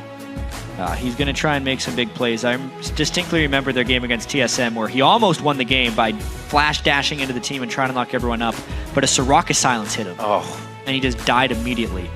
Most likely no Soraka in this game because we were on the 4.8 patch. The star call damage was reduced significantly in that patch. Probably trying to figure out what he gets to play against Yasuo because they can pick that right now if they want. Probably's champion pool is quite Olympic. He can come out with anything. He discusses, go ahead, pick the AD carry support. I want to see what more they have on the side of Curse before I round out our mid laner. Yeah, Lucian Thresh, probably the 2 most solid picks you could do at this point. Not much you can pick against them and expect to have a favorable matchup. Cop has the choice of either going with one of his old picks like a Caitlyn or an MF, or just trying to answer with Twitch, the thing most people answer with. Yep. He's actually got quite a good AD champion pool. We've seen some Draven from him in the past as well. Corki's in that lineup as well. Played that stuff all the way back at IPL quite a bit. And everybody's been picking up some Corki lately. And we actually see the Pantheon coming back in. So we'll go back to that. Reaching back to the spring split. Yeah. With that Pantheon pick. See how I Will Dominate fares. His early ganks definitely heavily going on probably for Voyboy in the mid lane. Pantheon Yasuo synergy. Bird was the word in our hashtag LCS big plays from Europe. But is Bird the word for Prolly? Yeah, there's no Froggins in North America. EG did move over, but they didn't. Yeah. Waiting on the lock-in. So a tribute hover, if you will, to that play of Froggen in the EU. And we get a Renekton and an Annie lock-in coming in for Prolly. Prolly brought out Annie the first time he played with Complexity in the LCS and said, because I wanted to. Way back in the spring of 2013, he's like, yeah, I'm just going to play Annie. Looking at this team for Complexity now, they're going in, basically. A lot of flash initiations expected from Prolly's Annie in the mid lane. Exciting, exciting times. We haven't seen this in a real long time. We just did a fist bump for those. I'm super excited. I'm ready. Fist pump indeed. Xpecial now to finalize a last pick here coming in the top, or support actually I should say. Quas is going to take that in the top lane, and it's going to be a Leona. Yeah. So stun to stun. Yeah. fighting fire with the power of the sun. So Curse is just going in this game. Leona, Yasuo, Pantheon, right into Complexity. If these guys... This has the potential to be an incredibly high kill game if one team doesn't just snowball out of control. There's a lot of early game power on both sides, not necessarily a tremendous amount of late game scaling, which could also have the random side effect of the game actually going late, because either team will be like, yeah, they're not very good late either. We can just go for it. But, you know, this game, even though it's between two teams that are kind of lower in the standings, looks like it's going to be pretty damn exciting. And I'm eyeing that. Robert actually still has Ignite on with his support going into that lane. So you say it's going to be a high kill game. It'll be very high kill. The champs are locked in and loading, so let's check who you think will come out on top. And right now, according to LOL Esports, Curse is ahead with 75% of the vote on Complexity. But if you start to second guess your pick, it's happened in a few games, you can head over to Twitter. Yeah, there's already been one tremendous upset today. Send the hashtag COLWin or CRSWin to @LOL Esports. We'll be updating the pool. We also update the pool, you know, throughout the game if someone does start turning it around. When Complexity beat Cloud9, by the end of it, there were more hashtags for COL win over Cloud9. And we did have a change. It actually went back to heal right before they loaded into the game. So be a switch up for the lane there. Not a ton of kill pressure going down, but I thought they might have been doing something cheeky. We'll still have to see. We haven't really had the 2v2 matchup anyways all day, so we'll see what these teams have for each other. Coming into this game, the mid lane, obviously, Prolly's back with shot calling, but is it enough to rein in Kez in his play style in the game? I mean, Kez is someone who does play quite well. He was one of the stronger players on Cloud9 Tempest. It's honestly, really, it was a big surprise when Cloud9 Tempest didn't make it in favor of Evil Geniuses, because Evil Geniuses just seemed to have more experience. It seemed like that team kind of choked in the promotion tournament. We've seen tremendous success. Alltech has really been one of the big stars of EG once he started joining. Glebe has had his ups and downs, but has had some big games. And now Kez has his chance to shine, even though it's only temporary. Broken Shard is expected to be back. Right.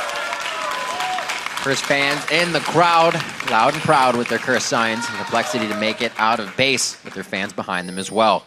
Starting off, a lot of the early games have just been simple trades, sometimes not even, just the early wards and then backing to figure out where the 2v no lane is going to be. Or if we have a 2v no lane. That's true. This could be the type of game where you see the Leona Corki actually going up against the Lucian Thresh. Of course, in Complexity's victory, Robert actually had a BF sword at 4 minutes because they got a very early triple kill. Do not expect that to happen again. But this is a big game where they kind of circle it on their schedule to say, where can we pick up the wins? And both these teams with a pretty good shot here. Curse has done this quite a few times, leaving Cop to dance around in the middle, making sure that they see anybody on the left or the right here. Good ward coming in outside of the brush for Dominate, and they keep themselves safe. So really no invade here, unless Curse is going to huddle up in this top side and then head in. Yeah, so delayed invades. Ooh, Complexity fans abound. A lot of personality on that Complexity team. Yeah. As well. We'll get to their stories at some point throughout the year. Everyone really had a long journey into the LCS. Curse as well, very experienced players across the board. Voidboy, Cop, Special. Even Dominate, all part of the Season 2 competitive scene of League of Legends. Yeah. Definitely come a long way, and credit to all the players who have multiple times tried to get in, haven't been able to, and then are back into the LCS. It's a long road, and to have a team stay together that long is not an easy task whatsoever. A lot of things can happen in 6 months, or 3 months, I should say. So we start off the game. Curse will go in for the blue. We'll get the regular starts off as usual, as it has been. Yeah, and the 2v0s. Yep. Yeah. I wonder how this is going to affect Prolly's mid lane Annie play. Because Annie is actually a very dangerous mid laner with very good gank support if they go aggressive. So maybe if Complexity wants to do the roam mid to help Prolly, it's going to have to be with his stun, but he's very vulnerable to exactly this. That is going to be first blood coming in onto Prolly. He didn't flash on that. He knew he was going down quick. Yeah, I didn't have time to set it up. It happened too fast. I was going to say Prolly is just a sitting duck out there with Annie, especially as soon as he goes a little bit aggressive. And with the 2v0s on both sides, you have the potential for 3 roamers on both sides. Not to mention, I Will Dominate as a Pantheon jungler, loves to camp mid lane. That's what we thought he was going to do the instant he locked that in. Probably had to play more passive at the start of that game, and he paid for it. Well, there's sometimes Not really. I was going to say there's sometimes a good thing for having it happen so early because there's a lot to happen in the rest of the game, but man, that was fast. Dominate was hungry for that with the rest of the team, and they're going to try to probably do it again quite soon here. Yeah, at least he didn't burn the flash. So right. He could still potentially escape the last one, and Dominate did burn his flash. That's and true. also because it was so early, it wasn't even worth the full amount of gold because we're not hit 4 minutes yet. First blood is still a diminished amount. Complexity, as they have in the first split they played, and now in the second split they're back in the LCS, going for a very early dragon. It's a 3 minute and 30-second dragon in almost every game today. Yep. I actually expect tomorrow teams will start countering that a little bit because it's just too much to give up early. Again, towards the mid lane. They have the slow now with Quas here. The 4-man towards mid, but probably now uses the flash to get out of this one alive. Yep. Focus and look at how much Curse is going to be bringing to that mid lane. It might not be too many more times. They really want him. Or they'll do it again. Yeah. This time, though, I mean, Expecial would have to flash and then land a nice skill shot, and probably is way ahead of this game. Cheating that side of the map, of course, because he just saw the entire team on the other side, so why not cheat heavily? Yeah, you got your ward on that side as well as Kez to keep him safe. And Kez is going to have to keep in mind on that mid lane as well. They keep going it probably this hard. Really knowing the shot caller's back, we need to shut him down right away. Yeah. I mean, Prawley is a fearless leader when he goes in on any. He's not afraid to just be a Tibbers bomb. Just jump in and go for it. Smart play by Prawley there. Every time Void Boys flow up, just getting a quick auto attack in so he can apply the damage over the shield. Stun's actually not doing too much you would usually see coming from Annie. Probably double Thorns on Void Boy as well because of that first blood early on in the game. You can see the littering of wards from Complexity on the right side of the map in the mid lane. Probably needs to cheat that side, but even with him cheating that side, if he can't out-trade Yasuo, it's all for nothing. It looks like with the early Dragon Gold and whoever got it with this mid, or rather jungle and the support, 2 very early Sight Stones coming in for Complexity. Those wards are going to be helping. Wow, Sightstone before even a longsword or a Doran's Blade from Kez. Ooh. Flash in the bottom lane, so most of these wards aren't really being placed for Robert X. Lee. You can see that for sure. Yeah, Dominate, I do really like the Pantheon pick to try and take advantage of this really obscure early games we've been having where a lot of the times the top laner is farming the jungle just as much as the jungler himself. Right. Fast clearing isn't necessarily a priority because you're waiting more on the cooldown of your camps if you're clearing them with 2 people. So I will Dominate is using a lot of this time to actually roam around and try and create action. Nice little connect on the Sonic Wave. But Kez really hasn't been able to make himself apparent in this game. No Lee Sin plays, getting pushed out of top here as Quas teleports in with Cop. And they're still kind of mixing this up. It's usually Expecial up here, but now it's Quas Cop. Yeah. Expecial hasn't been anywhere this game. He's level 2 right now. It's actually been, we talk about the 2v0 lanes. It's been a 1v0 lane for most of this where Cop is trying to get the majority of the experience. Corki does have very strong base damages on his Phosphorus Bomb, so getting him the experience is valuable, but you have to question the cost and how much this is going to hurt Expecial with only being level 2. That's Robert keeping himself safe in the bottom lane, even though he's getting hit up with a few ganks. Still watch Prawley versus Void Boy here. Flow shield down once again, getting those auto attacks in with Annie's long range. Just waiting for the stun. Get a little clear on the wave and a little damage with it as well. But Void Boy is just playing so positionally well. Can't do much. Probably still on the back foot. And there's Dominate ready for the engage. Yeah, he is trying to be in everyone's back pocket right now as far as lanes are concerned. But not necessarily making too much happen. The Sight Stoning of Kez has sniffed those out pretty well since he's trying to concentrate so heavily on the mid lane, and the mid lane is warded on both ends. Right.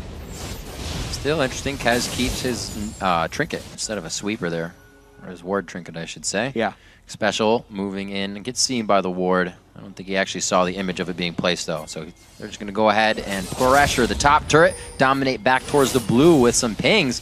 As Westerice is going to give him a little bit of trouble. Somebody's always behind Void Boy here. A missed Tibbers drop as well. Looks like they're going to get some good pressure on the mid lane here. And Prawley is definitely kind of overthinking his actions. Westerice, though, getting a little happy about this one. Forces the flash. Whew. Take it. Ready? Take it. Do it. It would have been the worst take. Expecial again, level 3. Here he comes into the mid lane.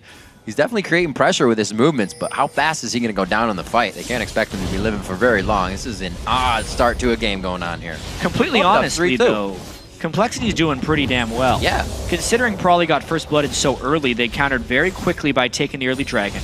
they started warding the mid lane very aggressively, and they've basically taken I Will Dominate out of the game after that first gank, and Prawley has stayed competitive with Voyboy despite being first-blooded. All these things are very positive for Complexity. They're staying in it. Quickly gets himself 2 rings, and then the boots by. Really working that anti-damage on the early levels with some penetration. You see he's only 300 gold ahead on Voyboy's side in that instance. 17 to 12 for our top laners, but they have been actually all over the map as well. Everybody's kind of matching up against whoever's in the lane at the current time.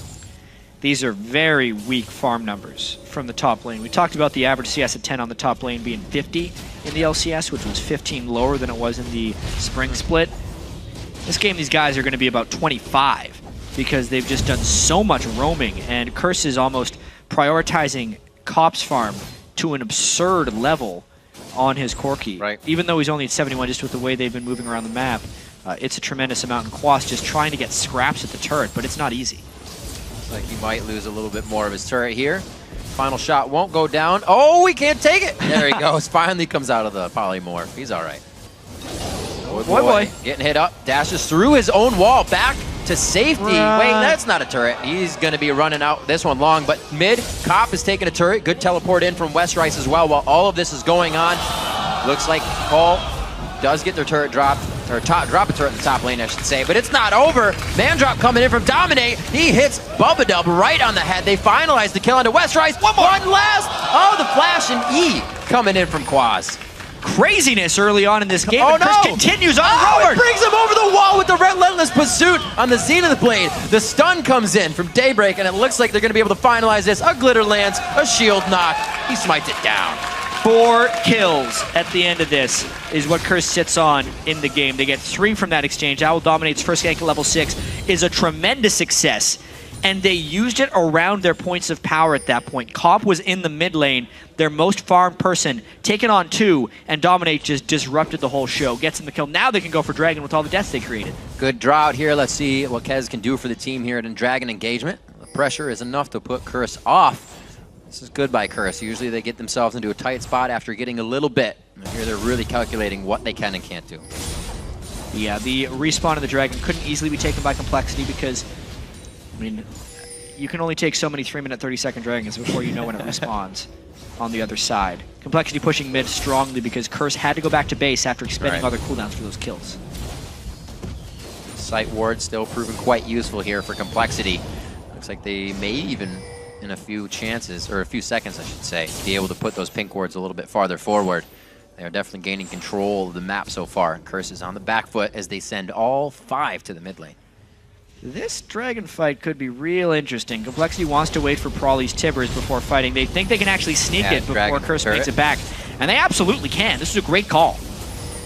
They're swiftly getting that. Curse disperses because they have no minion waves to get to that turret. Yeah. A little bit of a misplay. And Curse also has really bad vision control. Yep. As we could see by that right there. Curse and Complexity are actually the 2 fewest wards purchased of the LCS teams. Definitely need to work on who buys wards when, because that Dragon got given away basically because of vision control. 3 sweepers already out with the quick sight stones from Complexity are definitely giving them an advantage here. Not much gold in advantage, but the map control is going to lead to that eventually. 2-1 in turret so far. They need to open up the mid turret on the map, deny a little bit more vision to Curse, and just be able to get to those buffs that much easier. Yeah, this is a really close game. And something that's so fascinating about the LCS is that it's actually a pretty long season. Like we talked about, this is the last game of basically the first round robin that everyone plays, because everyone plays each other 4 times in the season. It's 4 big round robins. And the question as far as improving and staying in the LCS, especially for these teams near the bottom, is how do they adapt game to game? And what adjustments do they make? We mentioned how the warding game has been something Complexity and Curse have both been struggling with. Complexity is definitely trying to remedy that this game. They've built 2 very early sight stones, a bunch of pinks on the map already. You can see 2 in the river, and 2 still in inventories.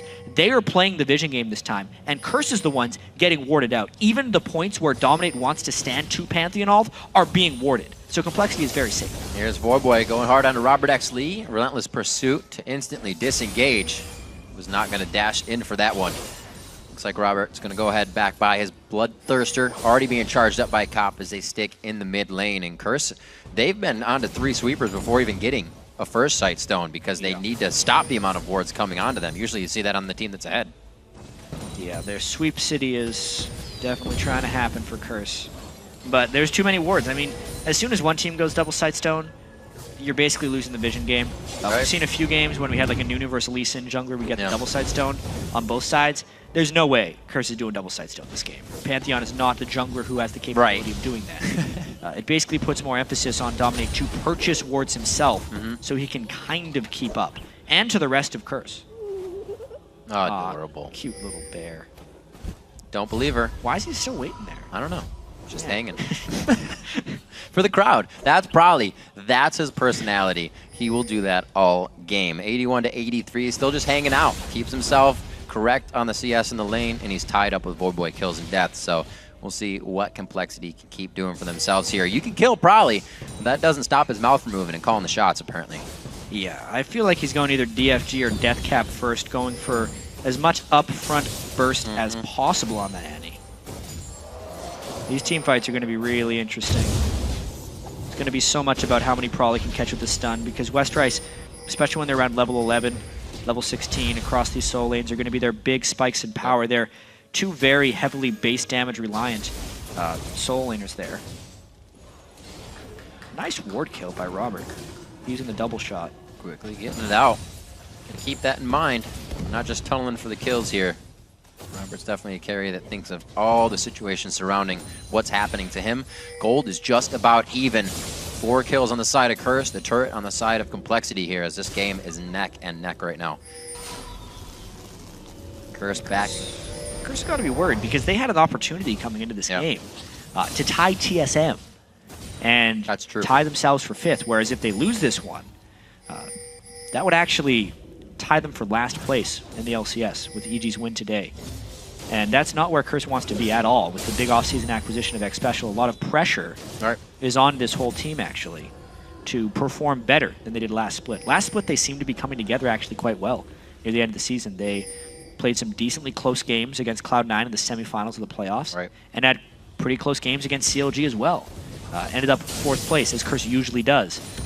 They do not want to be tied for last after the first little run of the schedule. A lot of those games really, like you said, came from the entire team. Quas having a bigger impact. Others doing what they need to do. And in this one, he's 1-0-2, but he's down 30 CS right now, and Westrice in the top lane. So the utility of Wild Growth can hopefully be what really brings him forward on these fights, because he will not be bringing the AP power. Yeah. And looking at this game more individually, Quas is finally getting some free time to farm. Yeah. It's going to be very important that he hits some item thresholds before the next big team fight. And Cop is actually kind of losing his advantage over Robert X. Lee. He had about a 30 CS advantage a little bit ago, but Complexity is starting to reprioritize farm in that area. Right now, the game becomes all about who can get war control over the blue buff and the dragon area, and right now, it is far and away Complexity. They could use that vision advantage to land a good Tibbers and stop Curse from coming in here. Right now, Complexity is winning. Easily on the side of Curse without feeling danger right now. 49 seconds on the Dragon, so these wards that Kaz is going to be putting up, as well as denying experience, will allow them breadcrumb safety trail all the way down to Dragon, which they have a ward to be clearing on that before they start it. Yeah, they have so many wards that even if Curse swept properly, they couldn't clear vision. No, right. Not a fun situation. See, and actually the Morello Namicon, a first buy coming out for Quas here. He's done that before. Yep. Yeah, since he's not spamming as much in the mid lane, it's the quickest way of him having max effectiveness in team fights. 20% cooldown reduction. Very, very handy here. Slow moving on the support side. Special mobility boots, same thing as Bubba Dub, both really putting money into being able to engage and get to the front line. And you see Bubba Dub, actually the first 2 people there. They're trying to sweep, but there's too many breadcrumbs on the ground. They can't sweep them all, as you were saying. And Curse is very desperate about trying to make it in here. Both top laners could teleport in. It's all about the first catch, whether it's from X Special or from Bubba Dub. But the vision control is absolutely inside of Complexity.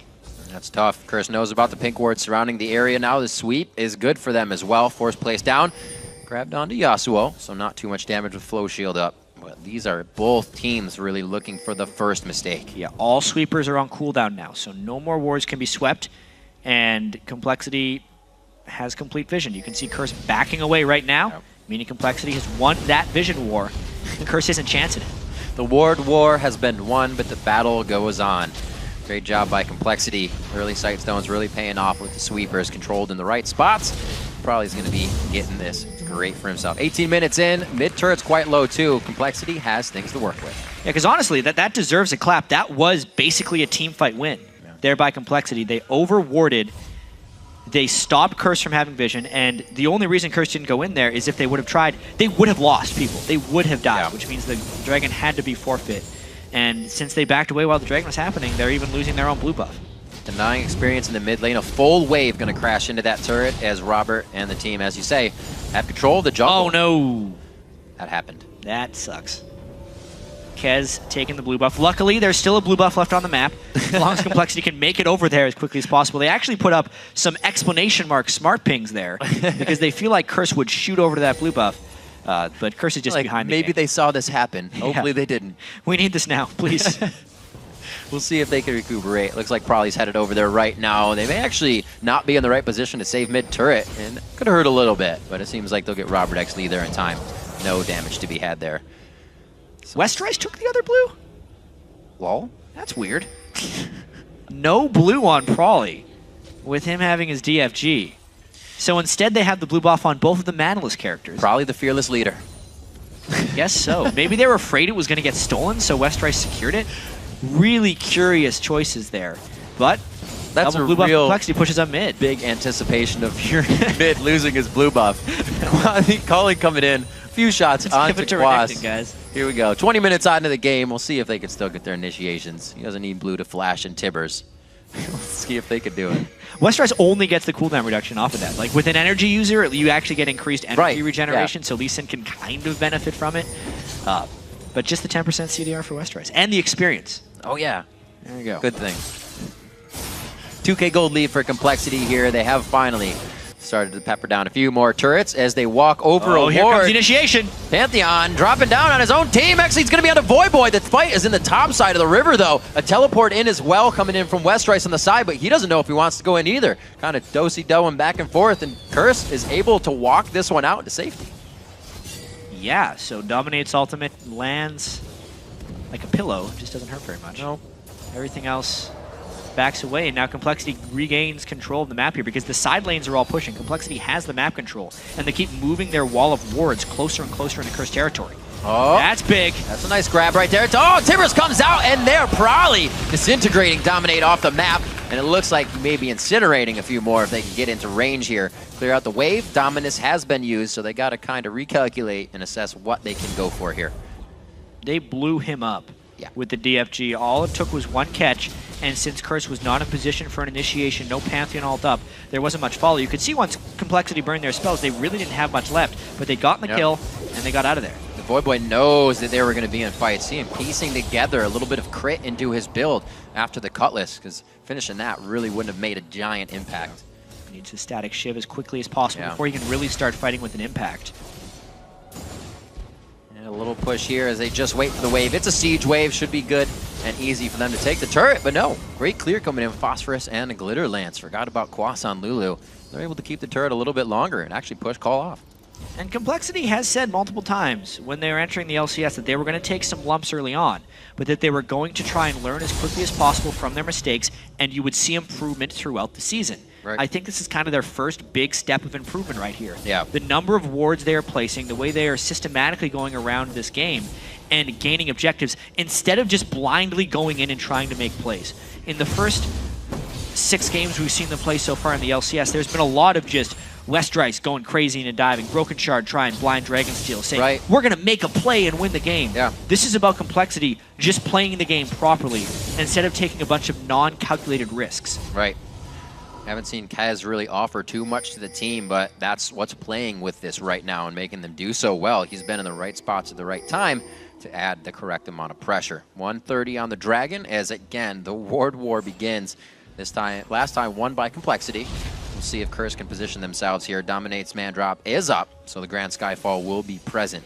And Westerice will not be able to teleport down, so he will be apparent in the fight in just a few minutes. Seeing what Curse can do with the rest of this. See if Void Boy can be the one to really put the team on his shoulders, as they've been looking for him to do in his late good gameplay.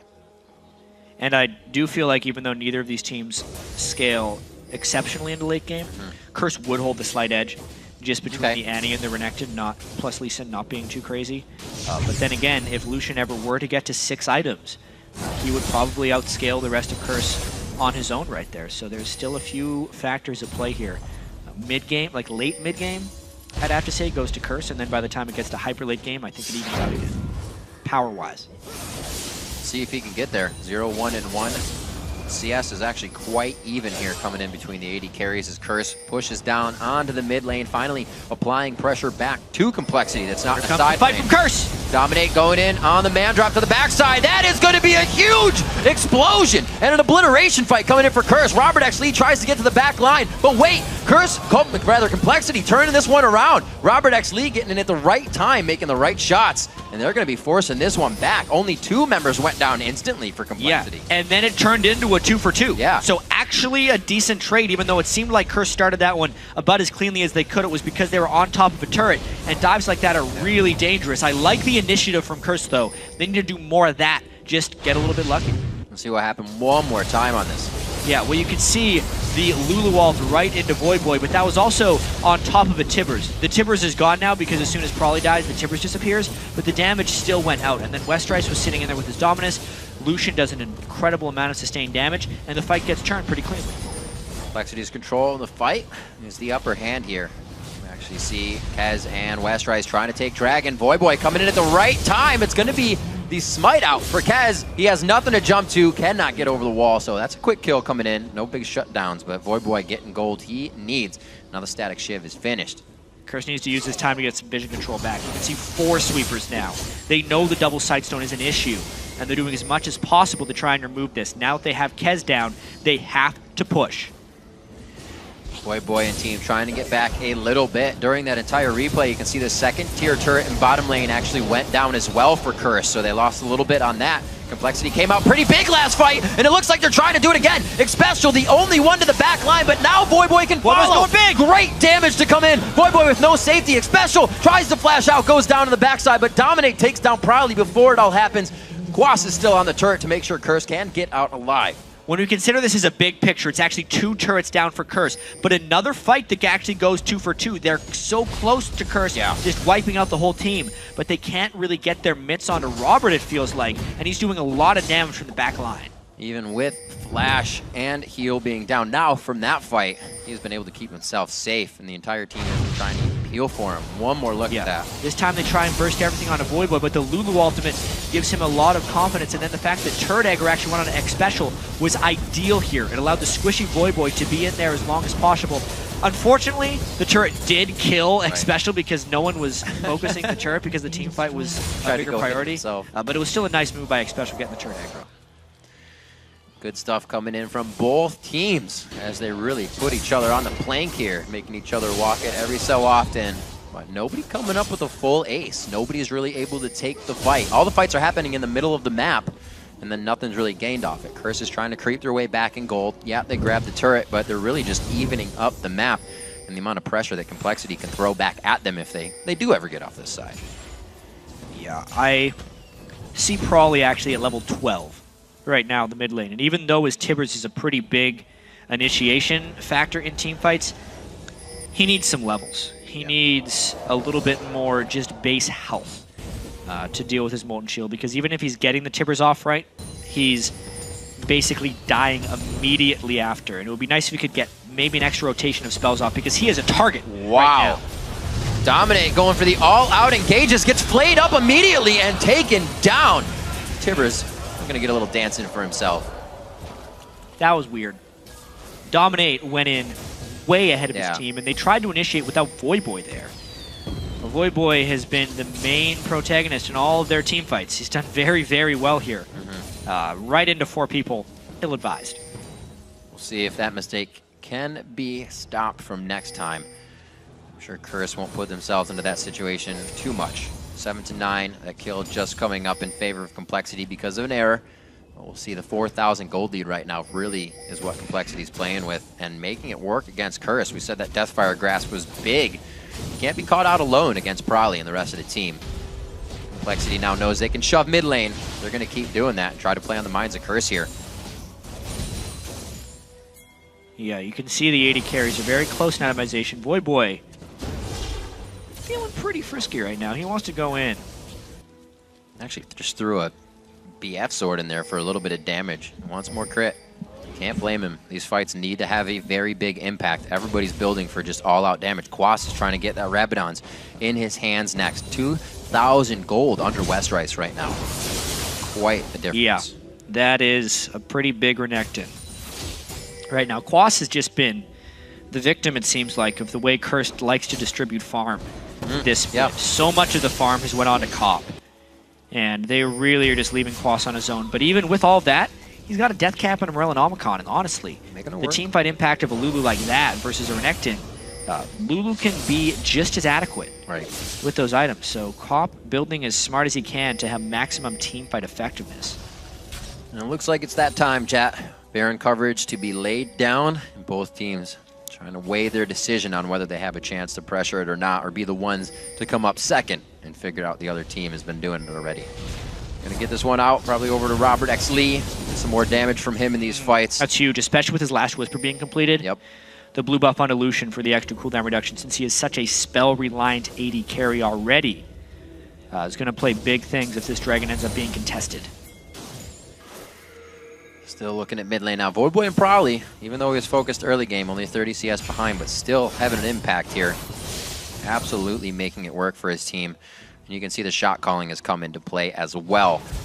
They feel it's good to have him back, and it's good to see Complexity doing well. They've strived for greatness pretty much all the time, and a lot of times they'll come up just short because of something that really wasn't in the cards you thought. Yeah, a lot of times they just go for the big play. Doesn't work. This game they're playing very calculated, and it's Curse who's going for the big play again and again with Dominate's very aggressive Pantheon ultimates. It's kind of worked for them, but honestly just kind of dug them a slightly bigger hole again and again. There it is again. Complexity sweeping in the right positions. They actually grabbed look two at with the one. dragon.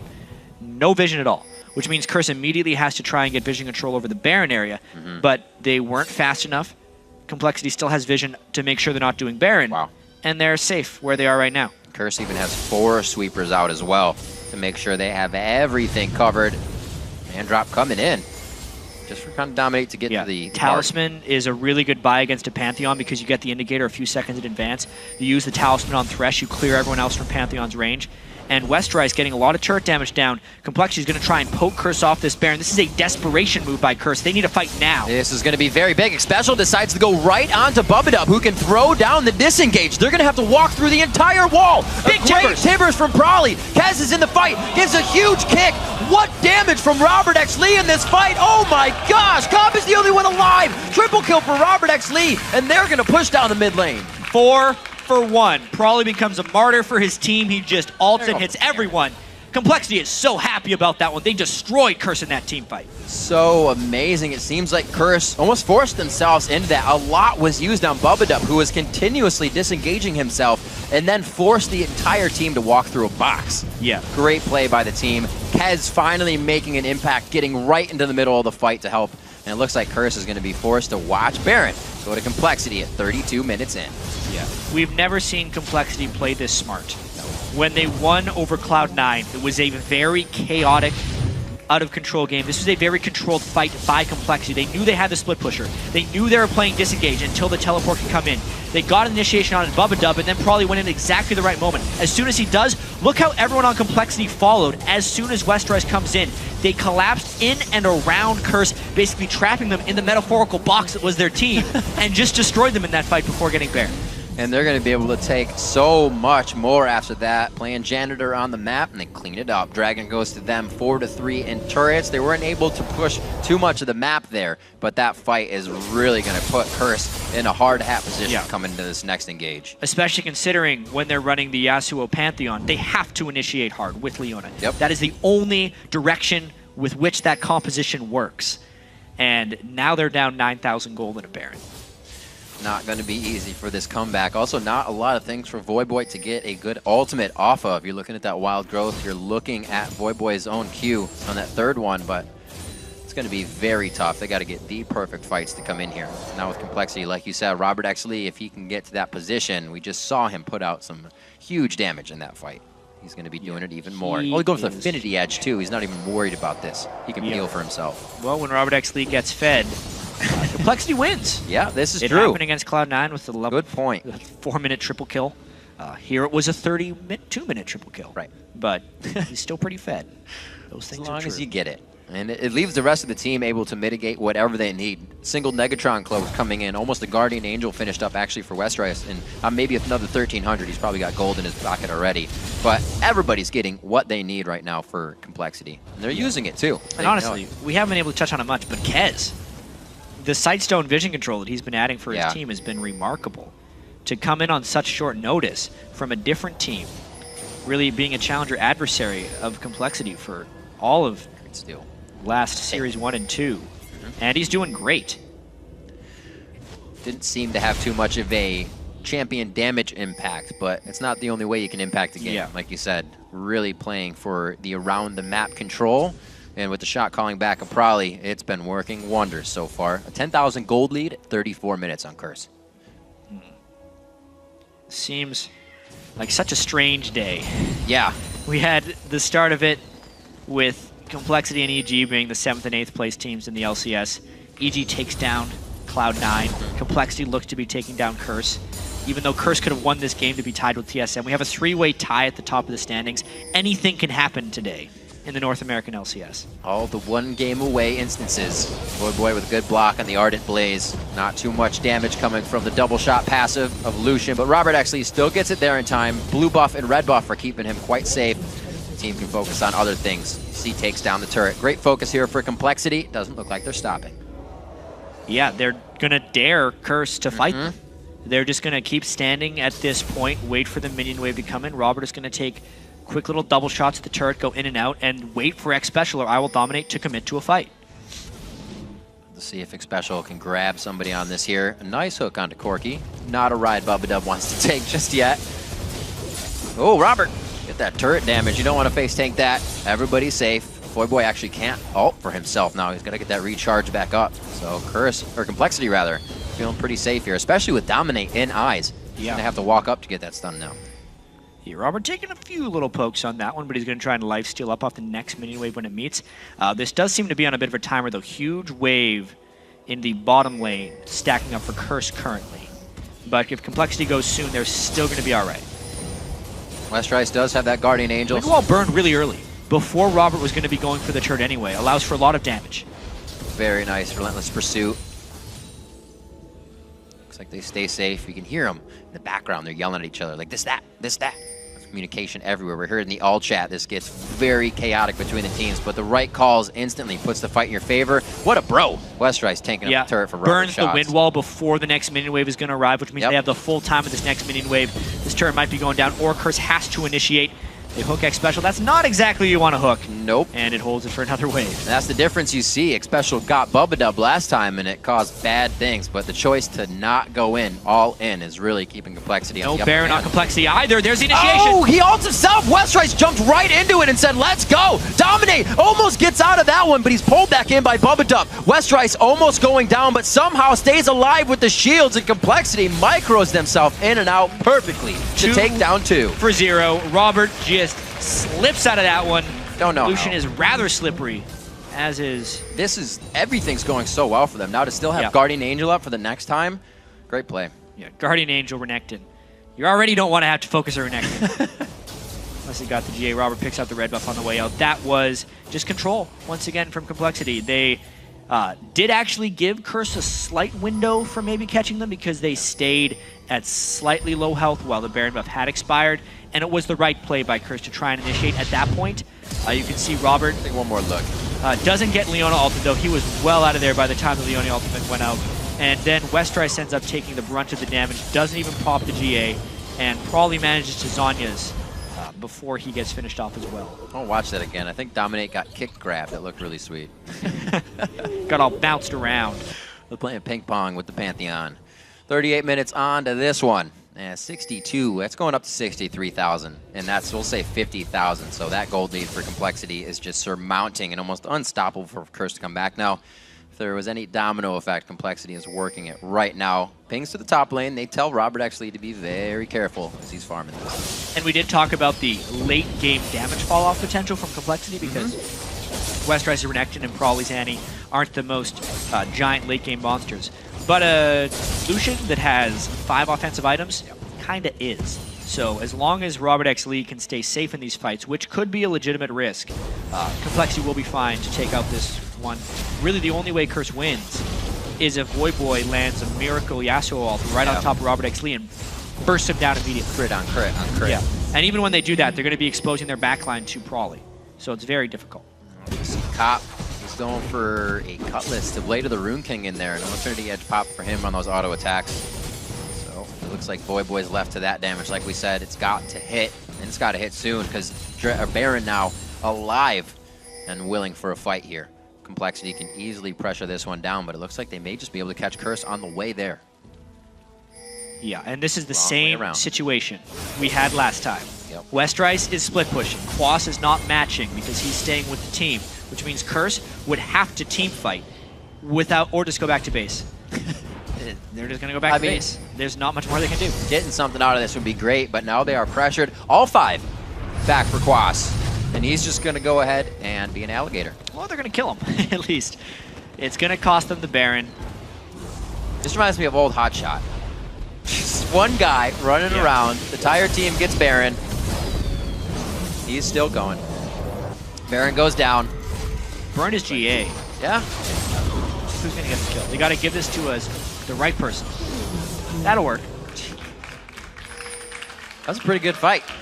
He was really hard to take down. He still has teleport too. He's going to be right back in. Well, it's 55 seconds. It's a 55-second game, delay. You're right there. Yeah. His Renekton ultimate also is on 83-second delay, so they... you almost get it. Yeah, they're going to wait for that to come back up. It basically means the duration of this Baron buff by Complexity is reduced by about 1.5 minutes. Yeah. But they're still going to be doing the same game they played previously, just at a different turret. They did the mid turret with their last Baron. They're probably going for the bottom of the top turret with this new one. Infinity Edge finished out, and another damage item coming in for Robert X. Lee on the Cutlass. He just wants damage. He knows that the rest of the Blade of the Rune team. King pretty soon as well. Yep. He might actually end up doing that before the big push. Valkyrie Flash, Cop using everything to get out of that one. Randuin's trying to be built up by Xpecial. They're giving everybody a chance to keep these fights going. Keep Cop in range to do damage along with Voyboy. See what Quas can do to get a Glitter Lance out. Robert actually pretty fearless here. Ardent Blaze doesn't even need it. Just takes down the turret with regular shots. Zanya's for Prawley. Yeah. Westrice back up too. Yeah, they're going to go make their final trip to the shop as Westrice comes out. You can see 17, 1400, 2200, 1400. Everyone just buying up their items. It's a blue. Actually, he sells his Cutlass for a Guardian Angel. Yeah, I saw money come in there. Yeah. So he actually decreases his damage a little bit for a bit more security. Good choice. With Westrice's down, it makes it a little more target focused for him. We did say as well that the one way Curse could come back in this one is if they could somehow catch Robert X. Lee and kill him. Now that might not be the case. A little bit harder. Quas actually focusing on building up a Lich Bane here to come in second. Hasn't really been able to put enough money even to a second set of boots throughout this game. It's been tough. 320 to 180 in that lane. And looks like Westrice is going to be going back into his favorite environment of split pushing in the bot. And Complexity is already at the front of the base, so it's just kind of a waiting game now until Westrice gets to the turrets. Yeah, the Baron is kind of going to waste, if we consider it. It's already more than 2.5 minutes done. left. Yeah. So Complexity would have to pick up the pace a little bit, but the gold lead has been expanding pretty heavily throughout this. Like, while the time has been delayed, it's not like they aren't continually taking all of the lanes and all of the jungle. Curse isn't really hitting their max items, so we're not at that point yet where the gold doesn't matter. Complexity's still really increasing their strength. Good shields from the outside, keeping Robert very safe. Misses the Ardent Blaze on that one, but he's still getting the passive shots with Sheep Proc on the inhibitor as he needs it. Complexity knows they're up in gold, and this is not usually you see a team play this strong, but today we've seen all teams start to take control when they think they have it. Dominate looking to put control back in his team's favor. A great box. Throws everybody in the box. Quas is the only one in here. Wild Growth on 4 members now. Probably Zanya's in, and he's going to be able to cast spells when he comes out along with his flash. Complexity is just shutting down Curse all over the map. Boy runs bleeding out of this one with about 60 HP left, and it's going to be Complexity in the base and on the Nexus turret. Yeah, Westrice is so huge right now. They do not need minions to try and push this one down. Still 3 people on Curse up. They're just going for this. What a hell of a day of games here from every team. All the victors really putting their best foot forward today. Boy, oh my gosh, going down even faster than last time. Gets hit up with the last shot from Robert X. Lee and the rest of the team. It's going to be a special going down as well. The last Nexus turret falls 43-20 into the matchup. Complexity takes down Curse with Pez in the jungle.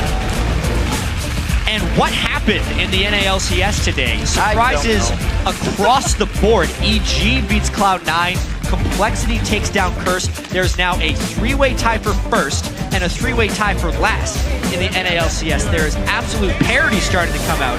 What a big win for Complexity with their substitute Keds. Getting everybody in on the cheer, on the hug, and really methodical play from Complexity. Every team kind of stayed out of tunnel mode today, if you will. They made all the right calls, didn't go too far, and backed off when they needed to every time. The victors, that is. It was a tough day if you were on the losing side because it came fast. I mean, this loss for Curse really hurts. Yep. They had taken down Dignitas, feeling pretty good about things. They thought with the win here, they could move into a tie for 5th place, but instead, goes the other way. Club-a-dub. Probably a little late there. Probably to Zanya's on back at base. Goes over to shake the hands of Curse now. Gives his team a handshake as well. Got to feel good to have the Prolly back. The fearless leader. Crazy plays as well. Didn't even let it affect him, and he was taken down like a minute into the game. Yeah, as soon as that happened, you could see the Sightstone rush by Kez saying, yeah, they need the vision control. Almost right away, they warded up one side really deep to make it so Dominic could never sneak up on Prolly again. Yeah. And then at the start of those initiations, he just fired in again and again.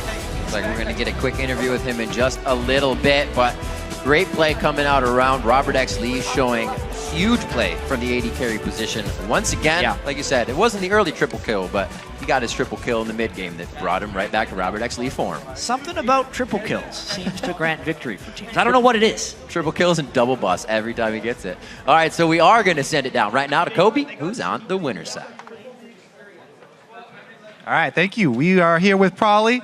Came back and won his first game. Easy, fresh, right? Okay, so congratulations, Prolly, on your win. Now, on your time away, how did you keep up with the team so that you would have a seamless reintegration once you came back? Were you still talking to them, practicing with them, talking about strategies?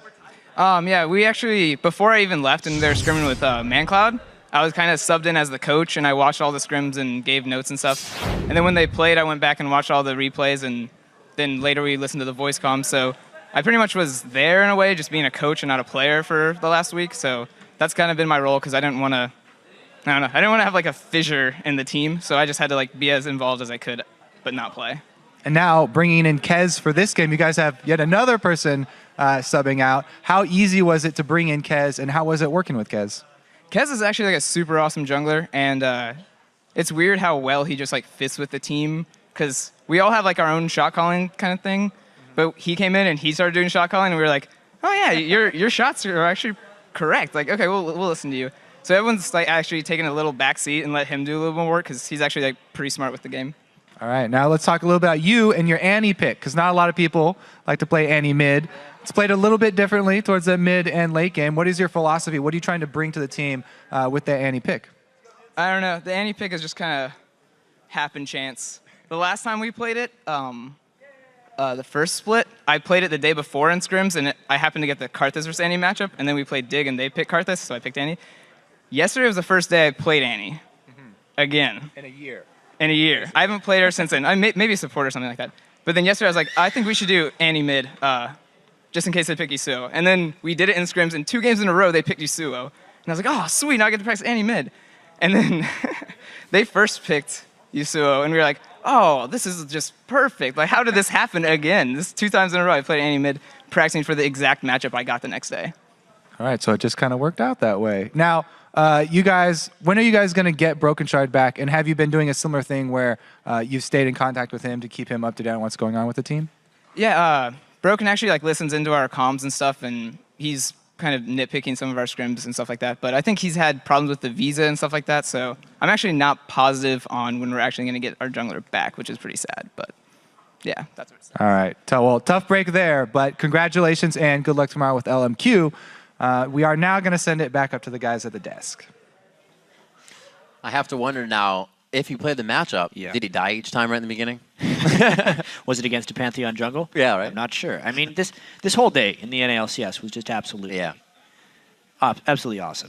there may be a little bit of a let-off in this last game between Complexity and Curse, but that was just because Complexity was playing so solid throughout the game. It really does make us excited, or me personally excited, for what's going to happen now that we have a 3-way tie for first that doesn't involve TSM and Cloud9, because I know those teams are going to be coming back. Right, and we were sitting in the green room earlier, and we kind of said, like, this is the one game apart day. If everybody wins this, it'll be the L teams have played each other, and then you kind of can formulate what happens during the split. Absolutely not after today. You're just like, well, that's out the window. Yeah, can't be doing that. But Complexity really showing that they are a team to be reckoned with here, especially that style of play. Another team, could have tried to go back against them, but they had good map control, and the early sight stones has definitely been kind of getting in people's minds as more teams are doing it. Yeah, and we just heard Prawley talking about how maybe they won't have Broken Shard back, but they have a pretty good substitute in the meanwhile. Because Kez fit in great with the team right off the bat. You could tell maybe his experience, the calls he was making, the confidence to come in and just come into a new team and just start making calls. Takes a certain type of individual that's willing to do that.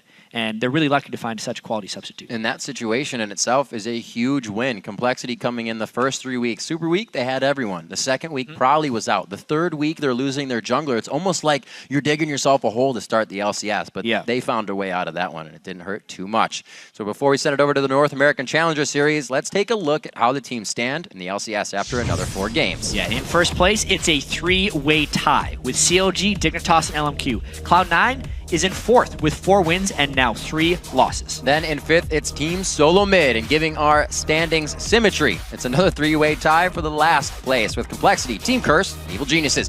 Of course, we will be back again tomorrow with another full day of matches, starting with Cloud9 taking on Chronologic Gaming. Followed by LMQ versus Complexity, which anything could happen. Then Evil Geniuses face off against Dignitas. Then we'll conclude our LCS day with Team Curse battling it out against Team Solo Mid. That all gets underway Sunday at noon Pacific time, 9 p.m. Central European Summer Time. But for now, we're going to pass the reins over to Freak and Zyrene for the North American Challenger Series.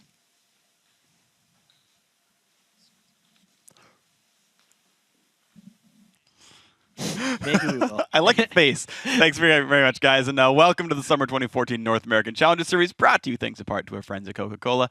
David Freak Turley alongside me is Aiden Zyrene Moon. How's it going? I'm really excited, and I'm doing really well. Today is the last round of the round of 8. Yes. For the North American Challenger Series. Last quarterfinal. We're going to move on to even the stronger teams, I guess. If you win, you're better. So, of course, it's going to be even. It's going to get even better from here. It's going to get even better from here. That's what I was actually going for with this one. So, it's going to be a whole bunch of fun. We've got 2 great teams in front of us here. Team Coast on one side, Team Green Forest on the other. For those guys who've been watching the LCS, of course, you saw Team Coast. They, of course, did lose 2 of their big players. There was Shifter as well as Zion heading over towards Dignitas. Yeah. And we're going to have to see how Coast does without their 2 most important solo laners who have been replaced by actually some really great players in the Challenger Series. We'll see how well Rux and Golden Glue can do. Of course, on the other side of this one, we're going to see what else can happen because Team Green Forest have shown themselves to be pretty good as well. More of an upstart team, but they crushed their first 2 matches so far. Yeah. Individuals all over the place. NATO, I think, is a guy that you're kind of pointing at as one's going to be important. Yeah, NATO, the mid laner for Team Green Forest, see how he does against the new mid laner for Coast, which is Golden Glue. Yeah. So, and today, the squad they need to beat, of course, is Team Green Forest. Gonna be fun. Wow. Sorry. Off to a slow start. Don't worry, the show gets better from here. Don't worry. There's some stuff going on. All right, so both teams definitely, of course, hungry for a win today, and if they can do so, they move on to the Challenger Series bracket, which is actually where we're going to head. Frank Fang Gaming is in the semifinals in that bracket thanks to the forfeit win over XDG. FFG is going to play against Team LOLPro, who swept Area of Effect 2-0 in their quarterfinal. And the other semifinal match will be locked today after Team Coast and Team Green Forest battle to see who will face Team Cursed Academy next week. And Cursed Academy has already advanced due to a forfeit by Cloud9 Tempest. Yeah, and so as is customary in the Challenger Series, with wins, come points. Teams who made it to the quarterfinals were awarded a single point. The squads who have since advanced to the semis were allotted several more. And Curse Academy, Frank Fang Gaming, and Team LOLPro are sitting pretty at the top with 4 points. So far in the tournament. There. Everyone else is tied with 1 point, but only Team Coast and Team Green Forest have the opportunity to catch the leaders. And of course, every team with an asterisk, that means they still have an opportunity to earn more points because they're still in the tournament.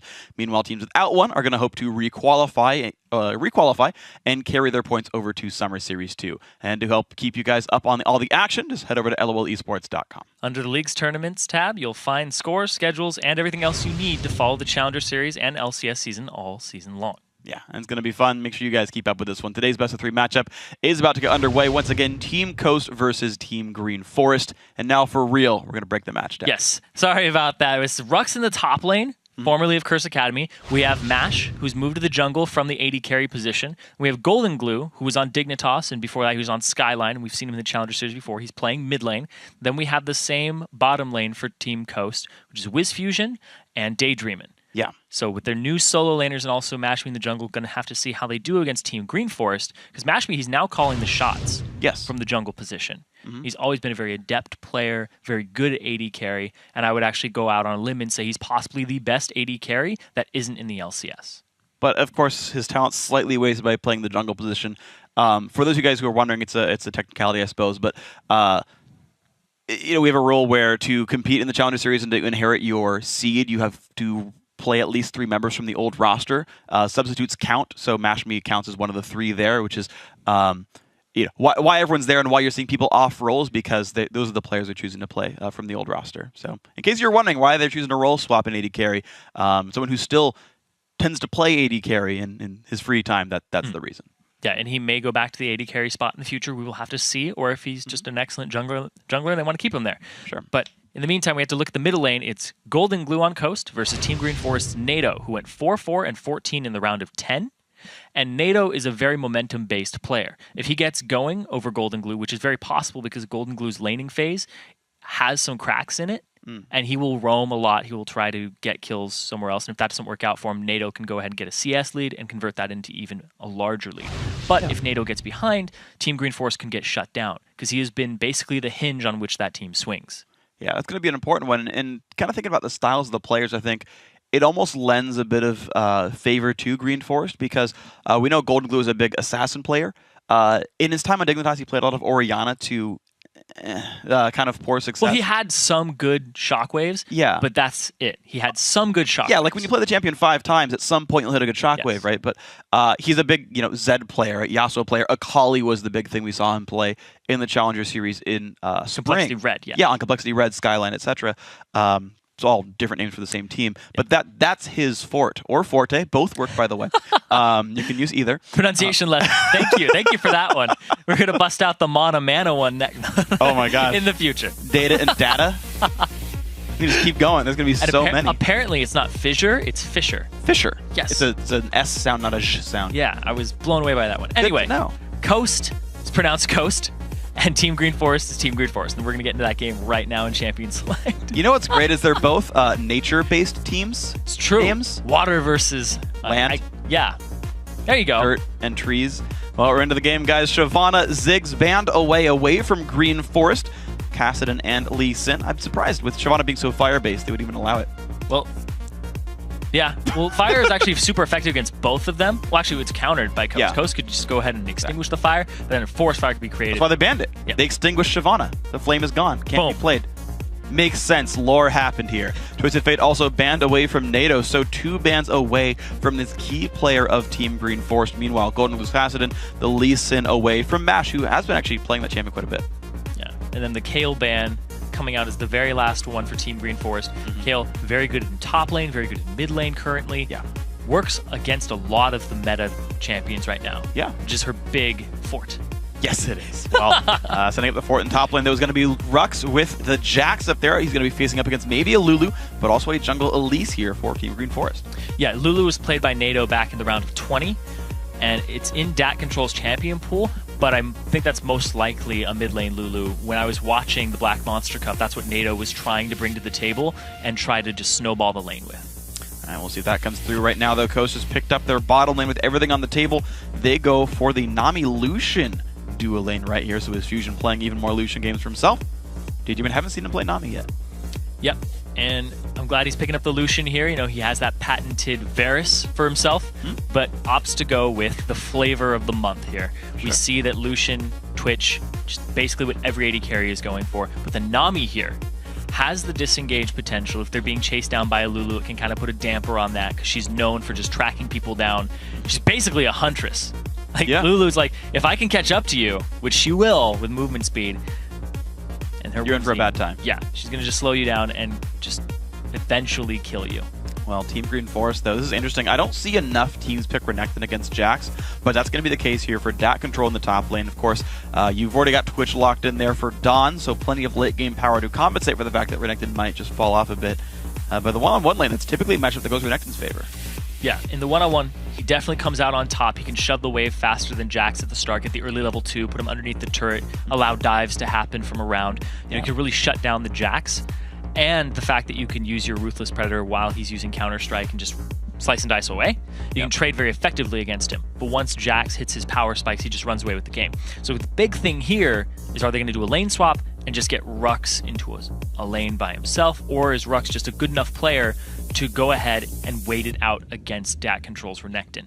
You know what's interesting about this, actually, is that it sucks in a 1-on-1 or a 2-on-0 sort of setup, because if you're not getting any farm, Jax needs items to work well, not just levels, whereas Renekton can kind of get away with it. And of course, again, the 1-on-1 you talked about, can Coast play around that, because by its own, it's going to be really rough. Well, 2 more champions come in, though. The Evelynn jungle there for MASH.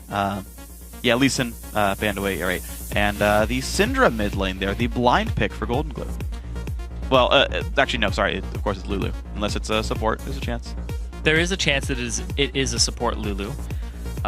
There still is Morgana on the table here. There's still a lot that can be used. I don't know if you'd pick Morgana into Nami completely willingly. No. Get the fish on a hook. Yep. And that's the best option for you there, is to pick Thresh into that. But the Syndra from Golden Glue, he's always loved those assassin burst type champions. He's loved things like Akali, Zed, etc. Things that have a big bursty ultimate that he can just get a kill and start running away with the game. Of course, he picks the Syndra into a Lulu, who's anti-burst. Yeah, true. Go ahead and wild growth yourself. You can go ahead and, looks like Syndra's setting up the combo. You go ahead and polymorph him, and you're perfectly fine. But Golden Glue, confident in his abilities, that he can go ahead and possibly roam, which is always been his style, is, you know what, I can lose lane, but let's just go somewhere else and create a play. He might be looking top to get Rux going, or whichever lane he ends up being in. So it's going to be interesting to look at. We kind of break down these team comps a little bit, because Team Green Forest looks very well-rounded. Yeah. You've got a front line that can get in there. Lulu can follow that up one. You've got tanks there to buy time for Twitch to kill everything. We saw that work really well for Evil Geniuses actually earlier today. It was with the Trundle, but the same kind of situation is beefy front line, wild growth, Twitch killing people. Other side Coast, they don't have a real front line.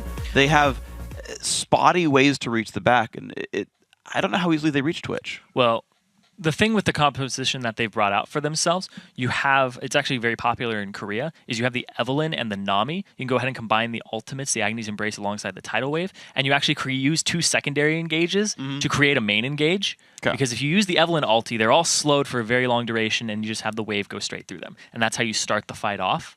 But the way they get to Twitch is you're going to have to get Jax into the back line somehow, whether it's a teleport onto a ward, or if you just set it up correctly and you get him when he's vulnerable. Brute force it. Yeah. Yeah, I feel like that is going to be difficult. Long-range stun with Syndra. Yeah, that's true. It's difficult. It's difficult. They have no point in clicks. I agree. Yeah, I think there's pick potential. I think that's the thing, right? You've got Evelynn, you've got Syndra. These guys are very good at doing these individual plays. And that's kind of the only way in, right? Like, it's weird to me that, like, that's kind of the comp from Team Coast. It doesn't have that one great singular purpose. What they can do, though, I suppose, is if they do set up Rux well, right? If Jax does eventually win his lane, eventually outscales the Renekton, then you can make the situation where you've got this split pushing Jax that needs an answer, and there's no immediate answer. because you're going to outscale the other split pusher. Lulu would probably lose the 1-on-1 as well, right? Like Twitch can have a hard time as well. And you're like, well, the rest of us can disengage. You know, we've got wave clear from Lucian, wave clear from Syndra, right? Nami's a great counter engage or disengage support as well. So I can see that working if Coast can be like, okay, Rux is big and the rest of us can play defense. Yeah, we're going to have to see how that goes because Rux getting big, it is Rux, and he loves carrying the game, whether it's on an Aatrox. He's carried with Renekton before, and now he has that late game scaler, Jax. The rest of his team isn't as suited to the late game when you swap it over to Team Green Forest side. They have a Lulu with a Twitch who's going to keep him safe. Twitch's late game is incredibly terrifying. Just shows up, has assassination potential as well as team fight potential. So there's a lot that Twitch brings to the table here that if they just go for a late game here, Jax just isn't auto-win, shut down everybody else. Yeah, I agree.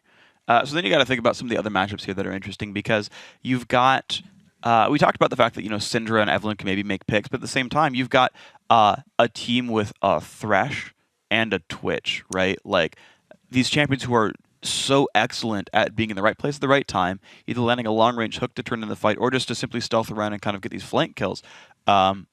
And there's like, I feel like there's just so many more things that Team Green Forest comp can do, right? There's so many more avenues they can attack the game from, so many more ways to control the game. And then there's no real ways for Coast to attack brushes. Like you've got like Lee Sin W, that's kind of it. Like there's so many like weaknesses here. You didn't get Lee Sin, it was banned. Or no, sorry, not Lee Sin, Lucian. Okay. I misspoke. Okay. Yeah, Lucian W, right? I was trying to follow you and I was like, okay, what's going on? Yeah, no, I apologize for that. Yeah, so like, it just feels like there's this one singular purpose of Coast. It's like, all right, I hope Jax wins, and it's like a bunch of like pretty good champions otherwise. Okay. And that's like my read on it, where it's like I wanna see it work because I like all those champions. Like I don't see enough Syndra; she's a lot of fun, but I just don't understand the purpose of that composition. Yeah, it just looks like it's a little bit of a scattered thing. They went with the theme though. They got a Nami on Coast. Yeah, good. So you know, auto win there for the. If there was a Maokai on Team Green Forest, then I'd give it to them too. But true, we see the Nami alongside the Evelynn, but I want to know how well has Mashmi adjusted to the jungle? Yeah. That's a big question here because Orenko, jungler by trade. Mashmi, not so much, but he is a mechanically sound player. He's very high up there. He's always been, he's 500 points in Challenger, so he's definitely in that upper half of that, and he knows how to play this game. Sure. You know, he's good at League of Legends, let's put it that way. Whether it's AD carry or whether he's in the jungle, but I want to know how good of a jungler he is. What are his map movements like? How can he direct a team? Yeah, and that's always kind of the difficult thing is, we talked about this, I think, yesterday with the Challenger series as well, is like, you know, when you're new to a role, you can generally lane pretty all right. That's one of the first things you pick up is like the basics of how my role works. I can clear the jungle, I can, you know, put wards down, I can use a sweeper, I can smite reasonably well. But it's all the intricacies because like every game is different. Every game of League of Legends is different, right? Yeah. Every single game is different. And your ability to pick up on the important parts of those differences, like, oh, well, the fact that he didn't ward top lane Tribrush means there's like 3 different things that I can do and set up and all these things that I can bait the butterfly effect in League of Legends. Yeah, and there's so many of those, right? And unless you've played jungle for 500 games or something, you know, in the season, right? Because the game itself also changes, so season 1 experience a little bit less relevant. You don't necessarily know the things to pick up on. And top level League of Legends, actually, if I can go one step further, is actually about decision making more than anything else. Like the players are roughly on mechanical parity. You don't just like auto win your matchup just because you show up. You are a better player because you have this wealth of knowledge and all these decisions that you can make that you're like, I'm going to outplay you strategically. Yes. I'm going to be in the right place at the right time, and you aren't. Thus, this gank works, right? It's like every gank that backfires is usually because you didn't think about something all the way through, right? Or sometimes they're mechanical misplays, but it's just understanding what you actually can do is what determines the win. Yeah, and also if the other team is a minute ahead of you, then they're definitely at a big advantage. Oh, yeah. They've warded it before you get there. They know what you're going to do, and they read you like a book. Absolutely. So there's a lot of mind games that come into things here, and also you have to prepare yourself, set yourself up for success by thinking ahead. You can't just react in the moment all the time. No, absolutely not. Then you're just a micro player. Yeah, and you've got to get the macro sense at the very least. At least have at least one guy who can do it to direct everyone else. But ideally, everyone's there. Yeah, to know what's going on. And speaking of butterfly effect here, we see that Sarah Sun has gone with the Ruby Crystal on the start, which means he's going to have the Sight Stone a little earlier. Unless Daydreamin gets about a kill in lane. Kill or 2, we'll see. But that means he's going to have it earlier. He's going to have the sweeper earlier So then he'll be able to deny vision in the bottom lane and create vision for Team Green Forest and have some dragon control. We have to see when the backs come out for the bottom lane and if that even actually is a factor. Yeah, it's interesting too because when you have a Ruby Crystal start, it's actually better in the 2v0 sort of setup because you can't actually utilize most of your GP10 items, most of the support GP10 items, aside from probably just Relic Shield in these random 2v0 lane swaps because you're not going to get any harass down on champions. You're not actually pushing turrets, so you're not getting much out of like Spell Thieves, for example. That said, looks like we are going to see the lane swap situation, right? Coast sending the dual lane to the top side. So Dadium is, unless they're doing a fast push, is not going to get any gold out of that item. And you're going to have a, as you said, really fast Sightstone that could really open the map for TGF. And also the fact that Rux is going to be... Actually, no, it's going to be a 4-on-0. That's what it looks like here. Rux is nowhere near that bottom lane. Yeah, they're going to go for a late invade. Go ahead and get themselves some red buff goodness. They are spotted out, though. So the route is seen by Team Green Forest, and now they know that it's a lane swap, too. This is interesting. So Green Forest, yeah, they didn't put any aggressive wards really down. It's just enough to spot what the invade was. And they see where it happens, and this actually allows Team Green Forest to grab the 2 buff start, even though you would think, you know, normally speaking, like, oh my gosh, all the buffs on the red side of the map are taken, but it will end up being a 2v2 start it out, and just a standard 2-on-0 lanes. We also saw that at the blue buff there, Arenko took all of the experience, then he shared experience with DAT Control on the little ones, and that still got him level 2. DAT Control is a very conscious decision to take a step backwards and let all of the experience go to Arenko for the early level 2. Yeah, that's the way teams are playing it right now. And actually, you can notice that they fully clear out the jungle as well. I know Jat talked about this as well in the commentary in the LCS today, but basically, the duo lane, right? If your duo lane is top, you own the northern and western jungles, and you should full clear those because it's actually your jungle at that point. The Wraiths will respawn, the Wolves will respawn. Those are the camps that you're going to take. You know, similarly for Team Green Forest, the southern and eastern jungles are theirs to clear, and so you fully clear them, and then you clear them again before you leave your lanes fully. Yeah, there's no real fast pushes coming out just yet. Just about another wave here. Yeah, this is the wave where you go for Dragon right now, unless, and I want to see this happen. Right now, actually, there's really good positioning in the mid lane to flank on this Lulu. He's going to go off to the side, though. His team is all there, and that pink ward from Elise has been placed in that ward bush very early on in the river. Well, and actually, just because they're just around enough, looks like there's not going to be any play for the Dragon right here. We see a lot of 3.5-minute Dragons, but I like that Coast's sort of jungle duo was near mid. They could react to Dragon if it had happened. Rux is going to go ahead and solo some wolves for himself, get himself some experience, and make sure that that Jax is well on his way. He has a little bit of an advantage here in terms of CS over DAT Control because he's been sharing more with Mash, who's level 2 to the level 3 of Arenko. But it's not really going to make a difference at all until fights actually start happening. There's going to be no contact for a little while because everybody's just going around with the jungle. It's 4 minutes in, and nobody's fast pushing this. They're just now getting damage onto the turrets. This is working pretty well, actually. To be honest, like you're gonna get a. Oh my gosh, Rux. He's got it. Yep. All right, timed it out. He's level 3 after that one. So if you're gonna put him in a decent spot, DAT Control in level 2. Ooh, flash forced away by NATO already. A flash for nothing. Well played, Coast. That sets up Golden Glue a lot because when you don't have your flash versus a Syndra, the next stun means he's gonna get a full combo on you, regardless of having ultimate or not. He also has the ignite for kill potential in lane, and another visit from Mash is definitely going to happen. Yeah, right now, though, it's like the Lulu's a little bit too far back. Mashby is going to... Yeah, there we go. Oh, Sarasun. Okay, gonna be interesting battle. Also getting collapsed on here. Yeah, he's got to be careful. Flashed away because a Flash Flay could have meant death there on that one. And look at this. Arenko does sweep away the trinket. Yeah, you should flash instead of risking it. You always early flash things like that. Because if the possibility comes out and you don't have the reaction time, because they're basically inputting their abilities, not on a reaction, they're just doing it as an aggressive move. Yeah. You won't be able to react in time. Yeah. So it's going to be the case for these guys. So, bottom lane, freeze right there for Dawn. It's actually going to be Sarasun recalling back, leaving Twitch to gain solo experience. Now that Thresh is 3, to be honest, it's probably the right time. Gets the Sight Stone down there, Pink Ward as well. It's about the right time for those kind of items. Dadium has gotten some money from attacking the turret. He did push a little bit there and cash in somewhat. But DAT Control, of course, is around to soak up experience. And the honorary junglers are now back into their top lanes. Back into their solo lanes here. We see Rux in the bottom. He's actually going to be one-on-oneing Dawn currently. That's going to be a difficult one for Jax. It's level 3 versus level 4. It's difficult for any bruiser. Well, sure. Face an AD carry early on. And Sarasan, he's actually going to... He's looking for the pink ward in the bush. Because he has the early Sightstone. He has the sweeper completed. He actually pink wards the side bush. But I don't think he saw the Evelyn, but he was like, if there's an Evelyn there and I get jumped on, it's going to be bad time. So played a little more defensively. Mashme's actually going to get spotted there by... Ooh. Huh. All right. All right. He got seen by Arenko, though. Just barely. Well, it's going to be Mashme still waiting around to the wing. I don't know if he knows he got seen, though, is the thing. So you've got to be a bit careful on this one. More wave clear coming out from Golden Glue right now. He is, by the way, 12 minions up on NATO in this heads-up matchup. We have seen some visits from Mash to force a flash away, you know, maybe scare him off a little bit, but generally speaking, that one-on-one is going Coast's way. You actually see a 200 gold lead for the team.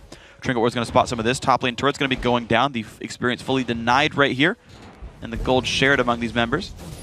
DAC control only level 4, only 8 CS. Rux, though, in a similarly weak position right here. It's going to be some time until these top laners power up. Yeah, he's trying to soak up experience. Yeah, he basically took free damage there. He's going to have this big wave coming to him, but look at this. Team Green Forest, they know this monster wave is coming down bottom. They're collapsing with 4 members, so Rux either has to back off and get denied all of the CS and gold and experience, give up the turret, or he gets killed. Yep. And loses it all anyway. So he's going to back off of this one. No one's really there to defend him. No support recalls and jungle recalls don't come in time to make that a 3 versus 3, so a lot of gold lost, and down goes the turret. Team Green Forest answer. They stay within 200 gold. Golden Glue NATO again, going for a bit of a trade, but Golden Glue's low on mana there. Shield, bit of damage comes out. No big deal, though. Yeah, backs haven't come out for the mid laners. We also see that Dawn hasn't backed just yet, and there's a BF sword on Lucian. So he has to back now, because he's no longer able to stay in this lane. Yep, and so he goes for it at about 2,000 gold, so... Gonna give him Cutlass and maybe like Boots and a Dagger, but that's about it here. Actually, can't quite afford it. We'll see. Cutlass. He's waiting for ambient gold for Dagger if he's waiting in the fountain right here. And now we see the top laner actually double the CS now for DAC control. Well done with the Dagger, Boots, and Water. Hey, that time I had the dollars on screen. Yesterday it was actually just guessing based on CS. So it's really good.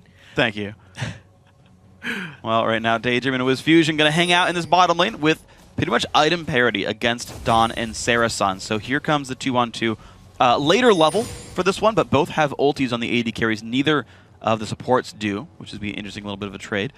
Oh, wow. Elise gets around without getting spotted by a ward. Pink wards the brush to make sure she's safe. And now, just shows her to push the turret down. Mashme's here too, but there is an ultimate on DAC control to the no ultimates between Rux and Mash.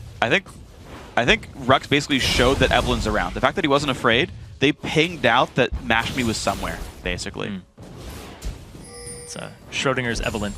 Yeah, Schrodinger's Evelyn. If somebody acts weird, definitely there, but you can kind of bait people into that too. Yeah, that's a lot more risky than throwing a lantern backwards. Yeah, it is. Because it's like the ham version of that. Well, Pink Ward finally goes down though. Coast Golden Glue does remove this one. 11 minion lead still there. That's kind of like that. I can't tell if they're playing dumb or if there's an Evelyn there. Yeah. Invisible or dumb? That's the real question. You gotta guess right. Yeah. Or it's gonna be bad. You do. So we're reaching the power spikes right now for Jack. As soon as he hits 6, it's a big boon for him. When he hits 9 and 13, especially in comparison to Renekton. But he's very item based, and he's been shut down in the early game. He has half the CS of DAC control. Yes. To the point that when the backs come out, DAC control's still going to have an advantage over him by a good margin. Well, that's going to be a bit of a concern then, because Coast first picked that champion, and it's not working for him so far. Rux, the replacement for Zion Spartan, a very good player, Rux, to be fair, but pretty similar playstyle. Yeah. Too. They both like trying to run away with the game and split push the top lane. And now Rux, he uses his TP to get back into the top lane, but now it's the bottom lane. It's the former LCS bottom lane against Dawn and Sarasan. Kind of shows in the CS too. Yeah, they're doing pretty great on this one overall. I got to pretty much commend Wiz Fusion Data with a bunch of damage comes through to NATO. The ulti popped as well. Trades one back, and Mashme does not put enough damage down with the Evelyn ultimate to get this kill. Forced to flash away. Mashme really defensive with his flashes. He's using them at good times, though. He's Yeah. making sure that nothing could possibly happen. Because if he got EQ'd or even E'd, the Q would have come out afterwards, and they ignite. And it's very possible that with the slow of the Glitter Lance, that Arenko could have caught up. So he's just not even gonna risk it because he already used his W, so he wouldn't have been able to get out of Glitter Lance slow. Oh, it is a very risk-averse style, and right now, to be honest, it's working for Coast. A 500 gold lead. Bubble hits Dawn. This is not good for Twitch. Nice juke right there. Blocks it all. Tidal Wave comes in. Not going to hit the Twitch, but it's 2 Summoner Spells. No, 3 Summoner Spells lost for Team Green Forest with none used by Coast. And now Mash is in the bottom lane. He's going to help push this turret down. Eve does very well if there's a minion wave there that he can go ahead and use his Ravage off of to get the bonus attack speed. And that seems to be the style right now for Coast after getting the first turret, is that they want more. They want more of these objectives. And they're going to get some decent damage down. Looks this, they're going to go for the early back. This is, I think it's enough money for BT for Wiz Fusion. Yeah, he will get the Bloodthirster off of this. Yep, that's exactly enough money. Yeah, it's enough money. So BT for Wiz Fusion, and then this does give the chance for this team to set up for Dragon. Now, Nato's trying to do it now while the dual lane is recalled, but it's a short window. They're all there, though, and now Nashmi is nowhere near. They know that the bat came out for the bottom lane, and now they give up a dragon. It's going to give, actually, a gold lead to Team Green Forest. That's just unfortunate, like really bad timing by Coast, though. They pushed them out of the lane, did nothing with it, recalled late, and gave up map control. You don't normally push your opponents out of lane and give up an objective because of it, but bad timing by Coast, and a great capitalization by TGF. Yeah, it's all about that back and that buy window, because we already saw that Dawn had backed. He got boots for himself, and then in the meantime Wiz Fusion backed, but it was a couple seconds delayed. That by the time he got to Dragon, he was already gone, so they had no chance there. So well played with these guys. Equal gold now between these teams. Ooh, a lot of damage. Slow. Dawn's got to be pretty careful. Not the best culling, though. We're going to take a couple of shots. Dawn does stay safe, but Team Green Forest, that Dragon only puts them at a 200 gold lead right there. They do have the advantage, but it's not very big. They sweep it, but they don't get that ward in the back. And Mashmi is now down bottom. He knows that the other junglers here, Renko, is off on the side, and that it's time for the blue buff. Well, here comes the attempt. 13 minutes, 20 seconds into the game. Oh, is he going to get spotted by Dawn? Oh, he's got to be careful. The flay, the hook, not going to land either. Mashmi walking away, pops the ulti, the flash play, the box comes down. Mash is not in a good spot, and he gets crushed down right there. First blood goes over to TGF Arenko's Elise. Yeah, not enough ward coverage there, but there's Golden Glue. A lot of damage. Nice flash gets him away from the bubble. The Lulu ulti as well, keeping his health bar up just enough. Blue buff now being taken as well. Smite and no steals. It's going to be Nato grabbing the blue buff there. Team Green Forest just turned it on in the last minute. Yeah, Mashmi didn't have his flash, went for an aggressive invade there. They collapsed on him because they needed the help, because it was very possible. It was Schrodinger's Evelyn, right? Go ahead and be like, all right, he can be anywhere, so if we're going to go do blue, he could steal it. Let's go help our jungler. And it comes up big for them. The hook didn't even land, but if it did, it would have been an even faster death. Instead, they blow the flash to get the distance closed. And the Dark Frenzy was already used, so he couldn't walk through the box, and then used to get rid of the slow. But man, the duel's up top. Yeah, well, you're seeing a lot of damage come out of that control right there, and Rux does not have his sustain core right now. It's just the double Doran's Blade. No Vamp Scepter out yet for this Jax.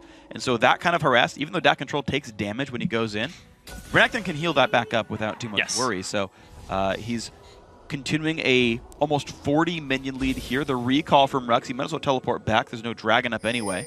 He's actually going to lose a wave of XP because of this. It's actually, the turret will go down for this one. So top lane, big advantage Team Green Forest. Mid lane, advantage to Golden Blue. Bot lane, fairly equal. It's actually very good that he didn't teleport top, because they would have converged on him there. We saw that Nato was off on that side, that Arenko was making a move there too, in Sarasun. It would have basically been what happened in the LMQ versus TSM, where we saw the top laner for LMQ, Ackerman, TP to the top lane. They're like, oh, we're all here, we're ready for you. And then he had to blow his flash get out. But look at Dawn, they're ready for him. Oh, they are ready for him. Dawn's not going to be liking this one. Kill picked up by a Tager means Ignite tick, but that is still a kill nonetheless. And the bot lane turret going down. So back and forth, these teams are trading advantages over and over and over again. But right now, it does mean a gold lead goes back Coast's way, plus 700 gold. Return to the scene of the crime and get an advantage. Very good choice. Found the Twitch there. the gangster Twitch, too. Yeah, that was unfortunate for that guy. 4-man pushed under the bot lane. Rux has not been able to buy any items, but the bubble will hit onto Sarah Sun. Some good harass comes through. They're staying for this turret, but maybe staying a little bit too long. Nah, WizFusion gets one more attack down. Down it goes. Nado off in the wing, spotted by a ward. Sarah Sun taking a big burst of damage. Culling nearly picks him down, but the summoner heal not going to be enough there. 1 kill picked up. DAC control in the mix. A lot of AoE coming down, and it's just kill trade back and forth, but overall 2-for-1 Coast lead. Team Green Forest, they're not going to get anything else. There's a great culling and aggressive play there by WizFusion to flash forward and also use the heal for the bonus movement speed so that you could get in there. And then DAC Control comes in, uses the Tiamat. So much fury on his Call of the Meek that the damage that they dealt was incredible. Now Coast has a gold lead. They're up 2 turrets after that push. This is all culminating from the bottom lane too. And so we see here, Rux goes in, he gets the stun after flashing onto 2 people, and the culling almost takes out Sarah Sun, but then he flashes forward and picks it up for himself. But right here, DAC Control just goes huge with the damage there. Just chunks everybody down, but unfortunately, he's not tanky right now. When you have the Tiamat and that's it, you have no defensive stats. You're going to be very squishy. Yeah, I mean, think about it, right? This is a lane swapped game. It was 2v0s. He's only level 10 right there, so he's missing out on that rank 2 ulti that Golden Glue has, right? That'd be another 200-something health that Renekton would have. The extra damage, maybe having a chain vest in there, right, might have just been enough to keep him alive, but when your top lane is held down, and the enemy top lane is held down, you can turn back onto him in the team fight, and you saw that right there. Yeah, and the big thing with Renekton is that his base stats in terms of HP per level are very low in comparison to Jax.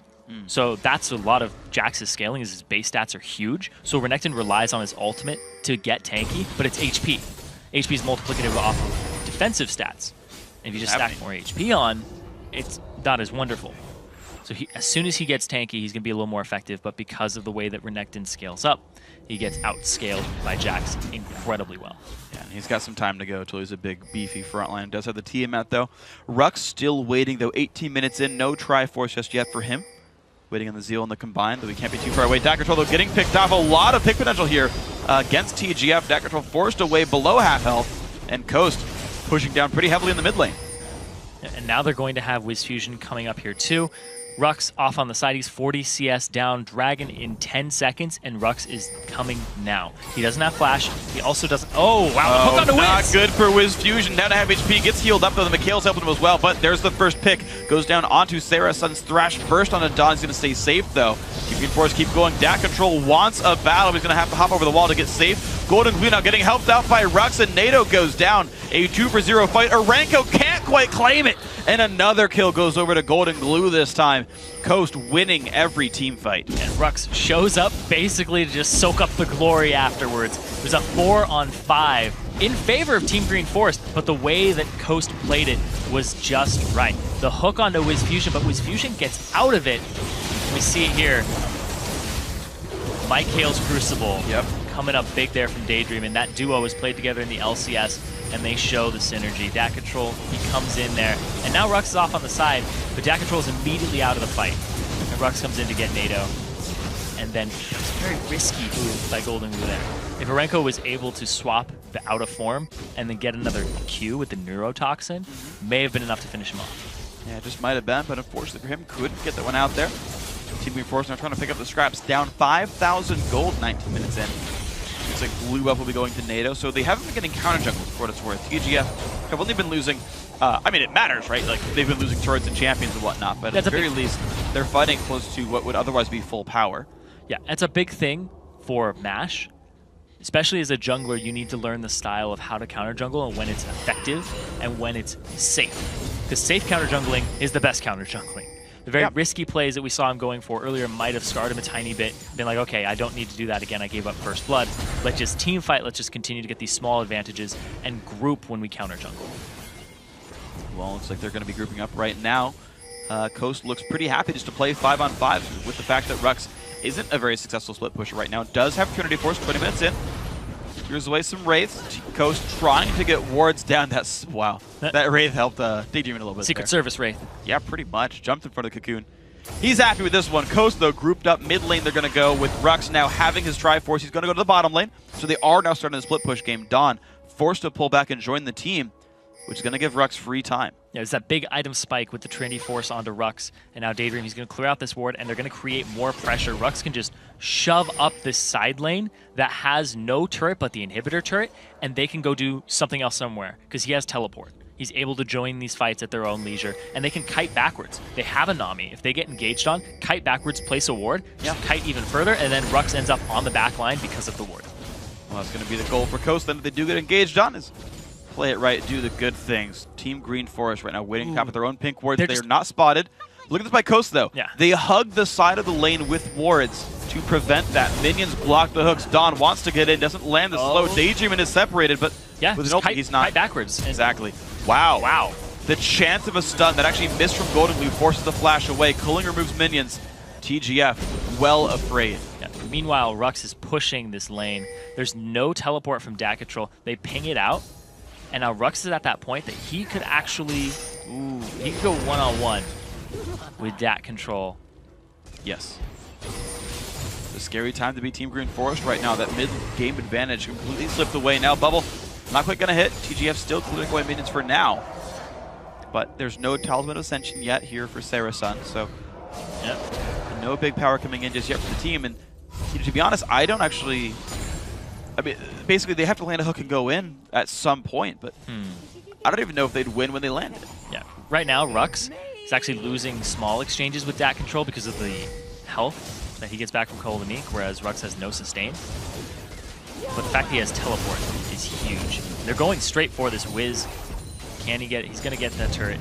And they're just getting these objectives purely from just flexing their muscles. Now Rux. Wow, really good play by DAC control. Actually, Rux got to be a bit careful, but hey, look, there's a Syndra. Putting some damage down. NATO, the cocoon nearly landed, but Golden Glue gets hooked up. Good McHale keeps him safe. And it's going to be Coast getting away from this one. Still running, though. DAC control wants another way in. Put the trinket down. Rux, again, separated. He's got the slice and the flash. He's not going to go for it. No, he's not. He's going to be all right for this one. There was a trinket hop available for Rux if he wanted it, so looks like he stays safe. Hook not going to land. Super juked. On the other side, he's going for maybe the Cinder there. Didn't find it.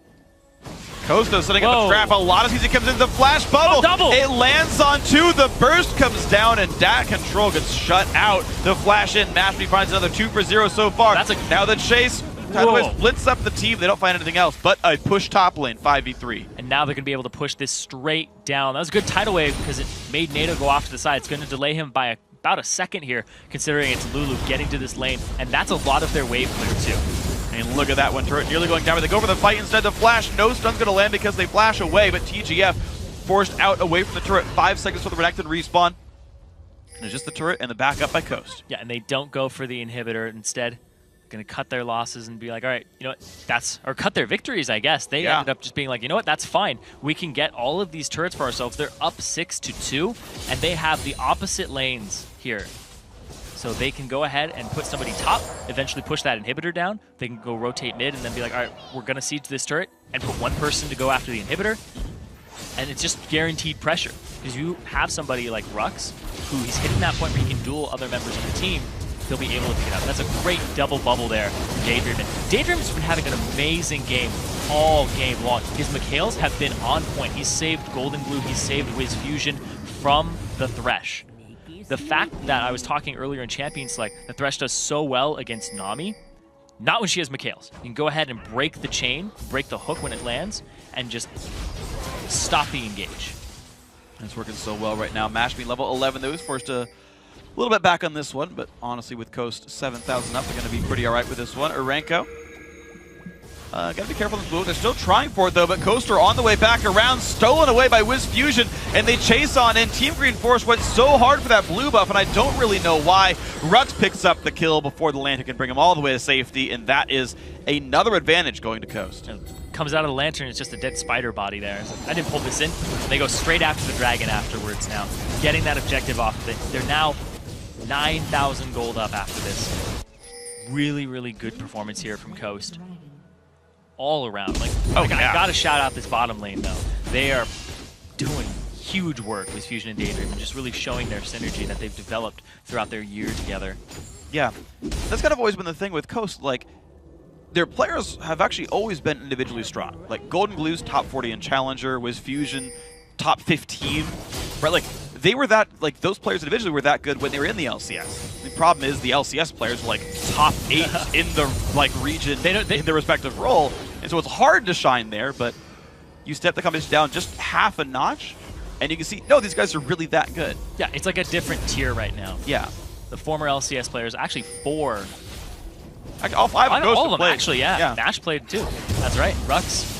Original GGU roster. Yep. Nash nearly it took, does get away for this one. Coast looking pretty happy right there. Over a 10,000 lead now, 33. Dat control, he's going to face check another rush. Stunned up, the burst comes down, pops the ulti, flashes the wall. Ignite's not going to claim into the victim, but a 400 health Renekton, not exactly useful. Yeah, and at the same time, there's no teleport on Rux right now, and they're going after this middle turret for Team Green Force, but at the same time, look at that, a 4-man push top. They're going to lose an inhibitor for this. Yeah, they're trading basically top inhib for mid lane outer turret, and Coast knows the recalls are going to be slow. Big damage comes in with Fusion, cheating towards the front. Arenko actually gets spotted out by Rux, so they know it's a 4v4, meaning Coast can continue to play aggressively. Rux got to be a bit careful in his 1v2. Don wants in on this. He's trying to stop the backs and keep tabs on them as his team collapses behind him. They're trying to do what they can to kill off Rux right away, though. Ruin King used. No stun's going to land. He's going to jump to a minion. Rux is safe. Ulti popped by Dawn for no gain right here. And now he's got to be careful. Coaster coming in. I think he's okay. He's going to get himself out with the ambush, the movement speed. Now Rux is going to have to back. His teleport is up in about 40 seconds. We'll have to see what they end up doing with it because Dat Control does not have his for a much longer period of time. And now they have super minions in the top lane, so go ahead and split push the other lanes. Exactly. There's a lot to do right here. Rux, again, as you mentioned, teleport up very soon. Does let him go somewhere else if he wants to. He's actually still down 30 minions, but he's finding a way to be useful in fights regardless. Of course, picking up kills will help you. So Golden Glue is using his Q to stack up how many orbs he has for when he bursts somebody. Ooh. Yep. That's going to be scary. You're going to take a lot of damage. Also, yeah, you get a lot of stuns, you get a lot of ulti damage. All the above is going to be great for Syndra. Not going to happen, though. Team Green Force calls the bluff and just says, you know, we're just going to go for mid lane turret, but there's the engaged Tidal Wave. Evil not going to land the Tidal Wave, though, and it means that actually TGF get away without taking too much damage, but now can Coast keep going? Right now they're looking for the way in. Aranko jumps over the wall. He's safe for now. Glitterlance lands on the 2. And there's the recall. Coast get nothing for that. Team Green Force get the tier 2 turret and to get out. Good ulti by Mash, but the follow-up by Daydreamer, like I was saying, they have the 2 secondary engages, which create a primary engage. But if they land, they both have to land. That is the thing. If you miss one of them, it's just going to flub it. Yep. It's 2 halves make a hole, and until you get both of them in there, it's not going to be enough right there. It's actually an interesting observation, actually. It's happened in, of course, CLG versus Dignitas, where they said, screw it, we can't stop Baron, go down mid. At a certain point, Baron baits become, you don't just rush Baron, because the metagame will be they don't check us anyway. Oh, Aranko with a very, very late jump over. He is going down. He missed the lantern, too, because he flashed over. Yeah. That was not ideal. So now it's Baron plus a kill now. Team Coast with a inhibitor dead in the top lane as well. There's so much these guys can do. It's a huge amount of pressure now that Coast can apply for very little risk. Because they have the Baron, because they have such a large advantage, they're going to go ahead and claim towers so quickly. Rux is just going to tank that up, use his ultimate. Now get another inhibitor for themselves. These turrets are just crumbling, and Coast are looking in prime shape despite the roster changes. Coast looking awesome. 13,000 gold, a little bit of slows coming out, and the respawns come through. Coast wearing a Baron and 2 dead inhibitors to keep this pressure going under 30 minutes, and they're looking to close this game up before too long. Dragons at a minute 40. Spend their gold from Baron. Yeah, they've got like 3,000 gold on some people. You probably buy at that point. Yeah, I would say that's the point that you want to buy at. Go ahead and get yourself a full item immediately. Don't even get pieces. And the big thing there is it's a great choice because a lot of them had 3,000 gold. So they were basically only 4,000 gold up. Yeah. Combat stats. Well, plus Baron, but yeah. Yeah. At that in their inventories. Because gold in your inventory is not gold in terms of stats. You can't hit anyone with a bag of gold. You could. Not Apparently in League of Legends. It doesn't hurt that much. Not in League of Legends. No. You cannot swing your wallet. Actually, LoL uses credit cards. So, I mean, no matter how much money it doesn't do any more damage. Yeah. So, there Makes you go. sense. Yeah, see? Oh, here we go. Wiz Fusion going to start the push in the bot lane. They're actually taking their time, though. Golden Glue taking his blue buff over on the left-hand side of the map. They're certainly not rushing this game down. No. They're going to say, you know what, you're not going to contest us. We've got enough wards that'll watch you come down the map. Take all the gold, for whatever reason. Grab the buffs. Now let's group up. But it's just one push till Coast should win. Look at that. Wiz Fusion, he's in no rush. He's just sitting there. Yeah, I'll CS1. Okay, now my team's here. But TGF, they're looking for a pick. They're all in this bush. They have the pink ward down. They know they haven't been spotted. So looking for the all-in here. It's going to be a 4-on-5 until Golden Glue gets there. 4-on-5. The hook's going to go in. Mashby gets found out. A lot of burst comes in. He's got to be careful. There's the box coming down. 1 kill picked up, though. Mashby just won't go down. That's the power of a gold lead. Dat Control dives to the back line, but doesn't find anything. 2 for 0 so far. The health bar is diminishing. 1 more kill picked up, and only Dat Control is alive despite the bait, despite the pick in the 4v5. The gold lead was too much. Rux TP's top lane. That's going to be the game. Team Coast going to take out game 1, only giving up 2 kills the whole way through. Yeah, we saw the hook land onto Daydreamin', and the perfect tidal wave that hit everybody comes out, playing that Nami perfectly. They end up with a much-deserved victory here for Team Coast, despite the new roster. That lane, that bottom lane, coming up big. 6-0-9 for Wiz, 2-0-13 for Daydreamin'. All across the board, fantastic performance. The only deaths were Mashmi in the jungle. Yeah. One was counter-jungling. Yep. Wasn't completely covered. The other one was in team fight. Yeah. Pretty forgivable as far as the second one is concerned. So you have a 8-0-22 bot lane right now. I know in Europe we have like a 95 KDA bot lane of Gamers 2, Dude and Yuki. So now we've got a 30 KDA bot lane here in the North American Challenger Series. I like seeing like ludicrously high stats. I know it's just one game. I realize it's kind of technically facetious. Undefined KDAs. Yeah, well, they haven't died. But as we do the stats, we just pretend it's 1 death total. You're not wrong. No. Just I hate you. Coast. That's probably the best line I've ever done in casting.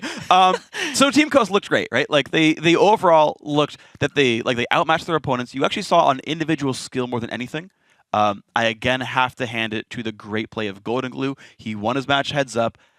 I'm going to say again the caveat of like, okay, Mash forced a flash, but like that's still winning matchup heads up pretty much. Like one flash doesn't like make you win the lane for free. So Golden Glue filling in for Shifter, doing well. Rux filling in for Zion Spartan, 2-0-7, was held down, still had a presence in team fights, filling in quite well. Yeah, and Rux's style is very similar to Zion Spartan's. He's basically playing the same champions as him too. True. Just Jax, let's go top lane, that's fine. Go ahead and do that. So getting into game 2 though, if Team Green Forest want to pull out a win, they have to step up their game in a macro team sense. Yeah. Because they're not going to out-micro them, and they're not going to beat them just in one-on-one individual skill. Yeah. And I don't know how they do it. They need to take early dragon control. They got the lane swap, and they didn't do anything with it. They didn't go for the dragon. They were like, okay, we're doing some slow pushes. They didn't abuse the slow push that Coast was pushing. Well, yeah, I mean, think about it, right? They took the tier 1 turret second, right? Yeah. So Coast had already gotten the recall, already gotten the purchase, already showed up to lane. And then Twitch is later on this one, has to get into lane late, right? And with slightly inferior items because of the build paths.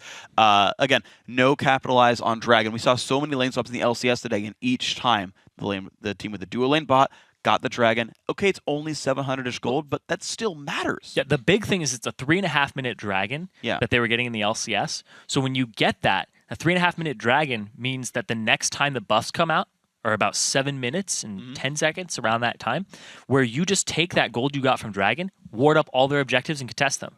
True. And you get like you get 2 wards per person pretty much at that point. It's very early on. Still, it's a big gold lead. And it gives you a margin of error that you normally don't have. Yeah. I gotta say, I agree with you. I think having that be available is pretty important. Team Green Forest, if they can make more things happen in the mid game, right? Like they had these opportunities for advantages, right? How far Dat Control was ahead of Rux in the top lane. And then the fact that Mashmi was there being like, if you dive, I'll counter gank. But it's like, well, then set up a 4-man gank, right? Set up a 3-man dive. Set up something before. Come in from behind the turret and flush Evelyn out, then turn back in for the turret. Like, there's all these things that you can do. And again, I think that for a team to play properly, they should be playing aggressively. Yes. They should be finding advantages, anything that's a high percentage play, and making that play and setting up for it. There's ways to do it, right? And my test is, if you were playing SKT-T1K, would they have killed you here? The answer is probably yes, right? Like, what was there a play that one of the teams better than you? Because you're a challenger, of course, you've got room to grow. You're still good, but there's room to grow. Would a better team have found a play to make here? And the answer is probably yes, and it's up to you as a team to find those places to make action. And that's the true thing, I think, is finding places to make action, go get a win. WWFD, what would Faker do? What would Faker do? Yep. I think it's the right way to play League of Legends. What would Faker do? Because he'll win more games than you will. It's true. All right. Well, we're going to see ourselves getting into Game 2. We're going to take a quick break, but when we return, Team Coast continues its bid for a return to the LCS. We're going to see if Team Green Forest can stop them right after this.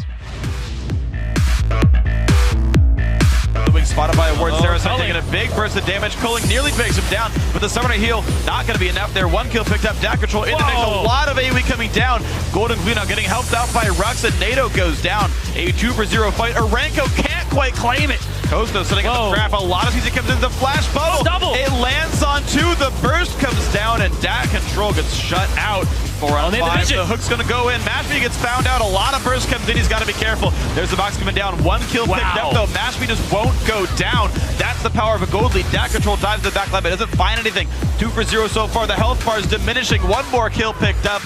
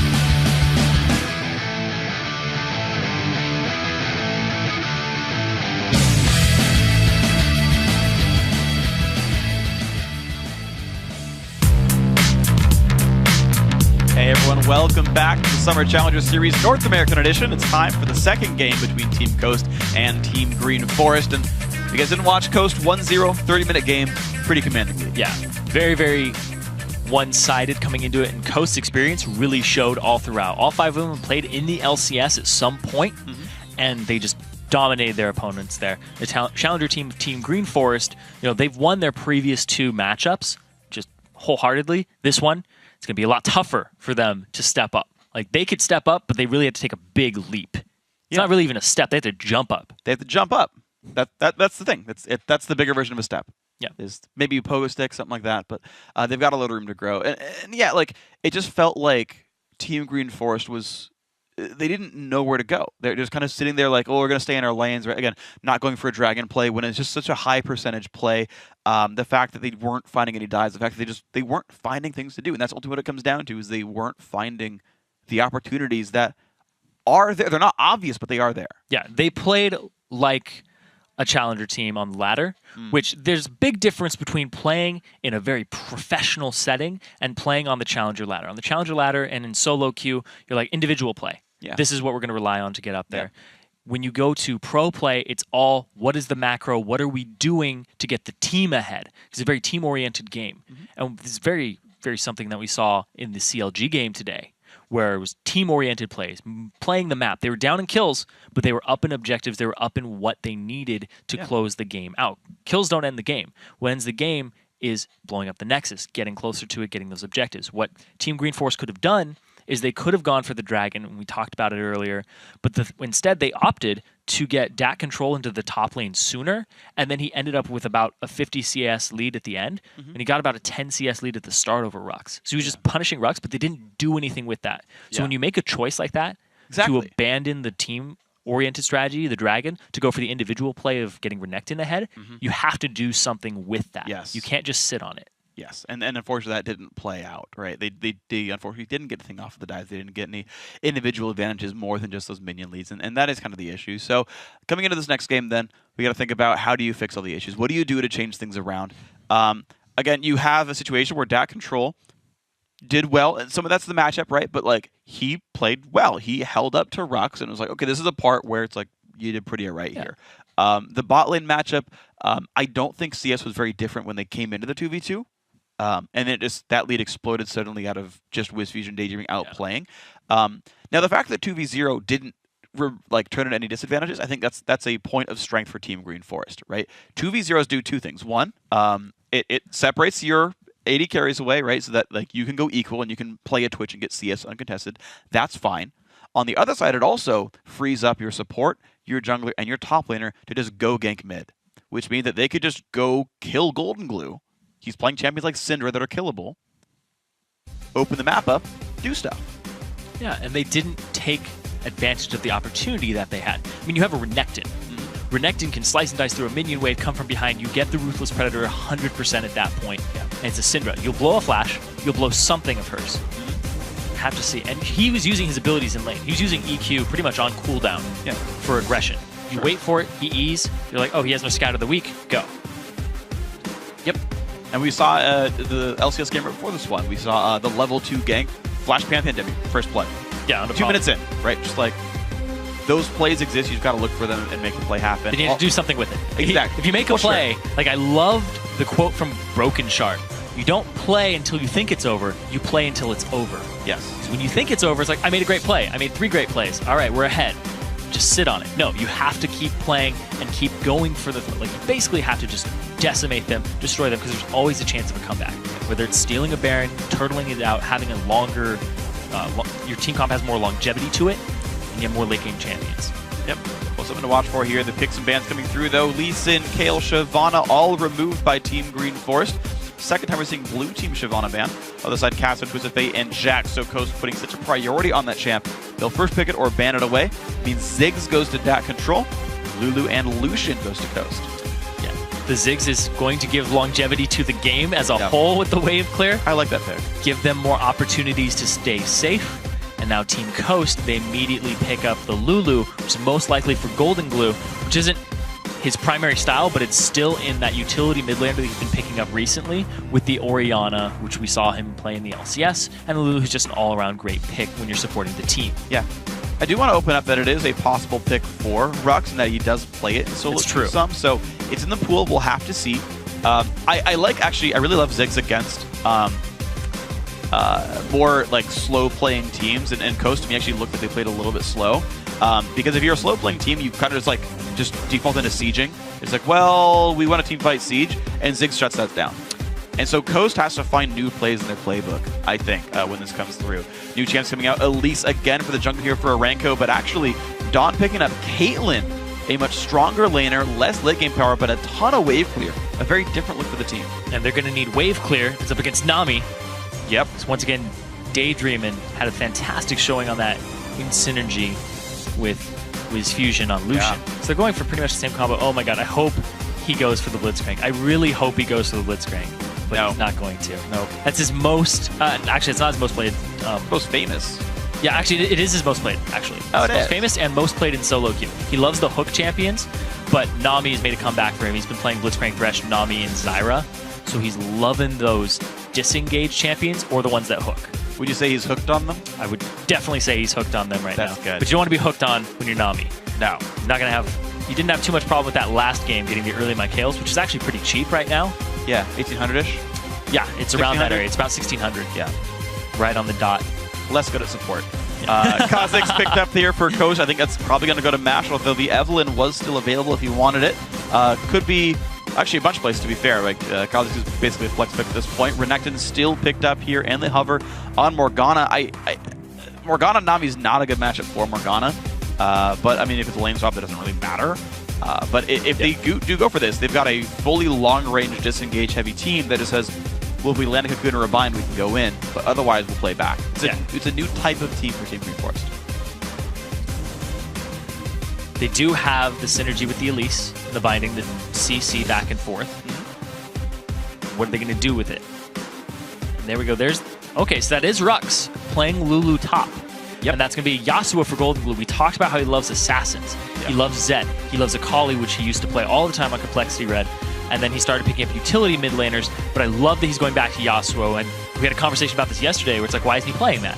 He would be amazing on that champion. Apparently he is. Good. In conjunction with Rux, who's been playing Lulu top, who's a big lane bully. Yeah. Lulu and Kale up in the top lane crush all other top laners right now during levels 1 through 5, and even a little further than that. Because they just auto-attack routes, they can wave clear on top of you, and they just get huge bonuses to their just regular, just swing at you damage. Them help picks and Righteous Fury.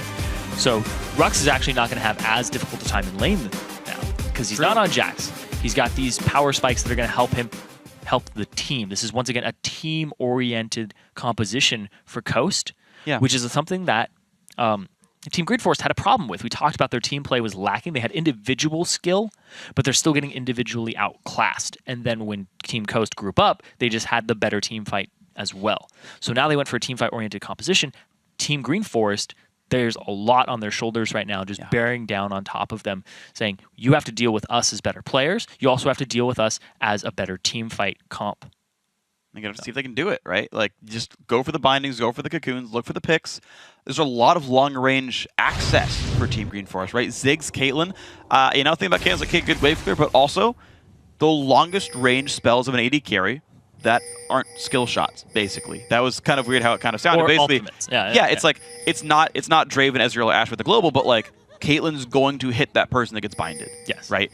And like, she's going to participate in those catches, and that's how Team Green Forest tries to win. Yeah, and there's no retaliation either, for the most part. Like, the opposite person, like if he binds Lucian, he's got 100 range advantage on him. You can go ahead and black shield the Caitlyn. You won't break it in time. That's absolutely true. So we'll see how they can play around this. Right now, though, Coast looking at another lane swap here, the second time in a row.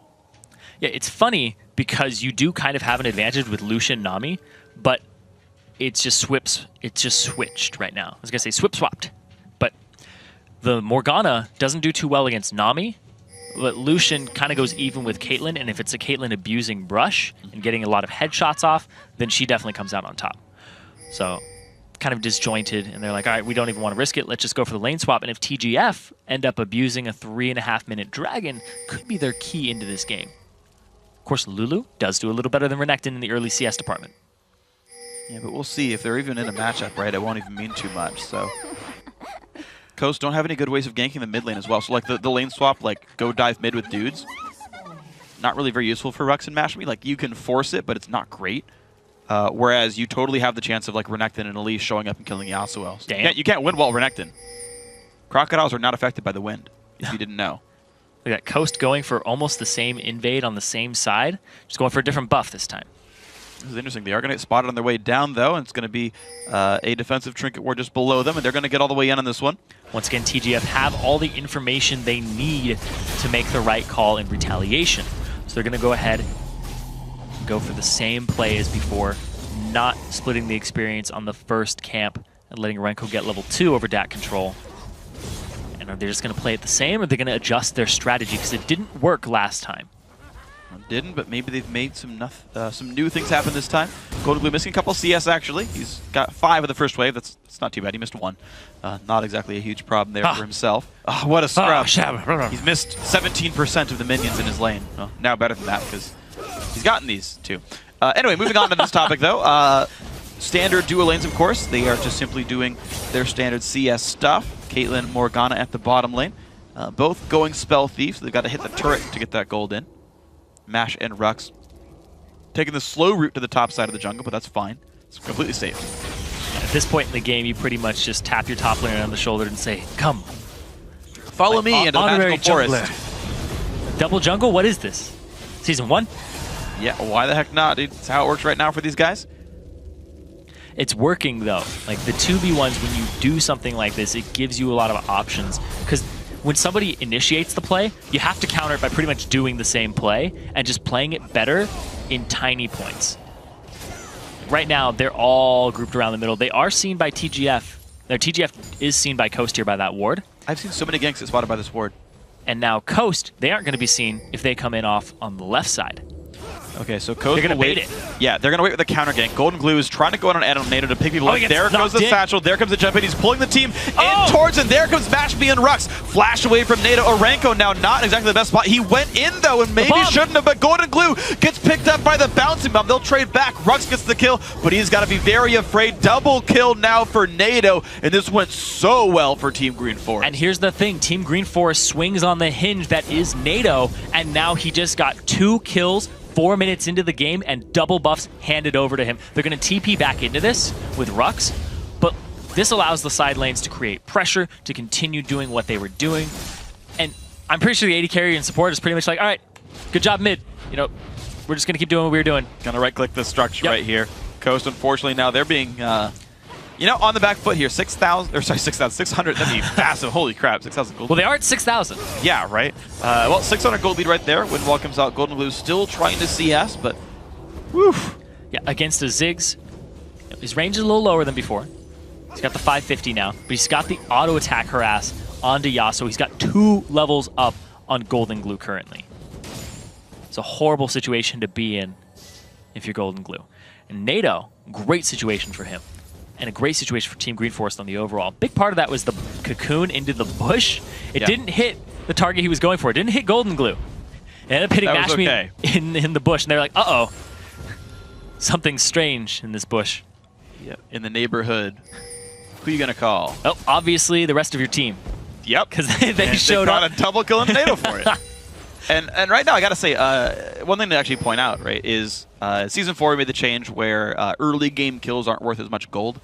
Those kills happen around 4 minutes. Those are full value kills. You're seeing some nice items on NATO. Fiendish Codex plus a second Doran's Ring. So he's got so much ability power right now. He will clear waves incredibly fast. He can join up other lanes very, very quickly as well.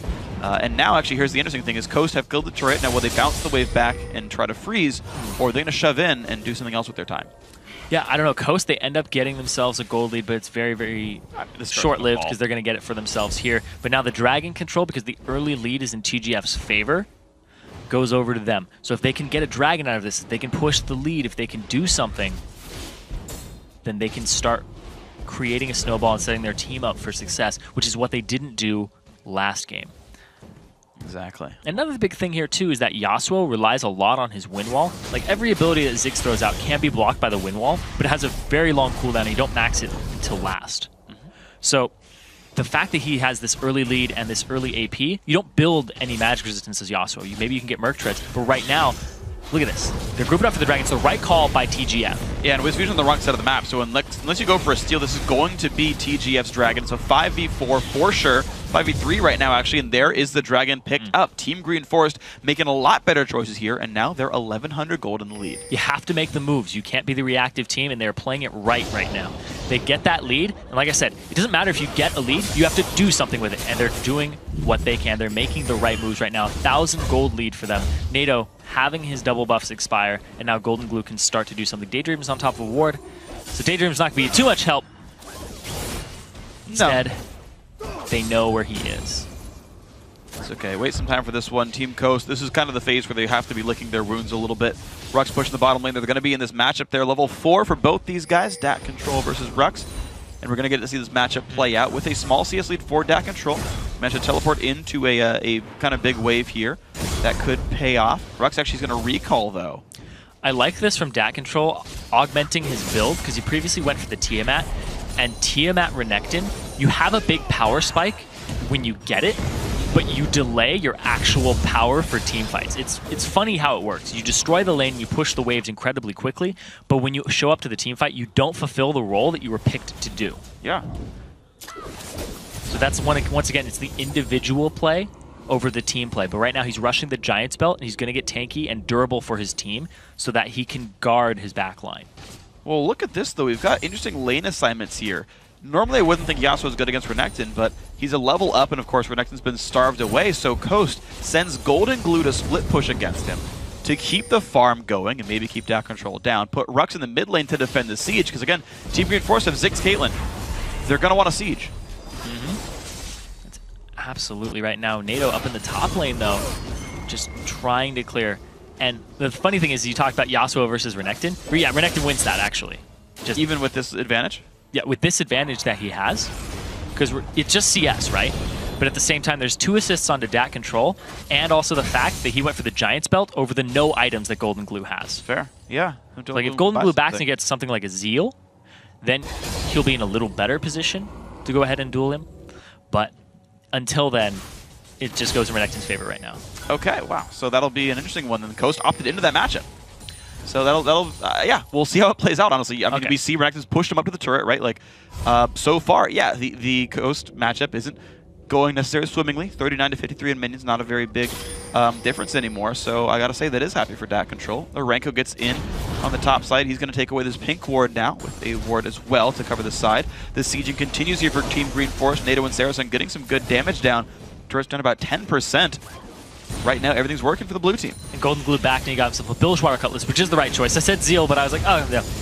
That's fine. Sustain.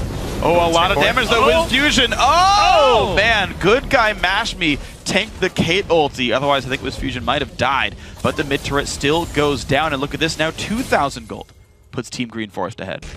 Yeah, they're making the right moves this game against Team Coast.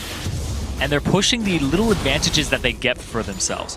Now, Golden Glue, at the 10-minute mark, has 65 CS for himself. And just a Bilgewater Cutlass and an extra Doran's Blade to his name. He needs to start stepping it up. He's 1,000 gold down over NATO. They're trying to put him in the solo lane to split push. Later on, Yasuo becomes a great duelist, but Nash, there's no ultimate here for NATO. But he's going to stay. All right. Okay. Bursted it out. He's all right. No, doesn't? Ooh, wow. He was going to die, but he doesn't stay for the ward kill. He knows he's in enemy territory with no backup whatsoever, so smart play by NATO to not go for the ward. Yeah. That was the right call. He saw it. Trust me, he saw it. Oh, yeah. He knew not to kill it. He also saw the Nami there, too, which was the big thing. If he gets bubbled, he'll have to blow his flash or something along those lines, because he used his satchel charge offensively. Exactly. Okay, well, Saracen puts the pink ward down, spots the enemy pink ward, and there's going to be some extra ward control now. Dat Control has twice the CS of Rux again. Yep. Now they're just converging on this top lane. It'll be a 3-on-3. They have the ward control here for TGF. Great pink ward to know that nobody's here. And Mashme's actually on top of ward. Daydreaming gets too close to hit him with a binding. And there's the binding, there's the damage coming out. Nice Cocoon as well. Good damage. Morgana ulti over the wall, but that's not going to get anything for them except to send Coast back. 3 guys top lane versus 3 guys for Coast. Can they hold on to the turret for very long? Looks like damage coming through just a little bit. Ziggs coming in, and Lucian is not. So it's going to give some time for Coast to push the mid lane down. Ziggs ulti is up, though, if he keeps going for this. Yeah, Wiz is just going to continue to push this lane down. NATO, he's coming back to the mid lane because he's forced down there. Wiz has a great CS right now, 106. I mean, going to the 2-on-0 lanes, you pretty much perfect CS your way all the way through it for 4 or 5 minutes. Sure. And, ooh, good black shield there. Saracen pulls Zag up, they're going to be okay. There's still the top lane siege. I like this by Team Green Forest. They're not playing conventional lanes. They're playing a team composition they have prepared. Right? Caitlyn is not a normal pick. Right? You normally see Kog'Maw with, sometimes you might see a Corki, you might see a Twitch. All those were on the table and said, no, we've got a comp in mind. We've got a strategy in mind.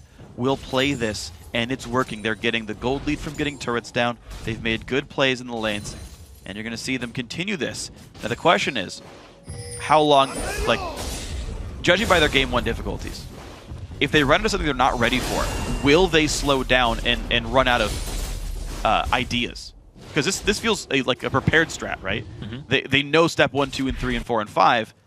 If step 4 fails, do they have step 5B in case of step 4 failing? That's the question. Step 1, lane swap. Step 2, kill some turrets. Step 3, kill some more turrets. Step 4, Step 5, don't profit. get caught out. No, yeah, no. Step 5 is profit. Step 4 is don't get caught out, and if something goes wrong, step 5 fails. So I gotta figure out what it is. Right now, Coast looking to get their gold back in this one. Of course, they're on the correct side of the map to go for Dragon. The top lane siege took long enough that Coast got to move around the map, give up the turret, and go somewhere else. As Dragon at half HP, and no one's around to stop it. Oh, he's gonna try. Nope. Nice. Good patience. Very, very close though. Around that point. Maybe you need a little more chunk there. Ferenko was off on the side. Could be possible, but because of the great rotation there by Coast from the top lane to bring it all down, they basically intuitively knew that this is the time they'd have large chunks of gold in their inventory. Just go for it. Go for it because they won't be able to contest it. They got some vision control of the area with their pinks and just set it up. Now Rux, free farming top lane, he's been shut down all game again. Nothing's going into him. He had half the CS of dat control up until a minute ago. 54 minions on the Lulu. That item build he's got right there was like the 6-minute build for NATO. Right, double Doran's Ring Codex. Now he's got the Chalice in there as well. So you can see he's the Athenes combined and a Blasting Wand behind NATO right now. So this Zig's still a very big threat. 102 on minions there. Gonna get this blue buff as well for himself at level 9, 14 minutes in. And now this is now the big siege spike power. You've got basically infinite mana Ziggs with a maxed out bouncing bomb. You've got a Caitlyn with a Bloodthirster. This is this is kind of like the power spike where now that the outer turrets are gone, you can do even more as Team Green Forest. Yeah. And good smite. Good smite there. Get it for himself from Ash. But Yasuo has some very strange power spikes because they're all based off of items and when you buy your attack speed, because your Q will become faster and the lower cooldown on it. So as soon as Yasuo starts getting, and it's also based off of crit as well, depending on the build you go for.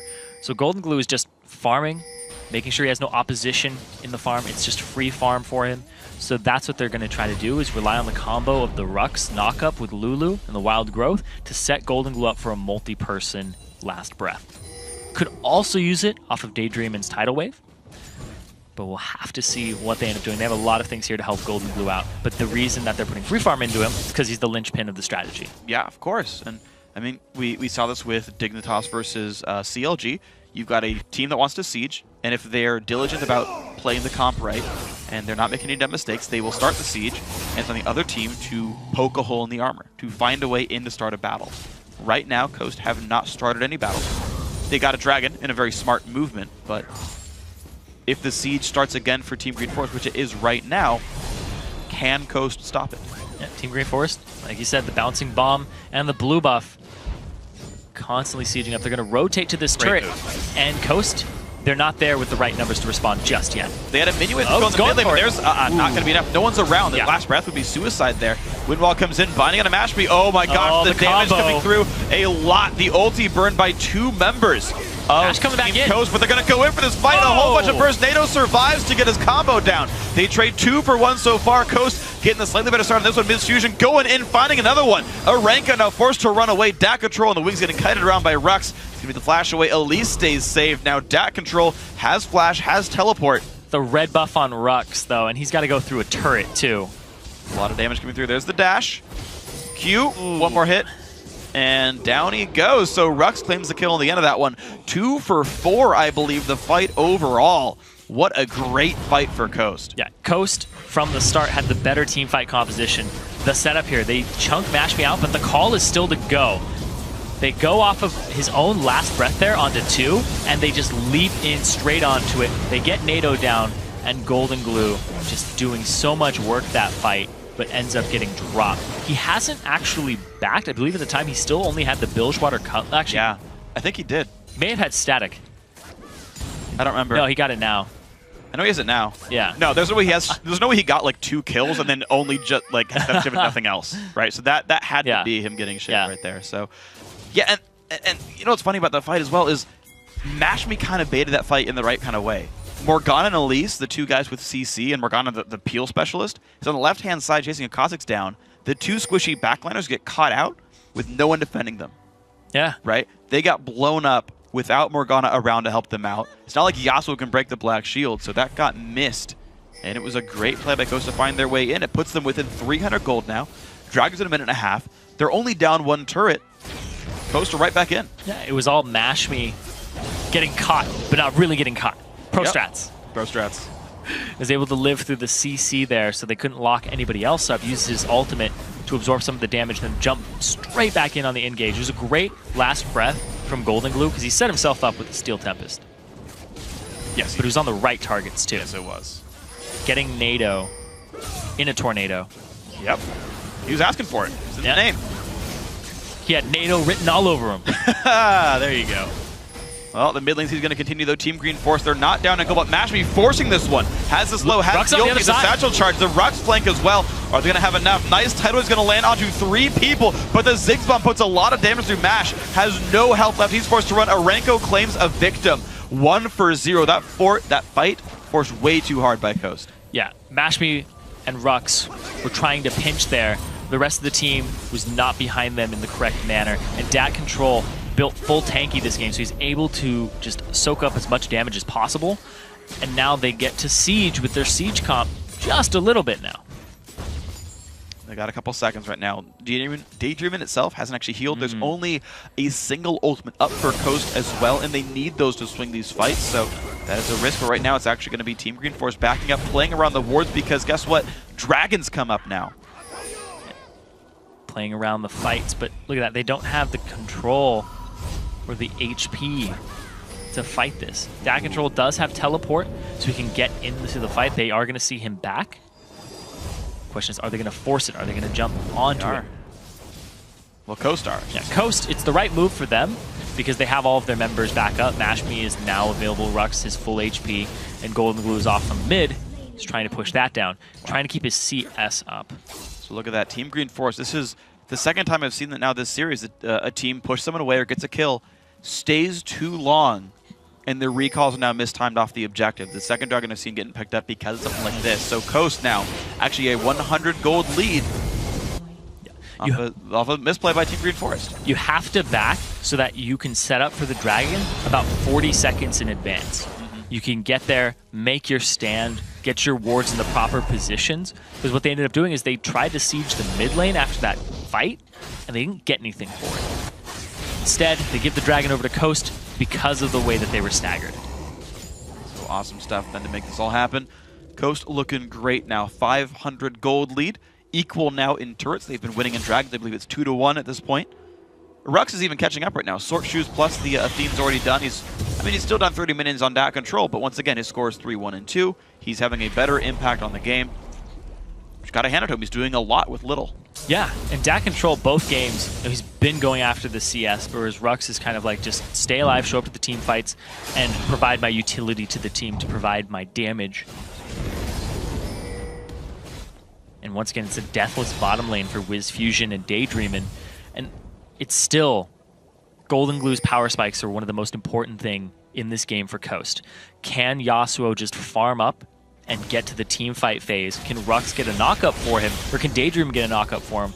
Or can he get his own? So there's a lot of options here for him. Oh, right wow. under the trap. Satchel charge onto the trap. A lot of ultis coming down with his fusion. Does stay alive, though. Rux takes a bunch of pain.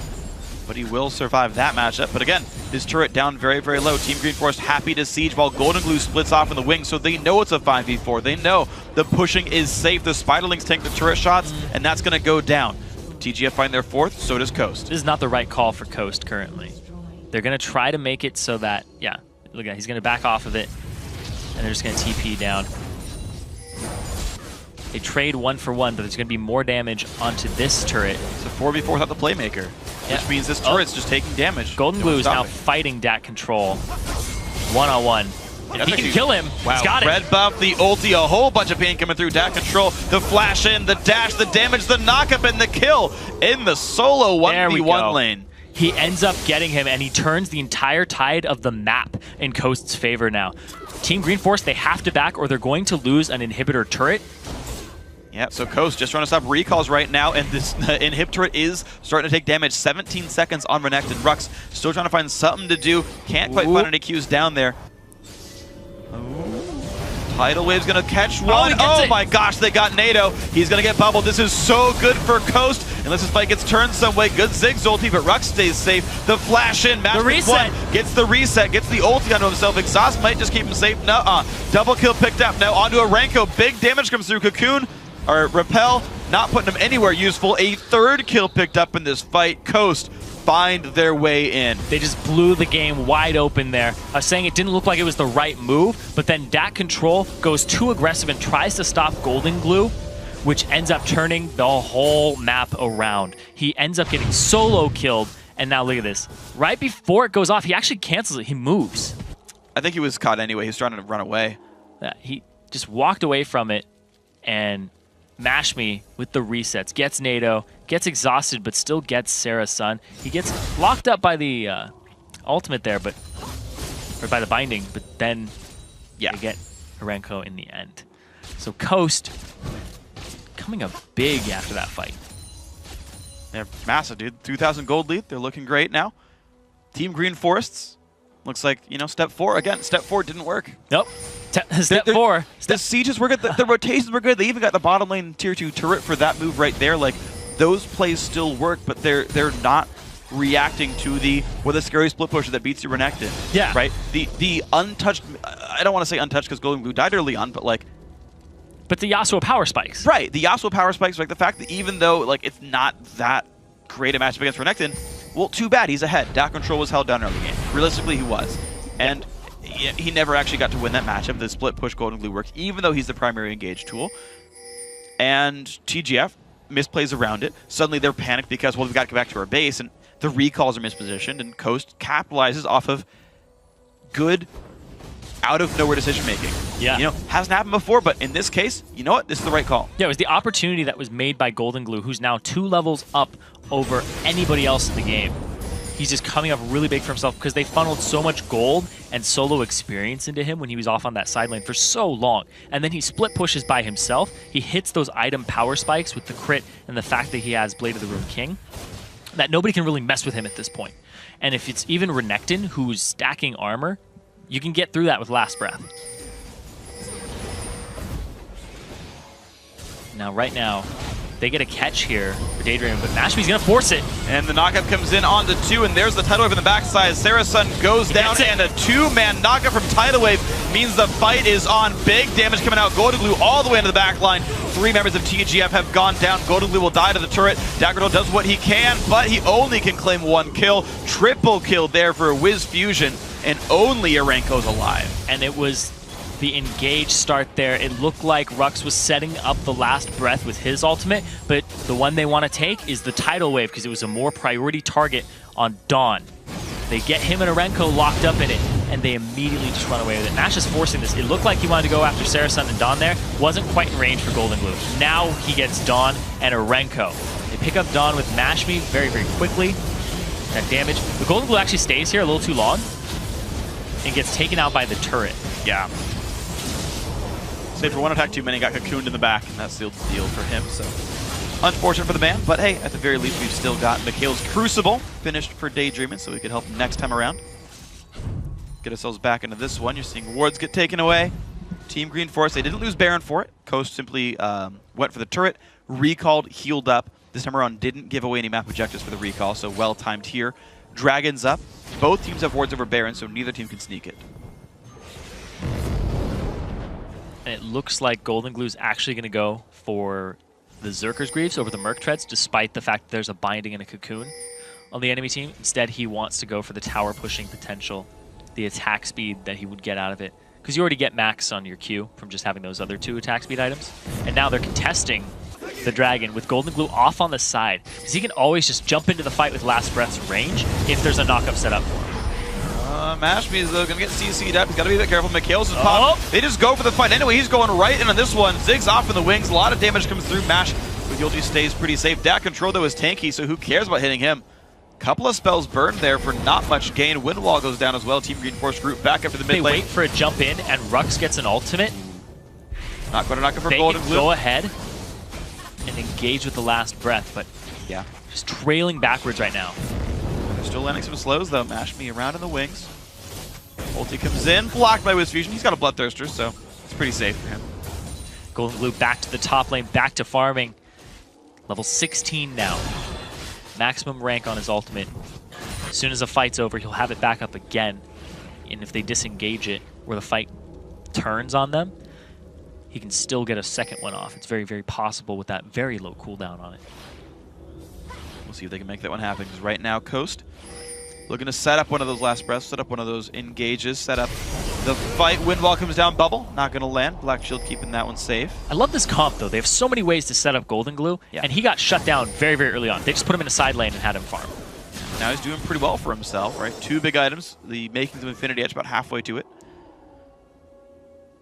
And I want to see what Coast's actual gameplay is, because this entire game, they've been the ones being reacted to, right? They're the ones that are reacting. They're defending. They're saying, okay, they're sieging. Let's go in now. Let's make that fight. Coast haven't really been the hardcore aggressors for much of this game. And now's their time to have to be. But they have very low sieging. Picks are kind of hard to get, to be honest, when they're facing a Black Shield. Their split pushing is also mediocre, so how do you get in, Coast? What is the game plan now? It's Mashme jumping in invisible. Basically. Right onto Dump. There it is. And he's going to go in. A good amount of slows. The knockup does land as well. Dom puts a trap down, and Mashme flashes around it and finds the kill. There's the pick. They found it. The team's going to move down towards the bottom side of the map. Yasuo still splitting in the top, but look at this TGF. They're going to ult to clear some of this, but they can still stay a little bit longer. Mashme starting to get those tanky items for himself, and Wiz Fusion has had no problem just taking out turrets all game long. Game 1, Game 2, no problem at all. Still 0 deaths between that bottom lane. 19 KDA this game for the bot lane. To add to the 30 the last one, 49. They're catching up on Gamers 2. Gamers 2 have played more games than them, though. Twice as many. Yeah. Coast maybe destined for good things with this duo here. Duranko, Dat control, going to keep this top lane afloat right here, but Coast taking their little small measured advantages. They've not set up Baron yet, though. I feel like that's actually their best play, because they're trying to receive TGF.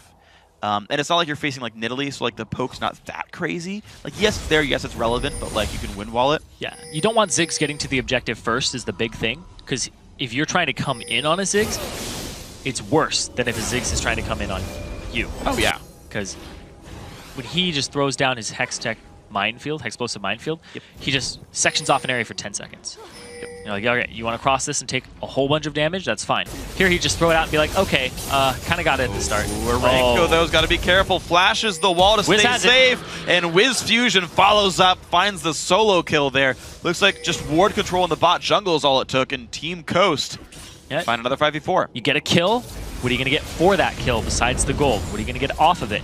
And immediately they split him too. Daydream's actually top with Golden Glue right now. This is an interesting split right here. Three guys in the bot lane. Rux does not quite get stunned, but there's the flash engage, and the Ziggs ulti finds one. DAC control now chasing down Summoner Heal used to try to gain more distance onto Wiz Fusion. Top lane and hip turret goes down. These guys not stopping the push, and Wiz Fusion, to be honest, is kiting very successfully. So 1 kill for an inhibitor and an inhibitor turret is the trade right now. Coast, play it right. Yeah, it was just a bait there at the end by Wiz Fusion. How long are you going to chase me? And they go straight onto Saracen. Wow, big damage comes in. The exhaust not going to be nearly enough. Golden Glue finds that one. Goes in now onto NATO and Dawn. It's a 2 versus 3. Then the Kale's used. The Tidal Wave not quite going to be enough. It's a 1-for-1 kill trade, but now Aranko's on the chase. Bubble's going to land. Good damage from Wiz Fusion. They've got to be careful, though. Right now, Coast is actually outnumbered, but they're staying.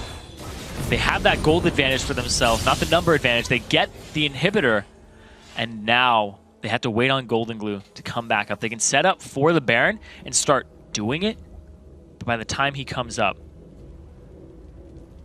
he'll be able to get it. We'll have to see what the decision is for Team Coast. Looks like right now, Wiz makes an executive decision. Pop, pop. Complete ward control. This is a 4-on-5 if TGF shows up. They're making their way over. NATO's coming up. They're all going through wards. So this is a known movement, and Coast's going to back off this one. They go for the phase check. Wow. There's the engage. In a 4 versus 5, they go for it. They find one. DAC control on the back line. Mashby getting exploded on the front line. 1-for-1 kill so far. Wiz Fusion forced back. The numbers advantage. Too much. The flash for Rux to save Wiz Fusion. But a 1-for-1 kill for the winning team. Not the best choice. Yeah. That was the best bubble I've seen in my life. That was incredible by Daydream right there. And they end up going 1-for-1 despite the numbers disadvantage, and they get the wave clear. They get NATO out of the picture, but the smite is out of the picture for Coast. But there's no Baron being started up by TGF. Well, this does give time for Team Green Force simply to sit around, though, and farm this dead lane on the left-hand side that's got the dead inhibitor. Rux going to go ahead and sweep the bot side, but Coast have to wait around. Really actually kind of a long time before they can siege again, right? Coast wants to push down to the other side of the map, meaning NATO's available right now for defense. MASH not available for 35 seconds until it gets all the way down. So until like 33.5, Coast still can't really do anything without being outnumbered again. They're going to go straight for the Dragon now, though. MASH is on his way there. Wiz is going to start it up. He can actually solo it at this point. He's doing a great job of it. MASH is going to show up for moral support, saying it can't be smited away. It's all good. He's probably not even going to use it. Yeah, he'll save it for Baron. Jinx. Not even in this game. Still applies. Oh, me a Coke Zero. Anyway. Well played, sir. Team Green Forest now going to try to set up there around Baron. They've got a couple pink wards, a couple of green wards down themselves. Team Coast looking to keep this pressure. Rux does have teleport, as does DAC control. They're going to square off towards the bottom side of the map. Rux going to put these lanes in. Of course, top lane is actually building right now. There's a big wave pushing right here that's going to require attention by TGF, or they lose a Nexus turret. They get the bubble onto NATO. Big damage comes in. He's going to satchel charge away. He's going to say just barely safe, but the health bars are low. Golden Blue's going to find Dom. 2-on-1 versus 2. Can he find much for this? I think he bet on more than he can chew. And yes, he did. Coast trying too hard, giving away kills. Now Mashme following suit, can't pick up the kill. Doesn't go for the reset. Instead, jumps away, but he jumps right into Arenko and Saracen's hand. They have the CC chain now.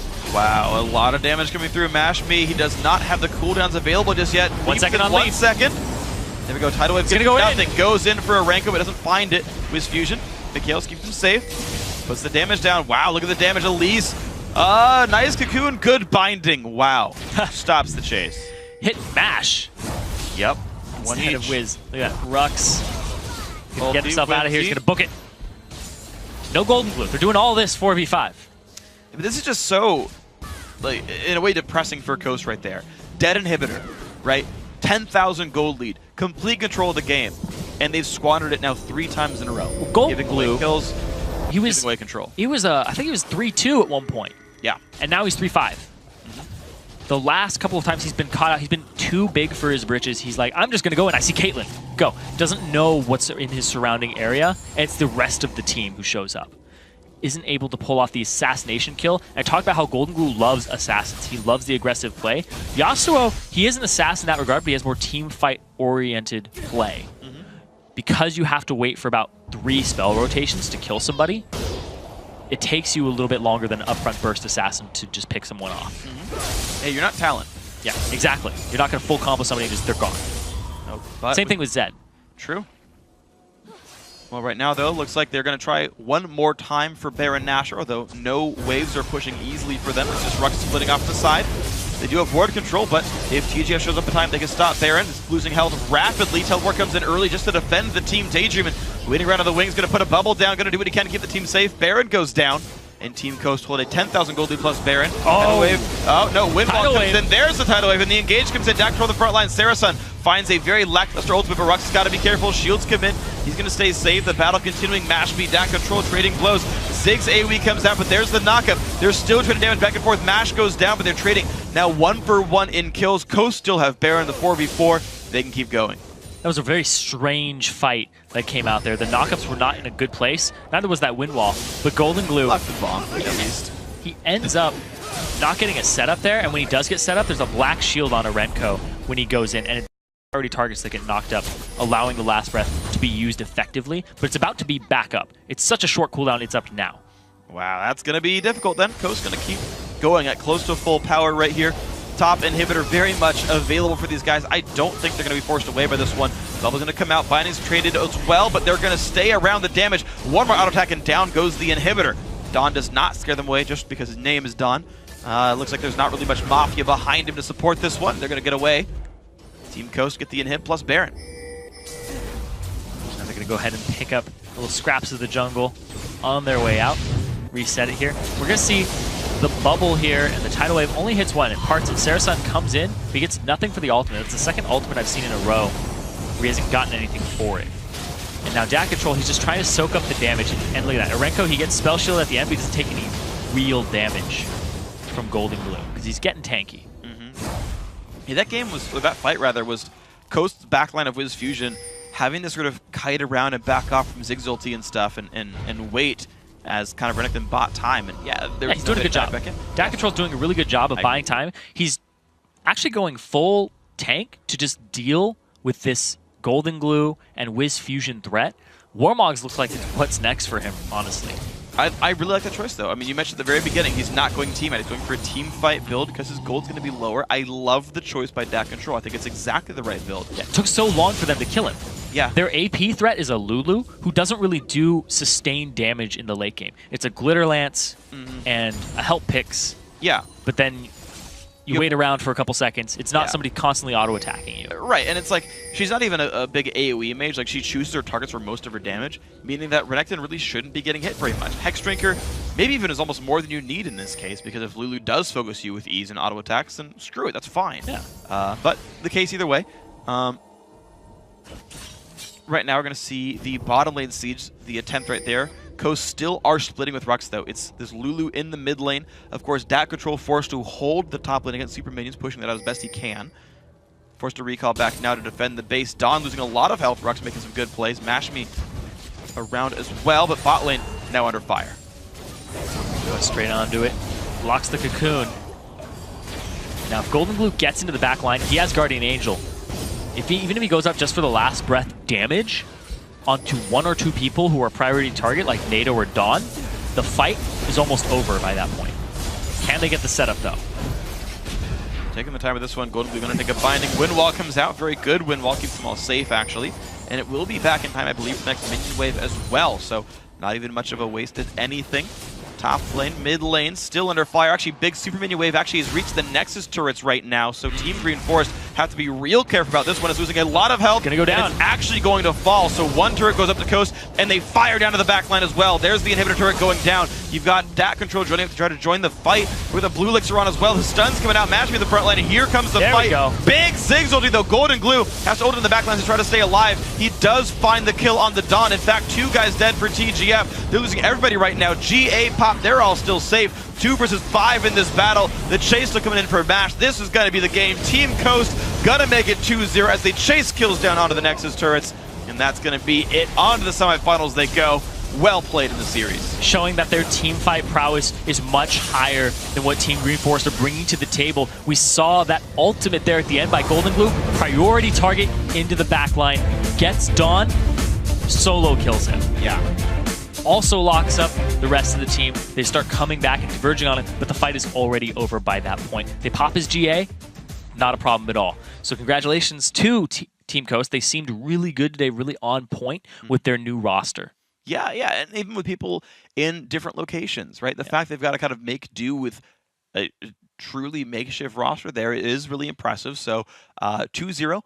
First game, 30 minutes. Second game, 38 minutes. Pretty average times right there. So kind of par for the course. Not dragging things out unnecessarily. Not completely crushing super hardcore, but that's okay. That's not required of you to be a good team. And yeah, I honestly say I'm very impressed by the individual plays, especially, and you talked about this in game 1, of the bot lane. Wiz, Fusion, and Daydreamin', I believe, still went unkilled in that game, if I remember properly. So they did good great stuff. heads up. Yeah, that's just like, hey, they did really well. Kind of end of statement. Oh, yeah. Throughout the entire match right there. Game 1, Game 2, deathless through it. And here's the thing, too, is that Team Coast came in with win conditions in mind. Yes. They said, this is the team comp we have in Champ Select. This is how we're going to win the game. X, Y, and Z. This is what we're doing. And Team Green Force kind of looked like, let's just pick our champions and see how the game goes. They didn't really put their foot on the pedal. They didn't really seem to come in with a big plan. It was like, Ziggs is going to siege the mid. But what are we going to do? Yeah, like their early mid plan was fine. Like, yes. I really... Their win conditions, though. Yeah, sure, yeah, to actually close the game out. And the thing is, like, I did really like the first 15, 20 minutes from TG. Yes. It was solid. They made really good choices. I think the big key for me, this is actually very, very smart. So they're in mid lane around 18 minutes or whatever. They clear the wave, and their wave's crashing on mid-tier turret. And they're like, you're going to kill that wave. BRB going bot lane. And they're like, that is smart. That's excellent play. That is the exact right choice and properly identified by TGF. Like that's the kind of moves you've got to make every 30 seconds. Not 4 times a game, 100 times a game. Say, you're doing this, we're going here and getting this turret for sure. And like that's super smart. That's the kind of plays they made. I didn't see any of that in game 1. I didn't see enough of it in game 2. But if they can do that kind of stuff, make the smart choices more often, that team can go places. Yeah, they definitely can. Maybe they'll make it back in Summer Series 2, but Team Coast being victorious here, making it to the semifinals, and in style, too. Golden Glue, there's been a lot of criticism around him, but he was really the carry in this game. Yeah. What he ended up doing. The bot lane was very consistent, right? They did amazingly well. Yeah. Golden Glue was their win condition, though. He was like, I got shut down. I'm going to go farm. BRB in 20 minutes, goes solos the Renekton in a split push, and then pushes applies pressure to that lane so that the rest of the team has to back up. And that was really the turning point for me, is when Golden Glue was able to solo DAT control in the top lane and apply pressure to that inhibitor turret. Because then all of Team Green Force had to back up. They're like, we can't back. We can't back. We have to run back. And they were just outdueled in the little trickle back from the rest of Team Coast. Absolutely. Absolutely greatly played by Coast right there. That snap decision making was perfect. They did a great job of that one. So Team Coast 2-0, they did wonderful. After that win there, we're going to see how the bracket shapes up. The semifinals are now set. On June 14th, Frank Fang Gaming will take on Team LawPro. And on June 15th, Team Coast will go up against Curse Academy, who will finally play their first game of Summer Series 1. Curse Academy has already advanced due to a forfeit by Cloud9 Tempest, so there will be no challenger match tomorrow, but there will be plenty of NALCS action to tide you over. Yeah, it's going to be a whole bunch of fun starting at noon Pacific Daylight Time, 9 p.m. Central European Summertime. Cloud9 is going to take on Counter Logic Gaming, and then LMQ goes up against Complexity. Then Evil Geniuses battles against Team Dignitas, and Team Curse takes on Team Solo Mid to wrap up Week 3. And with that, we've reached the end of our time together tonight. But before we go, I want to say thanks again to our friends at Coca-Cola. Now for myself, Cyrene, and the entire live broadcast crew, thanks for watching, good night, and GG. They're going to go in for this fight. A whole bunch of first. NATO survives to get his combo down. They trade 2 for 1 so far. Coast getting the slightly better start on this one. Miz Fusion going in, finding another one. One-on-one. Yeah, he can kill him. Wow. Got Red it. buff, the ulti, a whole bunch of pain coming through. Dash control, the flash in, the dash, the damage, the knock-up, and the kill.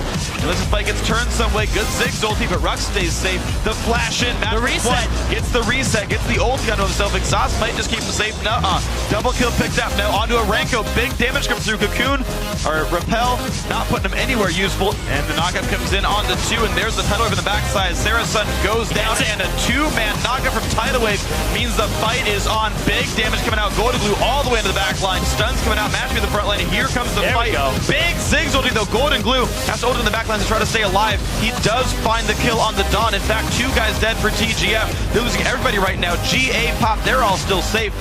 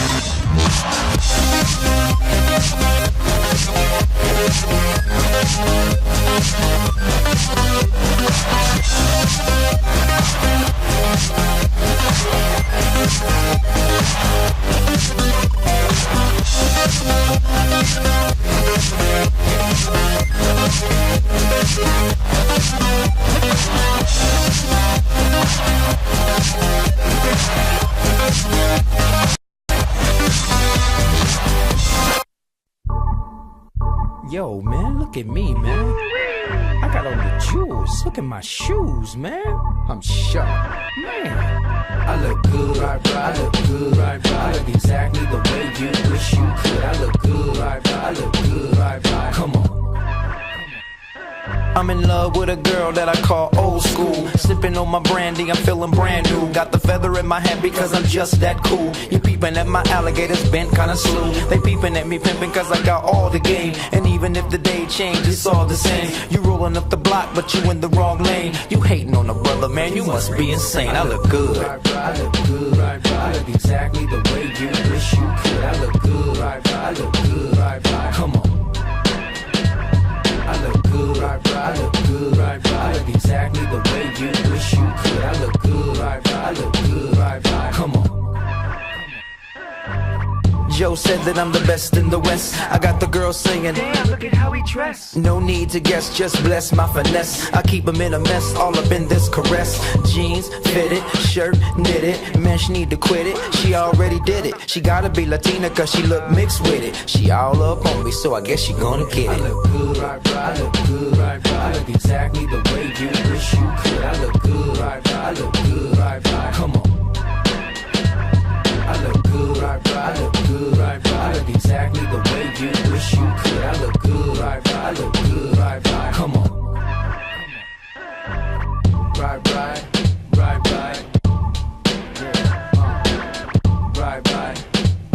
come on. Right, come on. Right, come on. I look good, right.